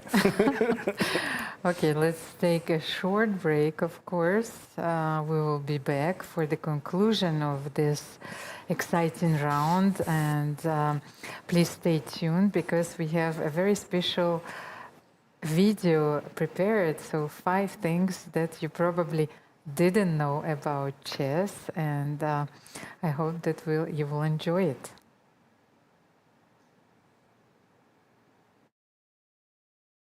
This International Chess Day, FIDE challenges you to take the game to new places, literally. From mountaintop matches to underwater games, or a blitz session at your favourite local landmark. Play anytime between July 10th and 20th. Share your moment using hashtag International Chess Day or send it to social media at FIDE.com. Your game will be seen in all parts of the globe. Unleash your creativity. Make your move. And celebrate chess your way. Let's show the world that chess can be played by anyone and in any place.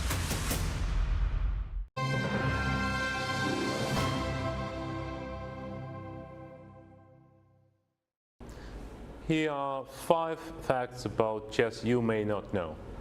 En passant, of course everybody knows it. It's tricky and it's unusual, but what's the history about it?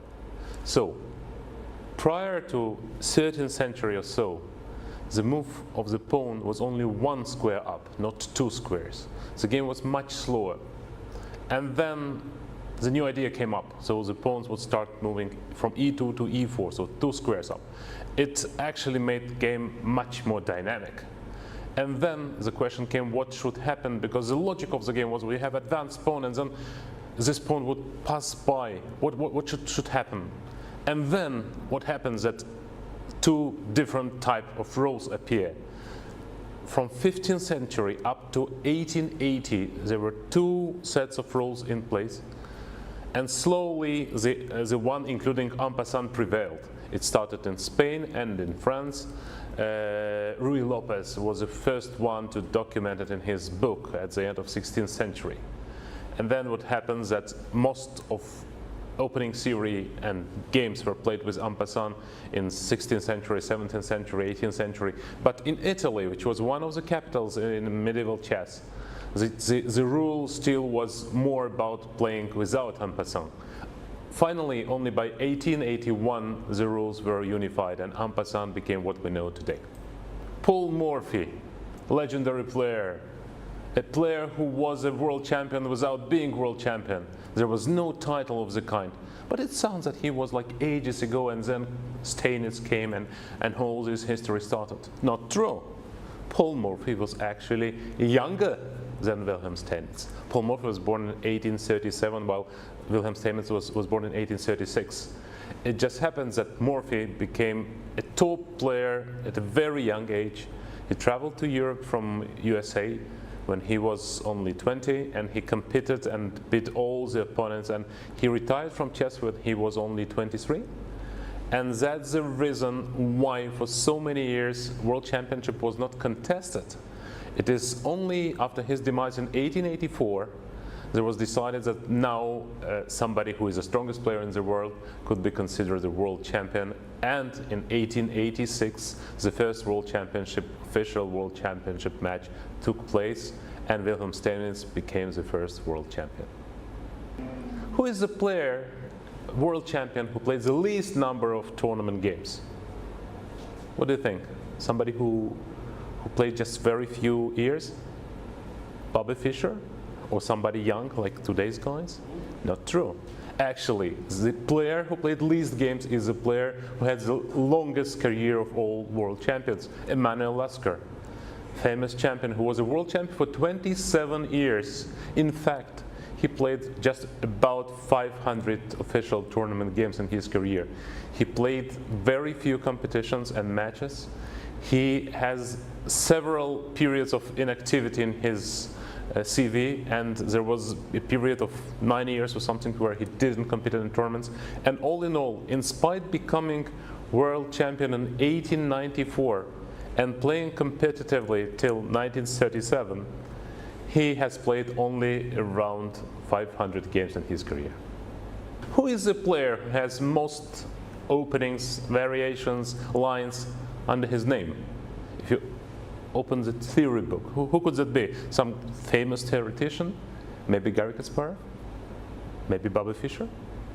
Maybe some inventor of series openings like Aaron Nimzowitsch? No. One and only Akiba Rubinstein, a player who didn't become world champion, but who was a legendary player with a strategic vision, developed a whole line of opening preparation, and his name actually is attributed to 6 or 7 openings lines, whether it's be in Nimzo, or it's in French, or it's in Queen's Gambit, or it's in Sicilian. All of them are strategic, unusual, deeply, profoundly prepared by him. And Akiba Rubinstein should be remembered not only as a great player who was equal to Lasker and Capablanca in his heyday, but also as a player who came up with monumental concepts that impacted the game, and till today there's so many lines after his name. Who was the oldest player to compete on the very top level? Vasily Smyslov? Qualifying to candidates at 64? No, not exactly. Viktor Korchnoi, and there is a reason for that. Viktor kept trying his best and competing not only in official competitions, and last time he qualified to the candidates, it was in 1990 with 59, but he kept playing for 20 years more on a very high level. In fact, in 2001, when Viktor was age 70, there was a tournament organized specifically to mark his jubilee. And he won the tournament ahead of the likes like Boris Gelfand, Alexander Grishuk, Petr Svidler. You would say 70, okay, maybe, but 80, when Korchnoi was nearly 80, in fact, 1 month before turning 80, he beat in a tournament game, in famous tournament in Gibraltar, none else but Fabiano Caruana. Fabiano was not yet top 10 player, but he was already 27, 21. He was rated about top 20 in the world. He was a rising star, but Viktor Korchnoi played a great game with black and convincingly outplayed the young rising star. Viktor Korchnoi is a symbol of chess who has been tremendous fighter and kept his position in top chess for more than 30 years. Oldest player to keep playing at such a high level gives an inspiration to generations to come.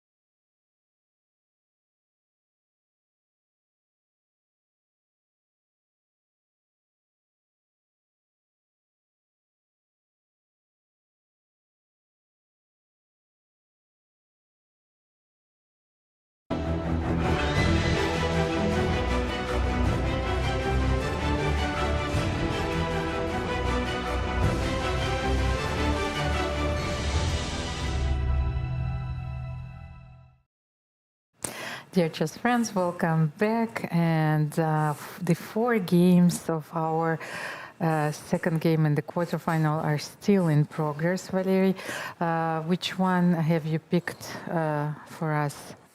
Should we maybe? I was trying to understand why Divya was maybe like so affected emotionally when we saw her before, and maybe let's get her board on our screen. Yes, here we are. Yes, here we are. Because I was going through the moves, and let's get back to the move c3 when she played c3, just to show. Because here I thought that after rook c2, she played rook c5, and then after rook e3, she just took on e4 and played bishop f5. Yes, but I thought that here, after rook c2, maybe she had this opportunity to play bishop g4, not rook c5. Not rook c5, but bishop g4. And then if you play rook e3, which is the most natural move to make in the time trouble, here you have this very interesting idea. You can give check on a1. So let's say you will play king f2, and look at this, bishop d1. So I think that Harika is forced to leave the rook on c2 and to play this game with an exchange down, which might still be a draw, of course, because if you take a rook to c3, then simply rook a2, and black is winning. Both players were in the mutual time trouble, of course, but let me check once again. So after bishop g4, so this move rook e3 simply loses the exchange. But then what if... just a draw, no? Still, of course, but then it would be a completely different situation where Divya would have grounds to play on and to torture her opponent. But here, what if rook e1?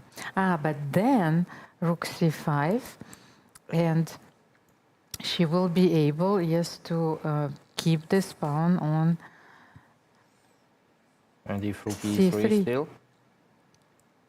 No, but now then I can play bishop d1. That's what you forget all the time, because now your pieces are... You're right. So it means that she should give up the exchange. No, maybe after here. No, here I thought that after bishop g4, rook e1, yes, then rook c5. Okay, she simply doesn't need to transform it to the rook endgame, but she still has a chance to play with the pawn on c3. So let's say after king f2, yes, you can, if we play rook c4, you will play bishop d3. So how can we keep our both rooks on c file? Okay, let's say rook c7, but it's still...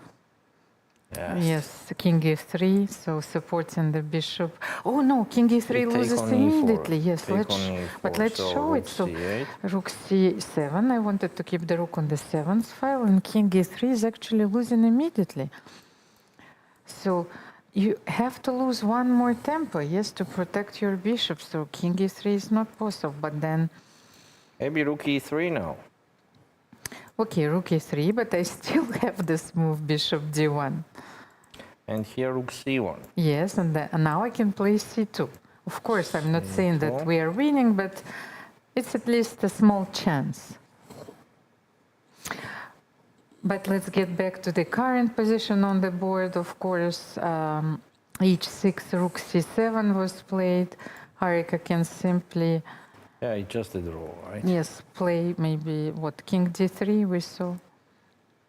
Maybe she doesn't want to play king d3, but if she plays h7, by the way, this is not a draw anymore, yes. It's losing the pawn. The way, this pawn endgame is lost, of course.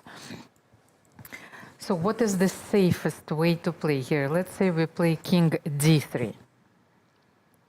Maybe king d3 first, you need to control the h-pawn march. So king f4, right? What else? No, but king a4, I will take rook c3. No, not king f4. No. It's King F4, not King you F4. still can It's give not check hard. and play King Actually, G4, what to by do the way. then? No, but Rook D7. Rook where? No, D7? no, no. King F4, Rook C3. Don't abandon easily. Rook D7 and King G4. Okay. So King D3, King Yes, F4. King F4, Rook C3. Yes. Rook D7 and Okay, King King G4. Mhm. Yes, but At least I'm closer to the pawn on H6, and we have our first result. Hampi Draw. Conero made a draw with the black pieces. She played very well in this match, and she is the first player to qualify for this World Cup semifinals. Congratulations to Hampi. She is one of the strongest players in the world for so many years, but she needs to qualify for the candidates tournament in order to get another shot at the title. yeah, congratulations to her. By the way, what is going on in the game between Tanjungi and Vaishali Rameshbab? Because we analyzed this crazy line. And suddenly queens disappeared. Yes, but the queens disappeared. How did it happen? King H1, Vaishali played Bishop D2. And we understand why, by the way, because I think... we already understood. Yes, because she saw this Rook G7. And so Queen G4, trading the queens, Rook C G4.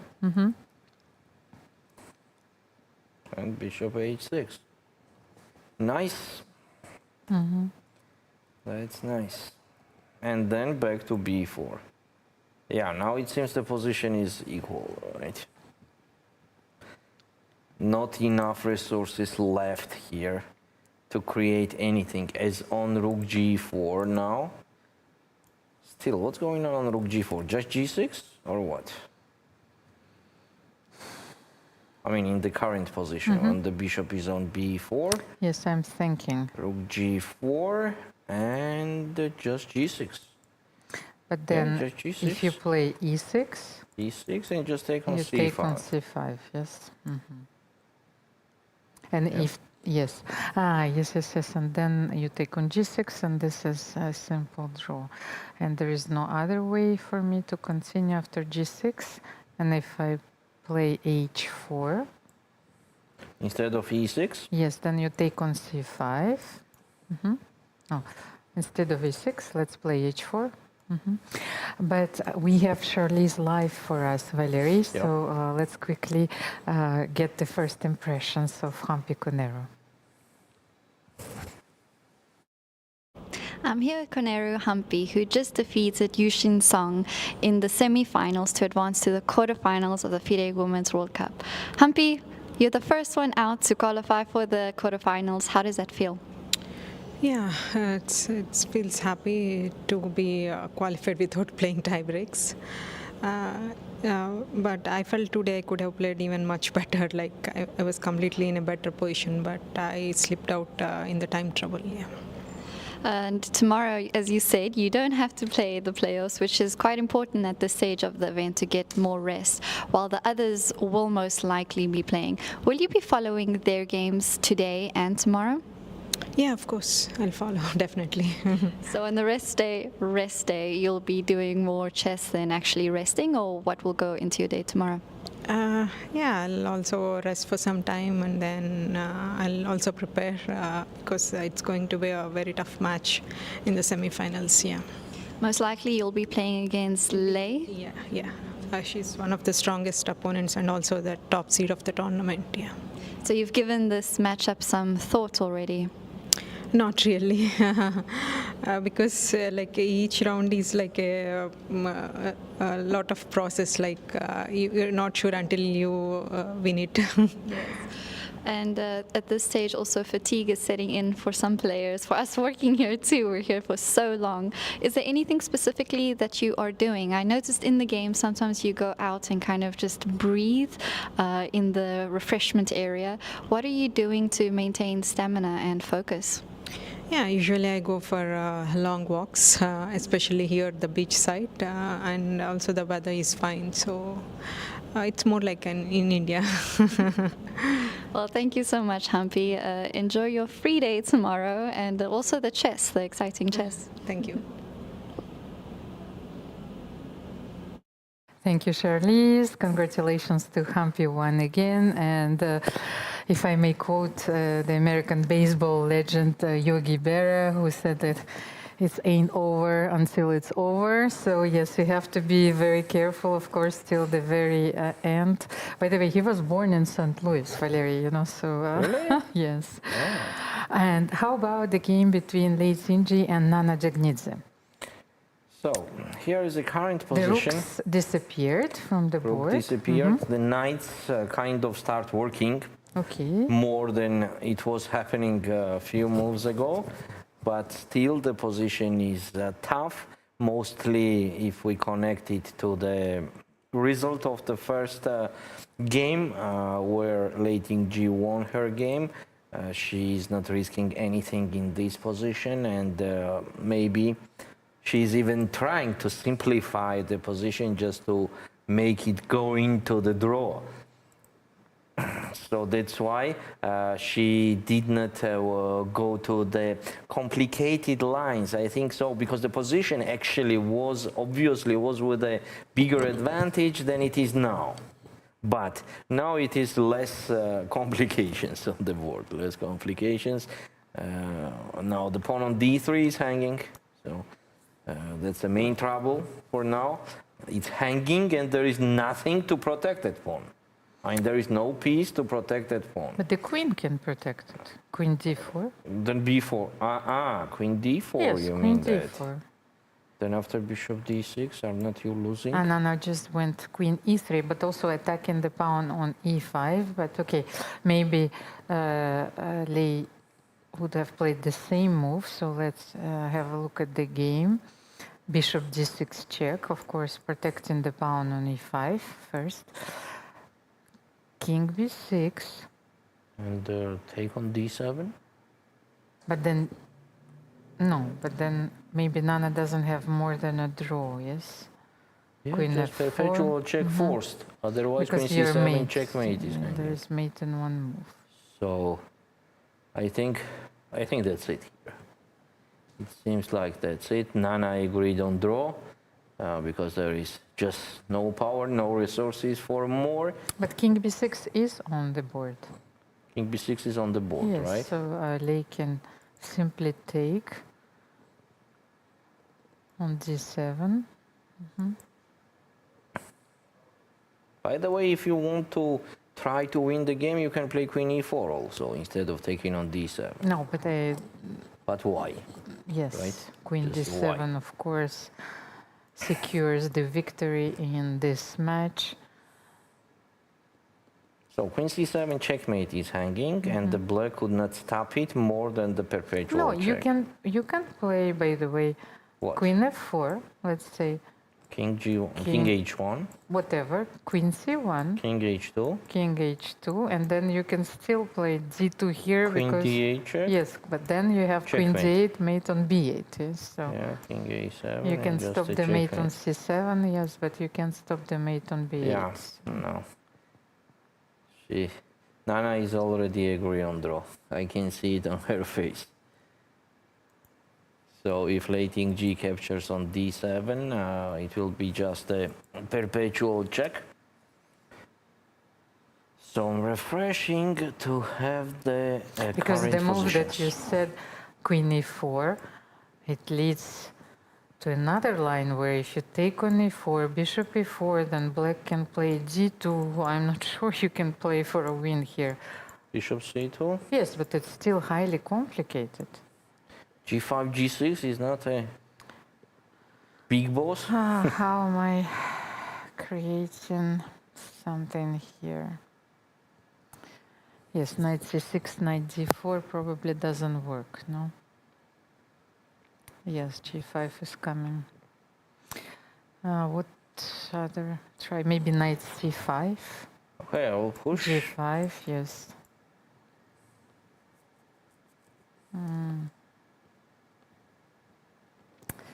Oh, And she played queen e4. She did play Who queen is this? e4. That I don't understand.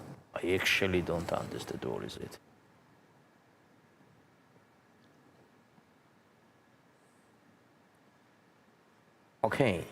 Okay, obviously, of course, the position is not like bad or something, but it's just surprising. Why to play extra 20 more moves when you have the draw in the pocket there? Okay, here, you know what, instead of g5, I think I can even take on c5 or not, and then play g5. No, but then, yes. But I thought that then my king is going to d4. Okay, let's try it once again. Knight c5, bishop c5, king c5, yes, g5. I thought that I'm going king d4, but we need to continue this line, g6. King c3, bishop d1, and you're winning. But I have knight c6, knight e7. Wait. No, here you're winning, but I can play knight c6. Okay, but g7? Yes, but at least I'm not dead immediately. Knight e7 yes. and king g3. No, with the king on d4, because maybe I want to take the pawn on e5 first. So let me play knight c6 first. g6, knight c6, maybe h4. So king e5. No, king e5. Maybe I want to take the pawn first. King e5. No, g7. No, h4 is. No, I wanted to play h4, not g6. Not even. Wait, you have g6. So I have the correct position. Yes. h4, king takes e5. And white has to move the king. And we have a draw between Divya Deshmukh and Harika Tronavali. This match is going to tie breaks, organized tomorrow. What is happening? Yes, they have to proceed to the drawing of lots, of course. So let's have a look. Maybe we will we will see the ritual performed in front of us. So who is going to pick the hand, left or right? Okay, Harika chooses the black pawn, and she will be black in her first rapid game tomorrow. Yes, but let's move back to this game once again. So, no, not this one. Nana, once again. Bishop b4, what did we say? Bishop c2. Yes? Yes. Here, or bishop f3. No, bishop f3 allows knight b3. Okay, bishop c2. Nana doesn't have much here because g5 is coming, so knight c5, bishop c5 once again, king c5. Wait, why not, for example, knight c6 instead of knight c5? No, but then I'm going. Yes, g5. Knight takes d takes e5. Yes. And what did I reach with that? You just take on e5 and push h4, right? Nothing good happened here for me. At all, by the way. So maybe Lei simply wants to win the second game That's as crazy. well. That's because crazy. No, that's not. She's simply playing the position. Yes, she thinks that she is not in danger of losing this game. And by the way, knight c6 is on the board, not knight c5, because Nana was afraid that bishop c5 was losing. But we still didn't know. We didn't figure out if bishop c5, king c5, g5 is winning or not. Yeah, but now the things are too simple for white. So g5, yes? g5, maybe even h4. Huh? Yes, I think that, yes, white's play is quite easy here. Yes, you need to push the c5 pawns. was, I think, only practical chance there. Okay, so after g5, take on e5. Take on e5. Take. But let me try one more move, because I was thinking, what if Nana's idea after g5 is to play knight d4, attacking the bishop. Bishop d1. Right? Bishop d1, and she still has this knight f5 stopping the pawn G6 and knight F5. Maybe king C6 here. B4 pawn is hanging. Oh, B4 is hanging. Yes, everything is hanging. So you have to lose the time by playing A5. No. And No, then no. H4. Yeah? Knight G4 doesn't work. So G5. Let's take on E5. Maybe I can take on B4 then. Also, now that No, you've knight said D takes E5. Knight D takes F5. Okay.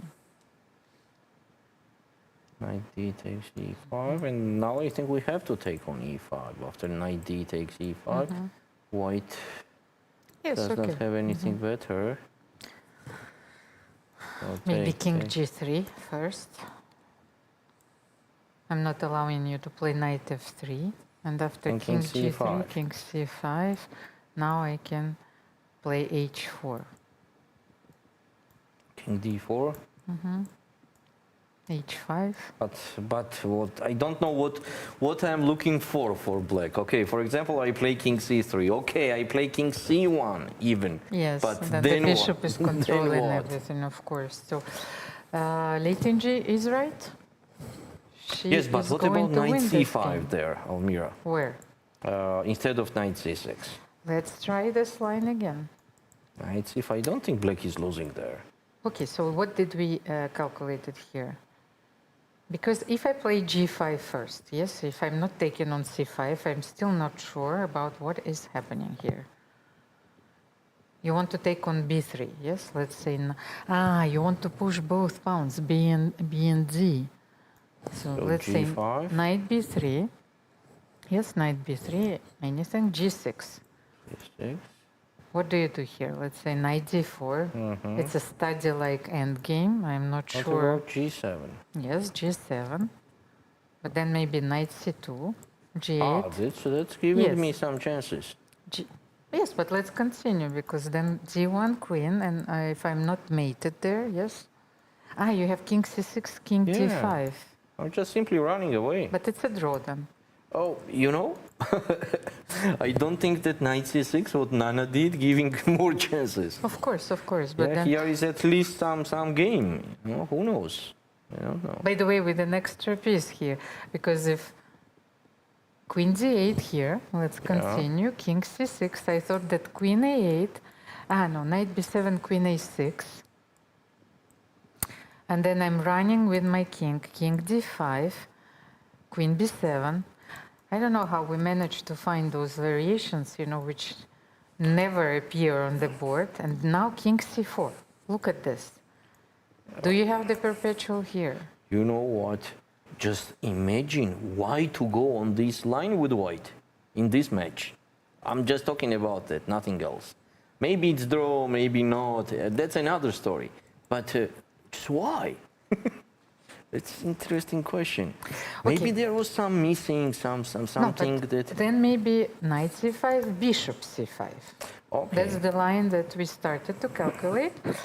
King C5 and now G5. Okay, king D4, as we've seen before, maybe I can take the pawn on E5 or first knight C6. What did I do here? Oh, king D4 is okay then. King D4, then G6, knight C6. If G7, then I'm still in time and I can play knight E7. And then even play knight G8, knight H6. So you can't play H4, H5, H6. How about this position? How is this? Maybe let's show G7, equal. knight E7. I don't know. Then what? H4? H4, yes, king E5, and maybe king G3. No, knight F5 King here. F6. No, I cannot play.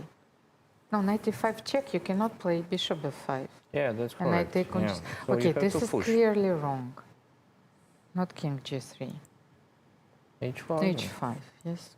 Without G7 or with No, G7? with G7, yes. And H5. Knight G8. What's going on here? H5, knight G8. I don't know, but That's just a dream for Nana. Yeah, that's just a dream to have this position out of that position. It's just a dream. no, but maybe now I can bring my king simply king g2. And fighting for draw, or what? No, because You are my fighting to win? yes, a little Oh bit. my God. King A little f6, bit. king That's f6. important detail. A little bit. So this is what I said. Why to play 20 extra moves, you know? Just capture on d7 and end up the game. Yes, I understand, of End course. up the match. But you know? I think that Here, late who in knows, G, you know, she's in- convinced. Huh? That late in G, she's convinced that she is winning here. That's why I think that she So what played she queen missed then? e4. That's Maybe interesting. knight c5. This is not an obvious line at all. That bishop c5 is a draw, actually. Nana also missed. And okay, once again, let's get back to this line, knight c5. Then g5, we calculated knight b3, g6 once again, yes, knight d4. Do we have this move bishop d1 here? Ah, but now you stop the pawn by knight f5. And pushing the b pawn in case I need it. This is a complete mess. And now b3 is coming. No, b3, bishop b3 c5 is not check. coming immediately, but still, you know, still. I just wanted to say that still it's not winning for white. Then why to go on the line which is not winning and play just extra 20 moves? Just that point, nothing else. Of course, I understand that this tournament format, it forces us to be quite pragmatic. Yeah, just go and take a rest. Yeah. Yes, and win, secure the win in my... Secure, yes. what is very important, secure. I mean, if you are not risking anything and it is a super clear position, then okay, but when you have to calculate 10 moves lines, I mean, you can make the mistake there. And on the same time, that half of the point maybe does not cost so much then to have a rest. Okay, but let's move to our game between Tan Zhongyi and Vaishali Rameshbabu. It's another game which is still in progress. And we have the king on d5, Valery. What's going on? What happened after bishop h6? Okay. Move number? But you asked like rook g4, bishop h6, rook c4, bishop d2. So the players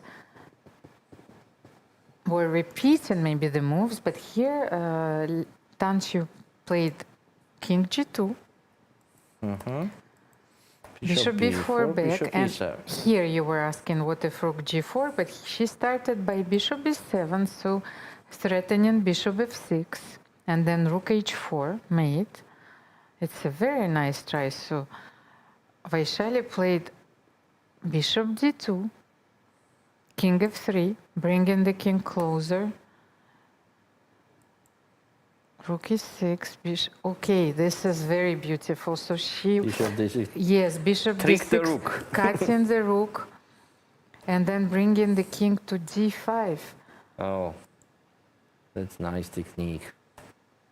But now I think that Tang, she has some winning chances, and Vaishali is down to her 30 seconds, so let's Winning stay chances here. and not a small one. So the first game they drew, right? Yes, of course. This is a very dramatic moment because Vaishali needs to make a draw to force the tie breaks, but look at this king on d5 and such a powerful illustration of everything that we've always said, that king becomes a very important piece, but this is the demonstration of this concept that don't forget that these king's marches can decide the games in the endgame.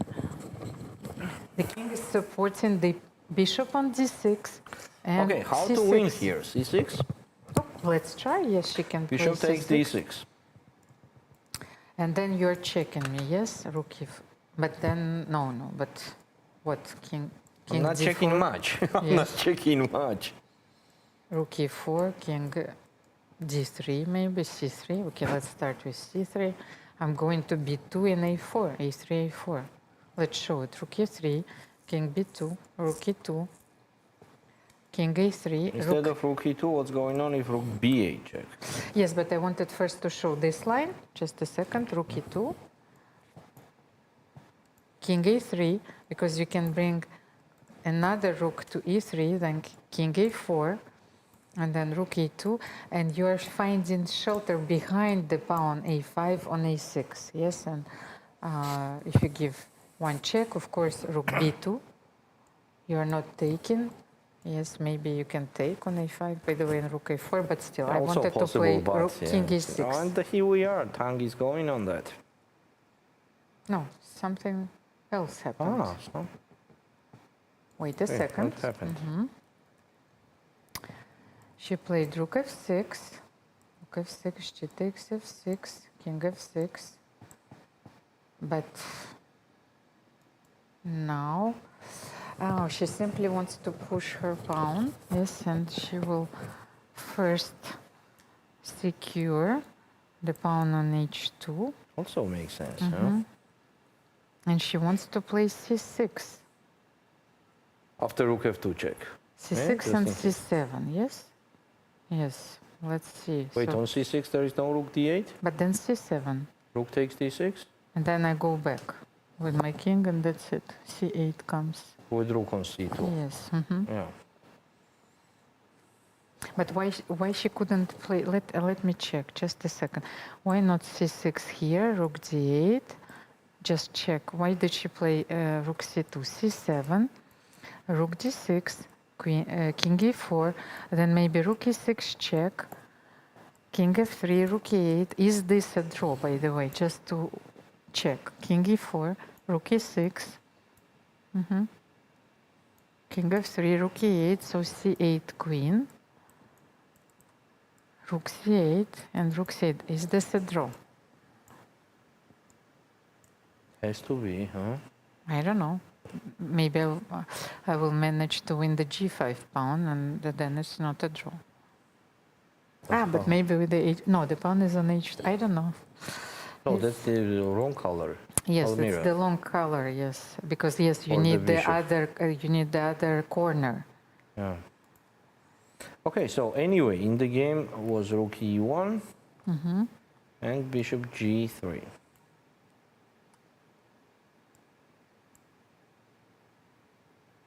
Okay. But yes. Now Tanya is prepared to push c6 and c7. So rook d1 check. Where are we going with our king on?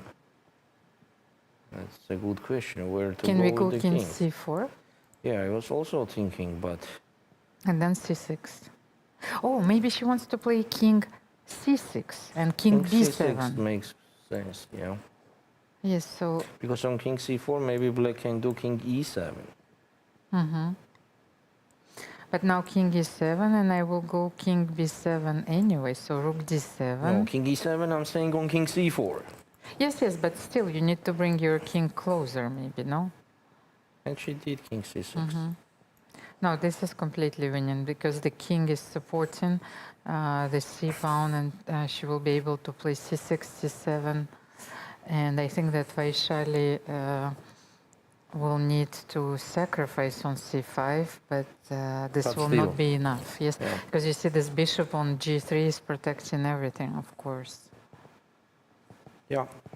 Tang decided to go to the safe way, where we are considering c6 a little bit complicated, but she just made it with a cold mind and iron hand. But maybe on c6, once again, Vaishali could have played rook e5, because we Rook only... where? Rook e5 check. Ah, you mean Yes. in that position Yes, that we are so considering? maybe she was afraid that this is going to be a draw, but...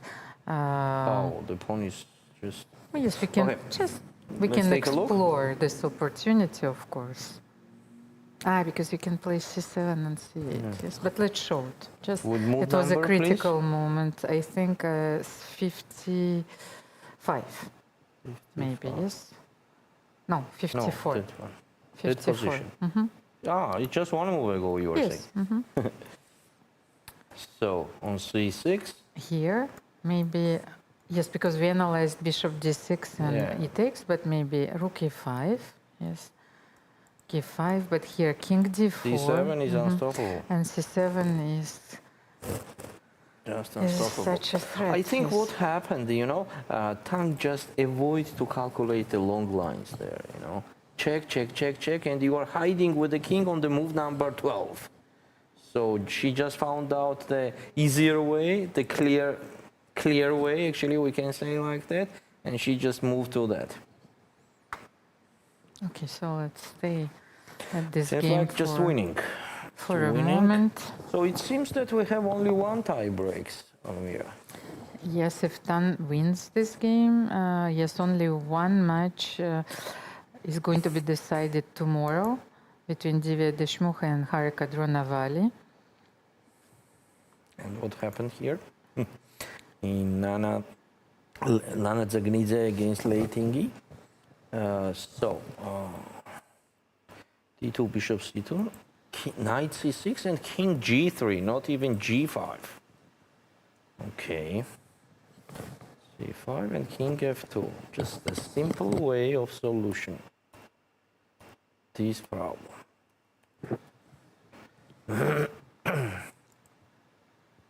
Now just king e3. By the way, Position is just winning. Valery, because Yes? I think let's move to the game that we analyzed previously, because after Rook d2 played by Vaishali here, because we haven't seen this move yet, I was asking myself, what if we take on d2? Is it winning or not? So take on d2, take on d2. Because the bishop is of the color and that king we need. b7, you Yes. mean? Maybe king b5, because a4 is threatening. Yes, but in king b5, king e7? But king b7, I can play a4, and then what do you do? c6? Yes, and bishop a5. c7? Mm-hmm. Okay, so a4, I will take bishop c6, c7. bishop a5, c7, you Yes. take, I take with the king, Yes, a3. king d6. Mm-hmm. So this is A2. what we are talking about, Yes, right? a2. And then I'm getting to the pawn on h2. This is a draw. Yes, you are. So maybe this is not winning. But if king b5, stopping the pawn on, like this, is this winning? King e7. Mm-hmm. King e7. And c6. how are you going to win? I don't know. c6. King d8. King d8. It's interesting to understand those things. So if I play c7, you simply play king c8, and this is a draw, Yeah. yes? Or king d7 even. Yeah. So maybe rook d2 shouldn't be played. She's definitely considering this move, but... Yes, but what about simple rook c4 here on rook d2? If I don't capture and play just rook c4. Rook c4 makes sense, yeah? Just move away with the rook. On the same time stopping a4. Or yes, rook She c4, rook decided to play c1. rook c1. Also, what to say? But king e6 now? We know that we need to bring, or king e7, okay, let's say maybe Wait, shouldering. rook c1. No, okay, definitely it was much better to put it on c4, I think so, the rook. No? Maybe because you can push a4, because now Yeah. Vaishali pushes a4. But what if I play king b5? Wait, Attacking the bishop and attacking the It pawn. seems like quite much It's a errors. blunder, it's a lot blunder. of errors. Yes, king b5. But rook c1, what is it? This is also error, right, for white? I mean, rook c1. This is a very important moment for both players, so mistakes on each move already. No, but it's understandable that we are going Okay, to see Ramesh that. Babu Vaishali is in a time trouble, also a huge time trouble.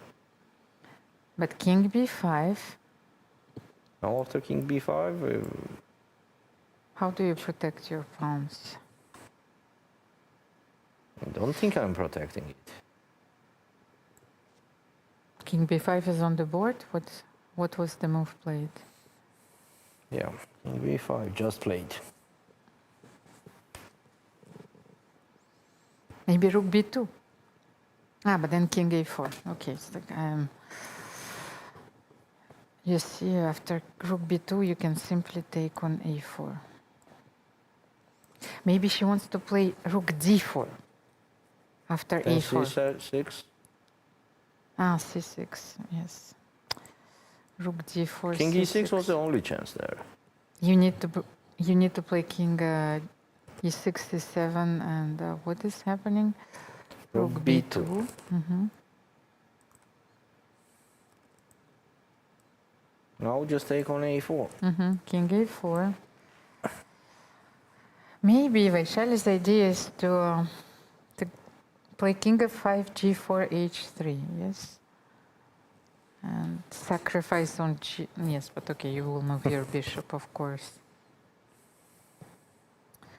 No, after king a4, I think that black doesn't have enough here. Maybe king e7? What's going on king e7 now? Mm-hmm. And on c6, king d8. Mm-hmm. But that's the idea. So you cannot play king b5, yes? No. Yeah. Oh, Bishop she played d2. bishop d2. Okay. Vaishali's idea was to cut the king. Yes, and maybe to play bishop f4 after king e7, king d7. Okay, let's wait for the moves to be played on the board. So rook c4, not allowing bishop f4 first, of course. So let's say we are playing king c7 here, c6. Ah, but the pawn is protected. King d8, c7, and rook d2. This is it. Or maybe not. Rook d4. Ah, and bishop e4. Let's show. I think this is the mechanism, maybe the defensive mechanism that Vaishali is looking for. So c6, king d8, c7. And if c7, I will play king c8, and if rook d4, bishop f4. Okay, let's wait. Let's wait for the moves. So what are you supposed to play then if bishop f4 is drawing? not c7. Not c7, yes. You have to make another move. Oh, I think that after king d8, she has king a3, and rook d4 wins it. Immediately. Yes. King a3, attacking the rook, and then rook d4 check. Mm-hmm. But that's the last chance. So king d8 will be played. No? No.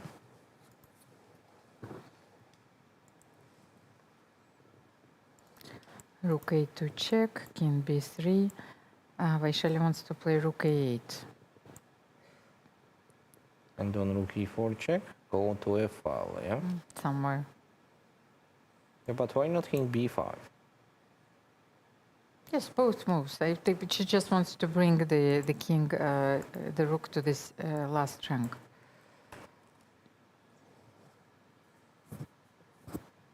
Maybe if you play king b5, then I can play king d8, and you don't have king a3 or king b3, yes, something.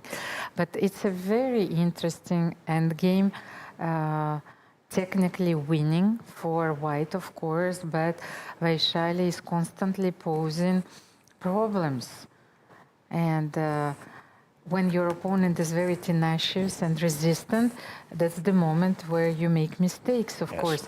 It's important not to collapse immediately, yes, to find one defensive resource after another and to stay in the game. King b3 and rook a8, I think that is going to be played, of course, because c7, c8 was a threat. Rook e4 check now.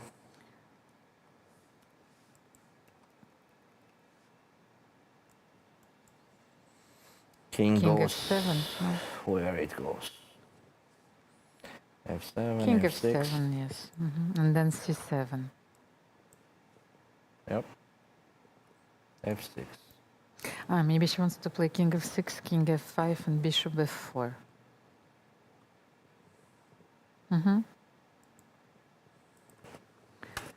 So let's try c7. Yes. King f5.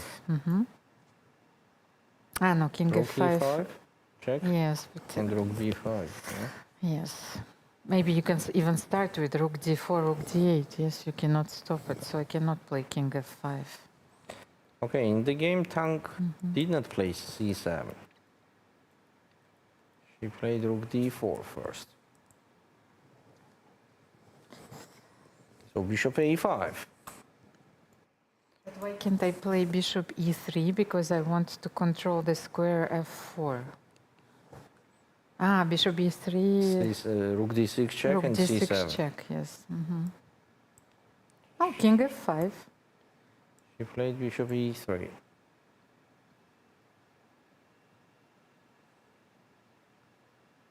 No, I cannot play king f5, no. So I rook don't d8. understand. Rook d6 check and c7, is that it like game over immediately? Maybe rook d6, I have to play king e7, the only move. So I'm not allowing you to play rook d8 after c7.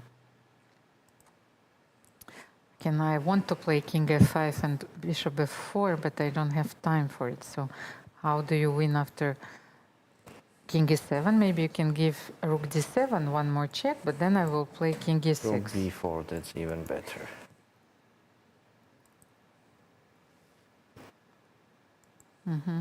Ah, so you're threatening to play c7 and rook b8. That's like ensures. So bishop f4. Somewhere, for example, rook c8. Then what the white is doing? c7. And bishop f4. Oh, here bishop f4. Ah, but it's losing now the rook's endgame. Oh my god! Now rook's endgame is losing. Because take on f4, rook takes f4, check. And on king e5, rook c4, and then just pushing the h4. And that's why it was important to give rook e4 check. Yeah. So the king is on F-file, the yeah. f-file, so you can take on f4 with check. By the way, how about Nana and Leitinji? What is the position? Oh, we have some interesting developments.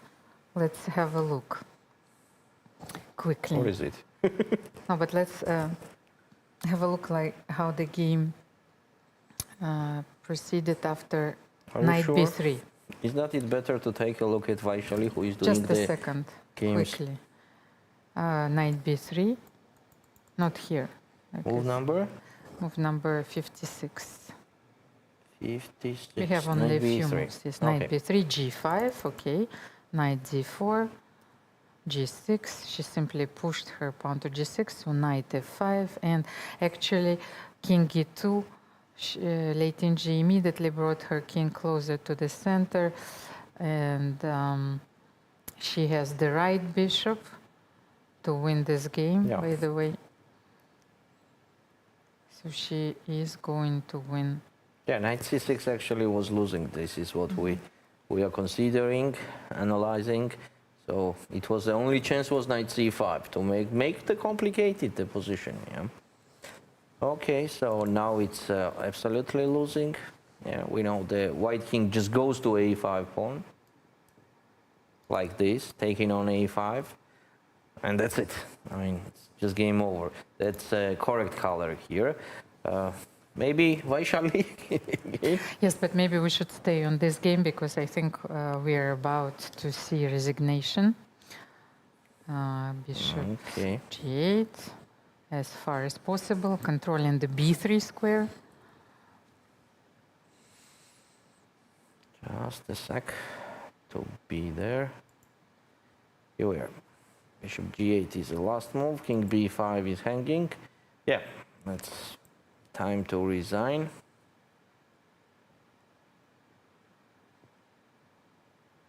That's just completely winning position, as we already mentioned. White king is capturing the a5 pawn without any troubles, and the promoting square is exactly the color what we need to be. Now Nana is taking a few time to make the decision that to stop the clock. Nana gave it all today, of course, and it was a very interesting match. Yesterday's game could go either way. Yes. Nana was, of course, very much better in the middle game. Which could change the situation and, I mean, the whole picture too much. Losing the game here, we already talk about it a lot of times, that losing the game in this system is a super dangerous thing. In round robin, if you can lose one game and then later win one or two games, you are still there. So here we have resignation and what to say? Congratulations to Lei Ting-ji. She is the second player who qualifies for the semifinal, the second Chinese, no, Song Shilong, so the first Chinese player yes to qualify. So if Tang wins, she will be the second Chinese player. And bishop f4 is on the board, so this is our last game. So how it happened? After king b3. Oh, after king b... Wait. Rook b4, bishop d2. Rook c4, and she just moved with the king there. But so what if bishop f4 now, g takes f4 and c7?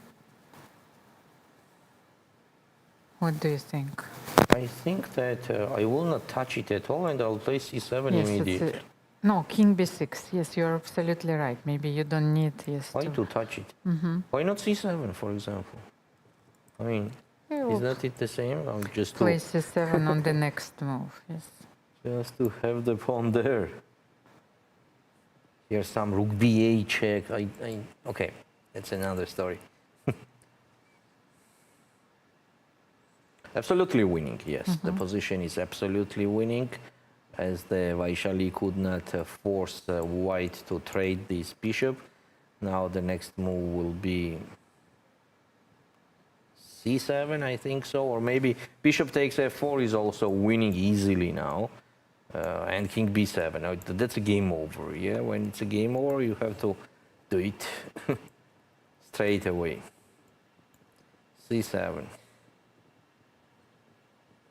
Yeah, it's also the time for handshake, as king b7 is unstoppable and white will be just piece up, yeah, let's say, piece up.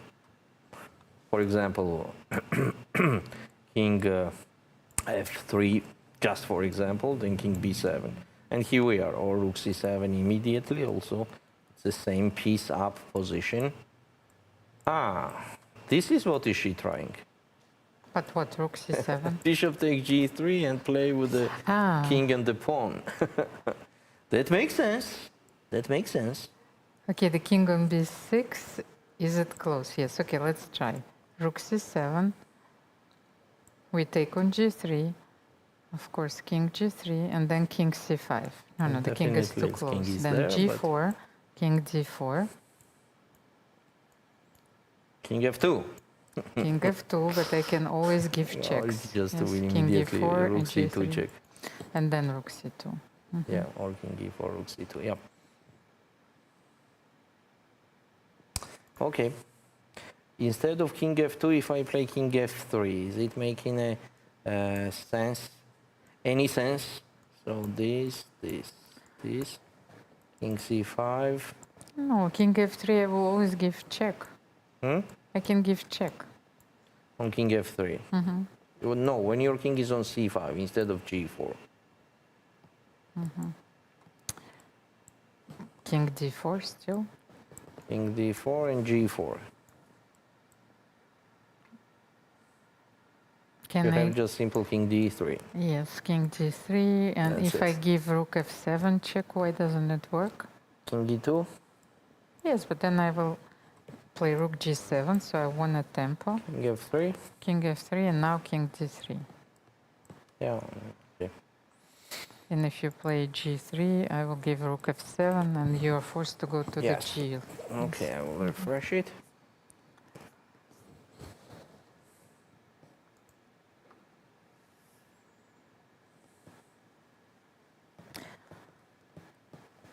These are the final moments of this round. But we know that Tan Jung-gi is winning. Yes, it's winning. It's just king d4 to move. She's about to stop the wonderful run of Vaishali Rameshbabu, but her tournament will end here. So we'll have the second Chinese player who will qualify to the semifinals without tie breaks. And as we know, Tan Zhongyi did so she will do so for the third time. She was in the semifinals in Baku, in the semifinals in Sochi. She's a very dangerous opponent, of course, but who has been performing consistently. And she was playing very well. Don't forget, of course, that she played in April. Yes, she played against Zhu Wenjun in April for the World Crown. Yes, And yes. even though this match was won by Zhu Wenjun, who defended her title, it shows that Tan Zhongyi is very determined to qualify for another candidates tournaments and to have another shot at the title. Yes. Vaishali has 30 seconds. She's playing King F2. Check. King E2, Rook G4, King F3, and King D3, G3, check, King G2, King E2, King, where to go with the king now? Where to go with the king now? Okay, let's go on H2. Let's go on H2. Here the simplest thing will be Rook H7 check, King G2 or G1 does not matter, and Rook G7. And on the next move, we're just capturing that pawn. We're just attacking and capturing that pawn. And actually, this is exactly what Tan Zhongyi is doing. I wanted to show you that with the king on H1, just a simple idea. Just stalemate idea? Yes, stalemate. So just to show it here, good with the king to H1, of course. It doesn't work, but I will show it. Wait, which line you are telling me? Just a King sec. G2. I have to now go Rook to F7, that. let's say we have it now. Just in the You are current saying position. this moment. Yes, King H1. So King F3. No, King H2. I cannot do this. Even that is not possible. It's not. Okay. Anyway, so working. in the game we have just a sec. Just one last refresh of the board, and here we are. King E2 is the last move. So maybe now we can create that. Okay, this is your idea. Yes, my idea is this. Yes. King G1. Rook G7. Rook G2. G7. G2. King F3. Rook. Yes, King H1, of course. Now it's necessary to play King F2. King F2 is a very safe choice in this position, but there is still a stalemate, which I wanted to show. Yeah, this is a stalemate. So King H1 was in the game. Now Rook H7 check. Actually, it's not even necessary. It's not even necessary. Rook G7 immediately, also winning. So it's not necessary to be super technical till the end. Yes, Rook G7, she will go King G2 back. And just Rook G6. That's it. Or somewhere with the rook on the G file. Yeah. It just saves the time, nothing else. Otherwise, Rook H7 is kind of technical move. Okay, so wait, what? King F3. Yes, she can also possible. play as King But F3. here she has to be careful. G2. G2, check, and this is exactly the position that we are considering. King G1, Rook G7. And King F2. H1. So. No, she did even the easier way. Unfortunately, we don't get this position. Oh, but now Rook F7, King G1.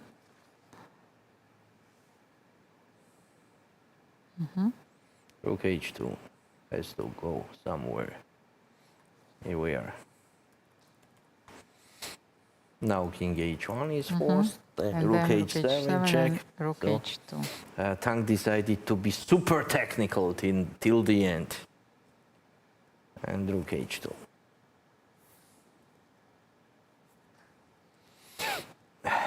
Okay. We have what we have. We have two decisive results and two draws today also. Yesterday we had the same. So this is it. Congratulations to Tang Zhongyi. She's in the semi-final.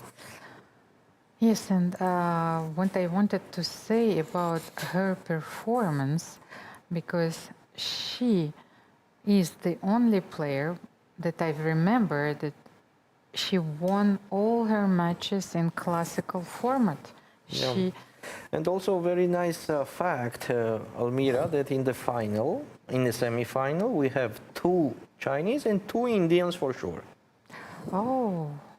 It's automatic. Okay. But are they playing together? Maybe let's have a look at our bracket. So we have Lei Tingji, we have Tang Zhongyi, Yes. right? We have Hampi Conero and Dronavali Harika playing against Deshmukh Divya. Okay, but let's have a look. What are the brackets? Are Lei Tingji...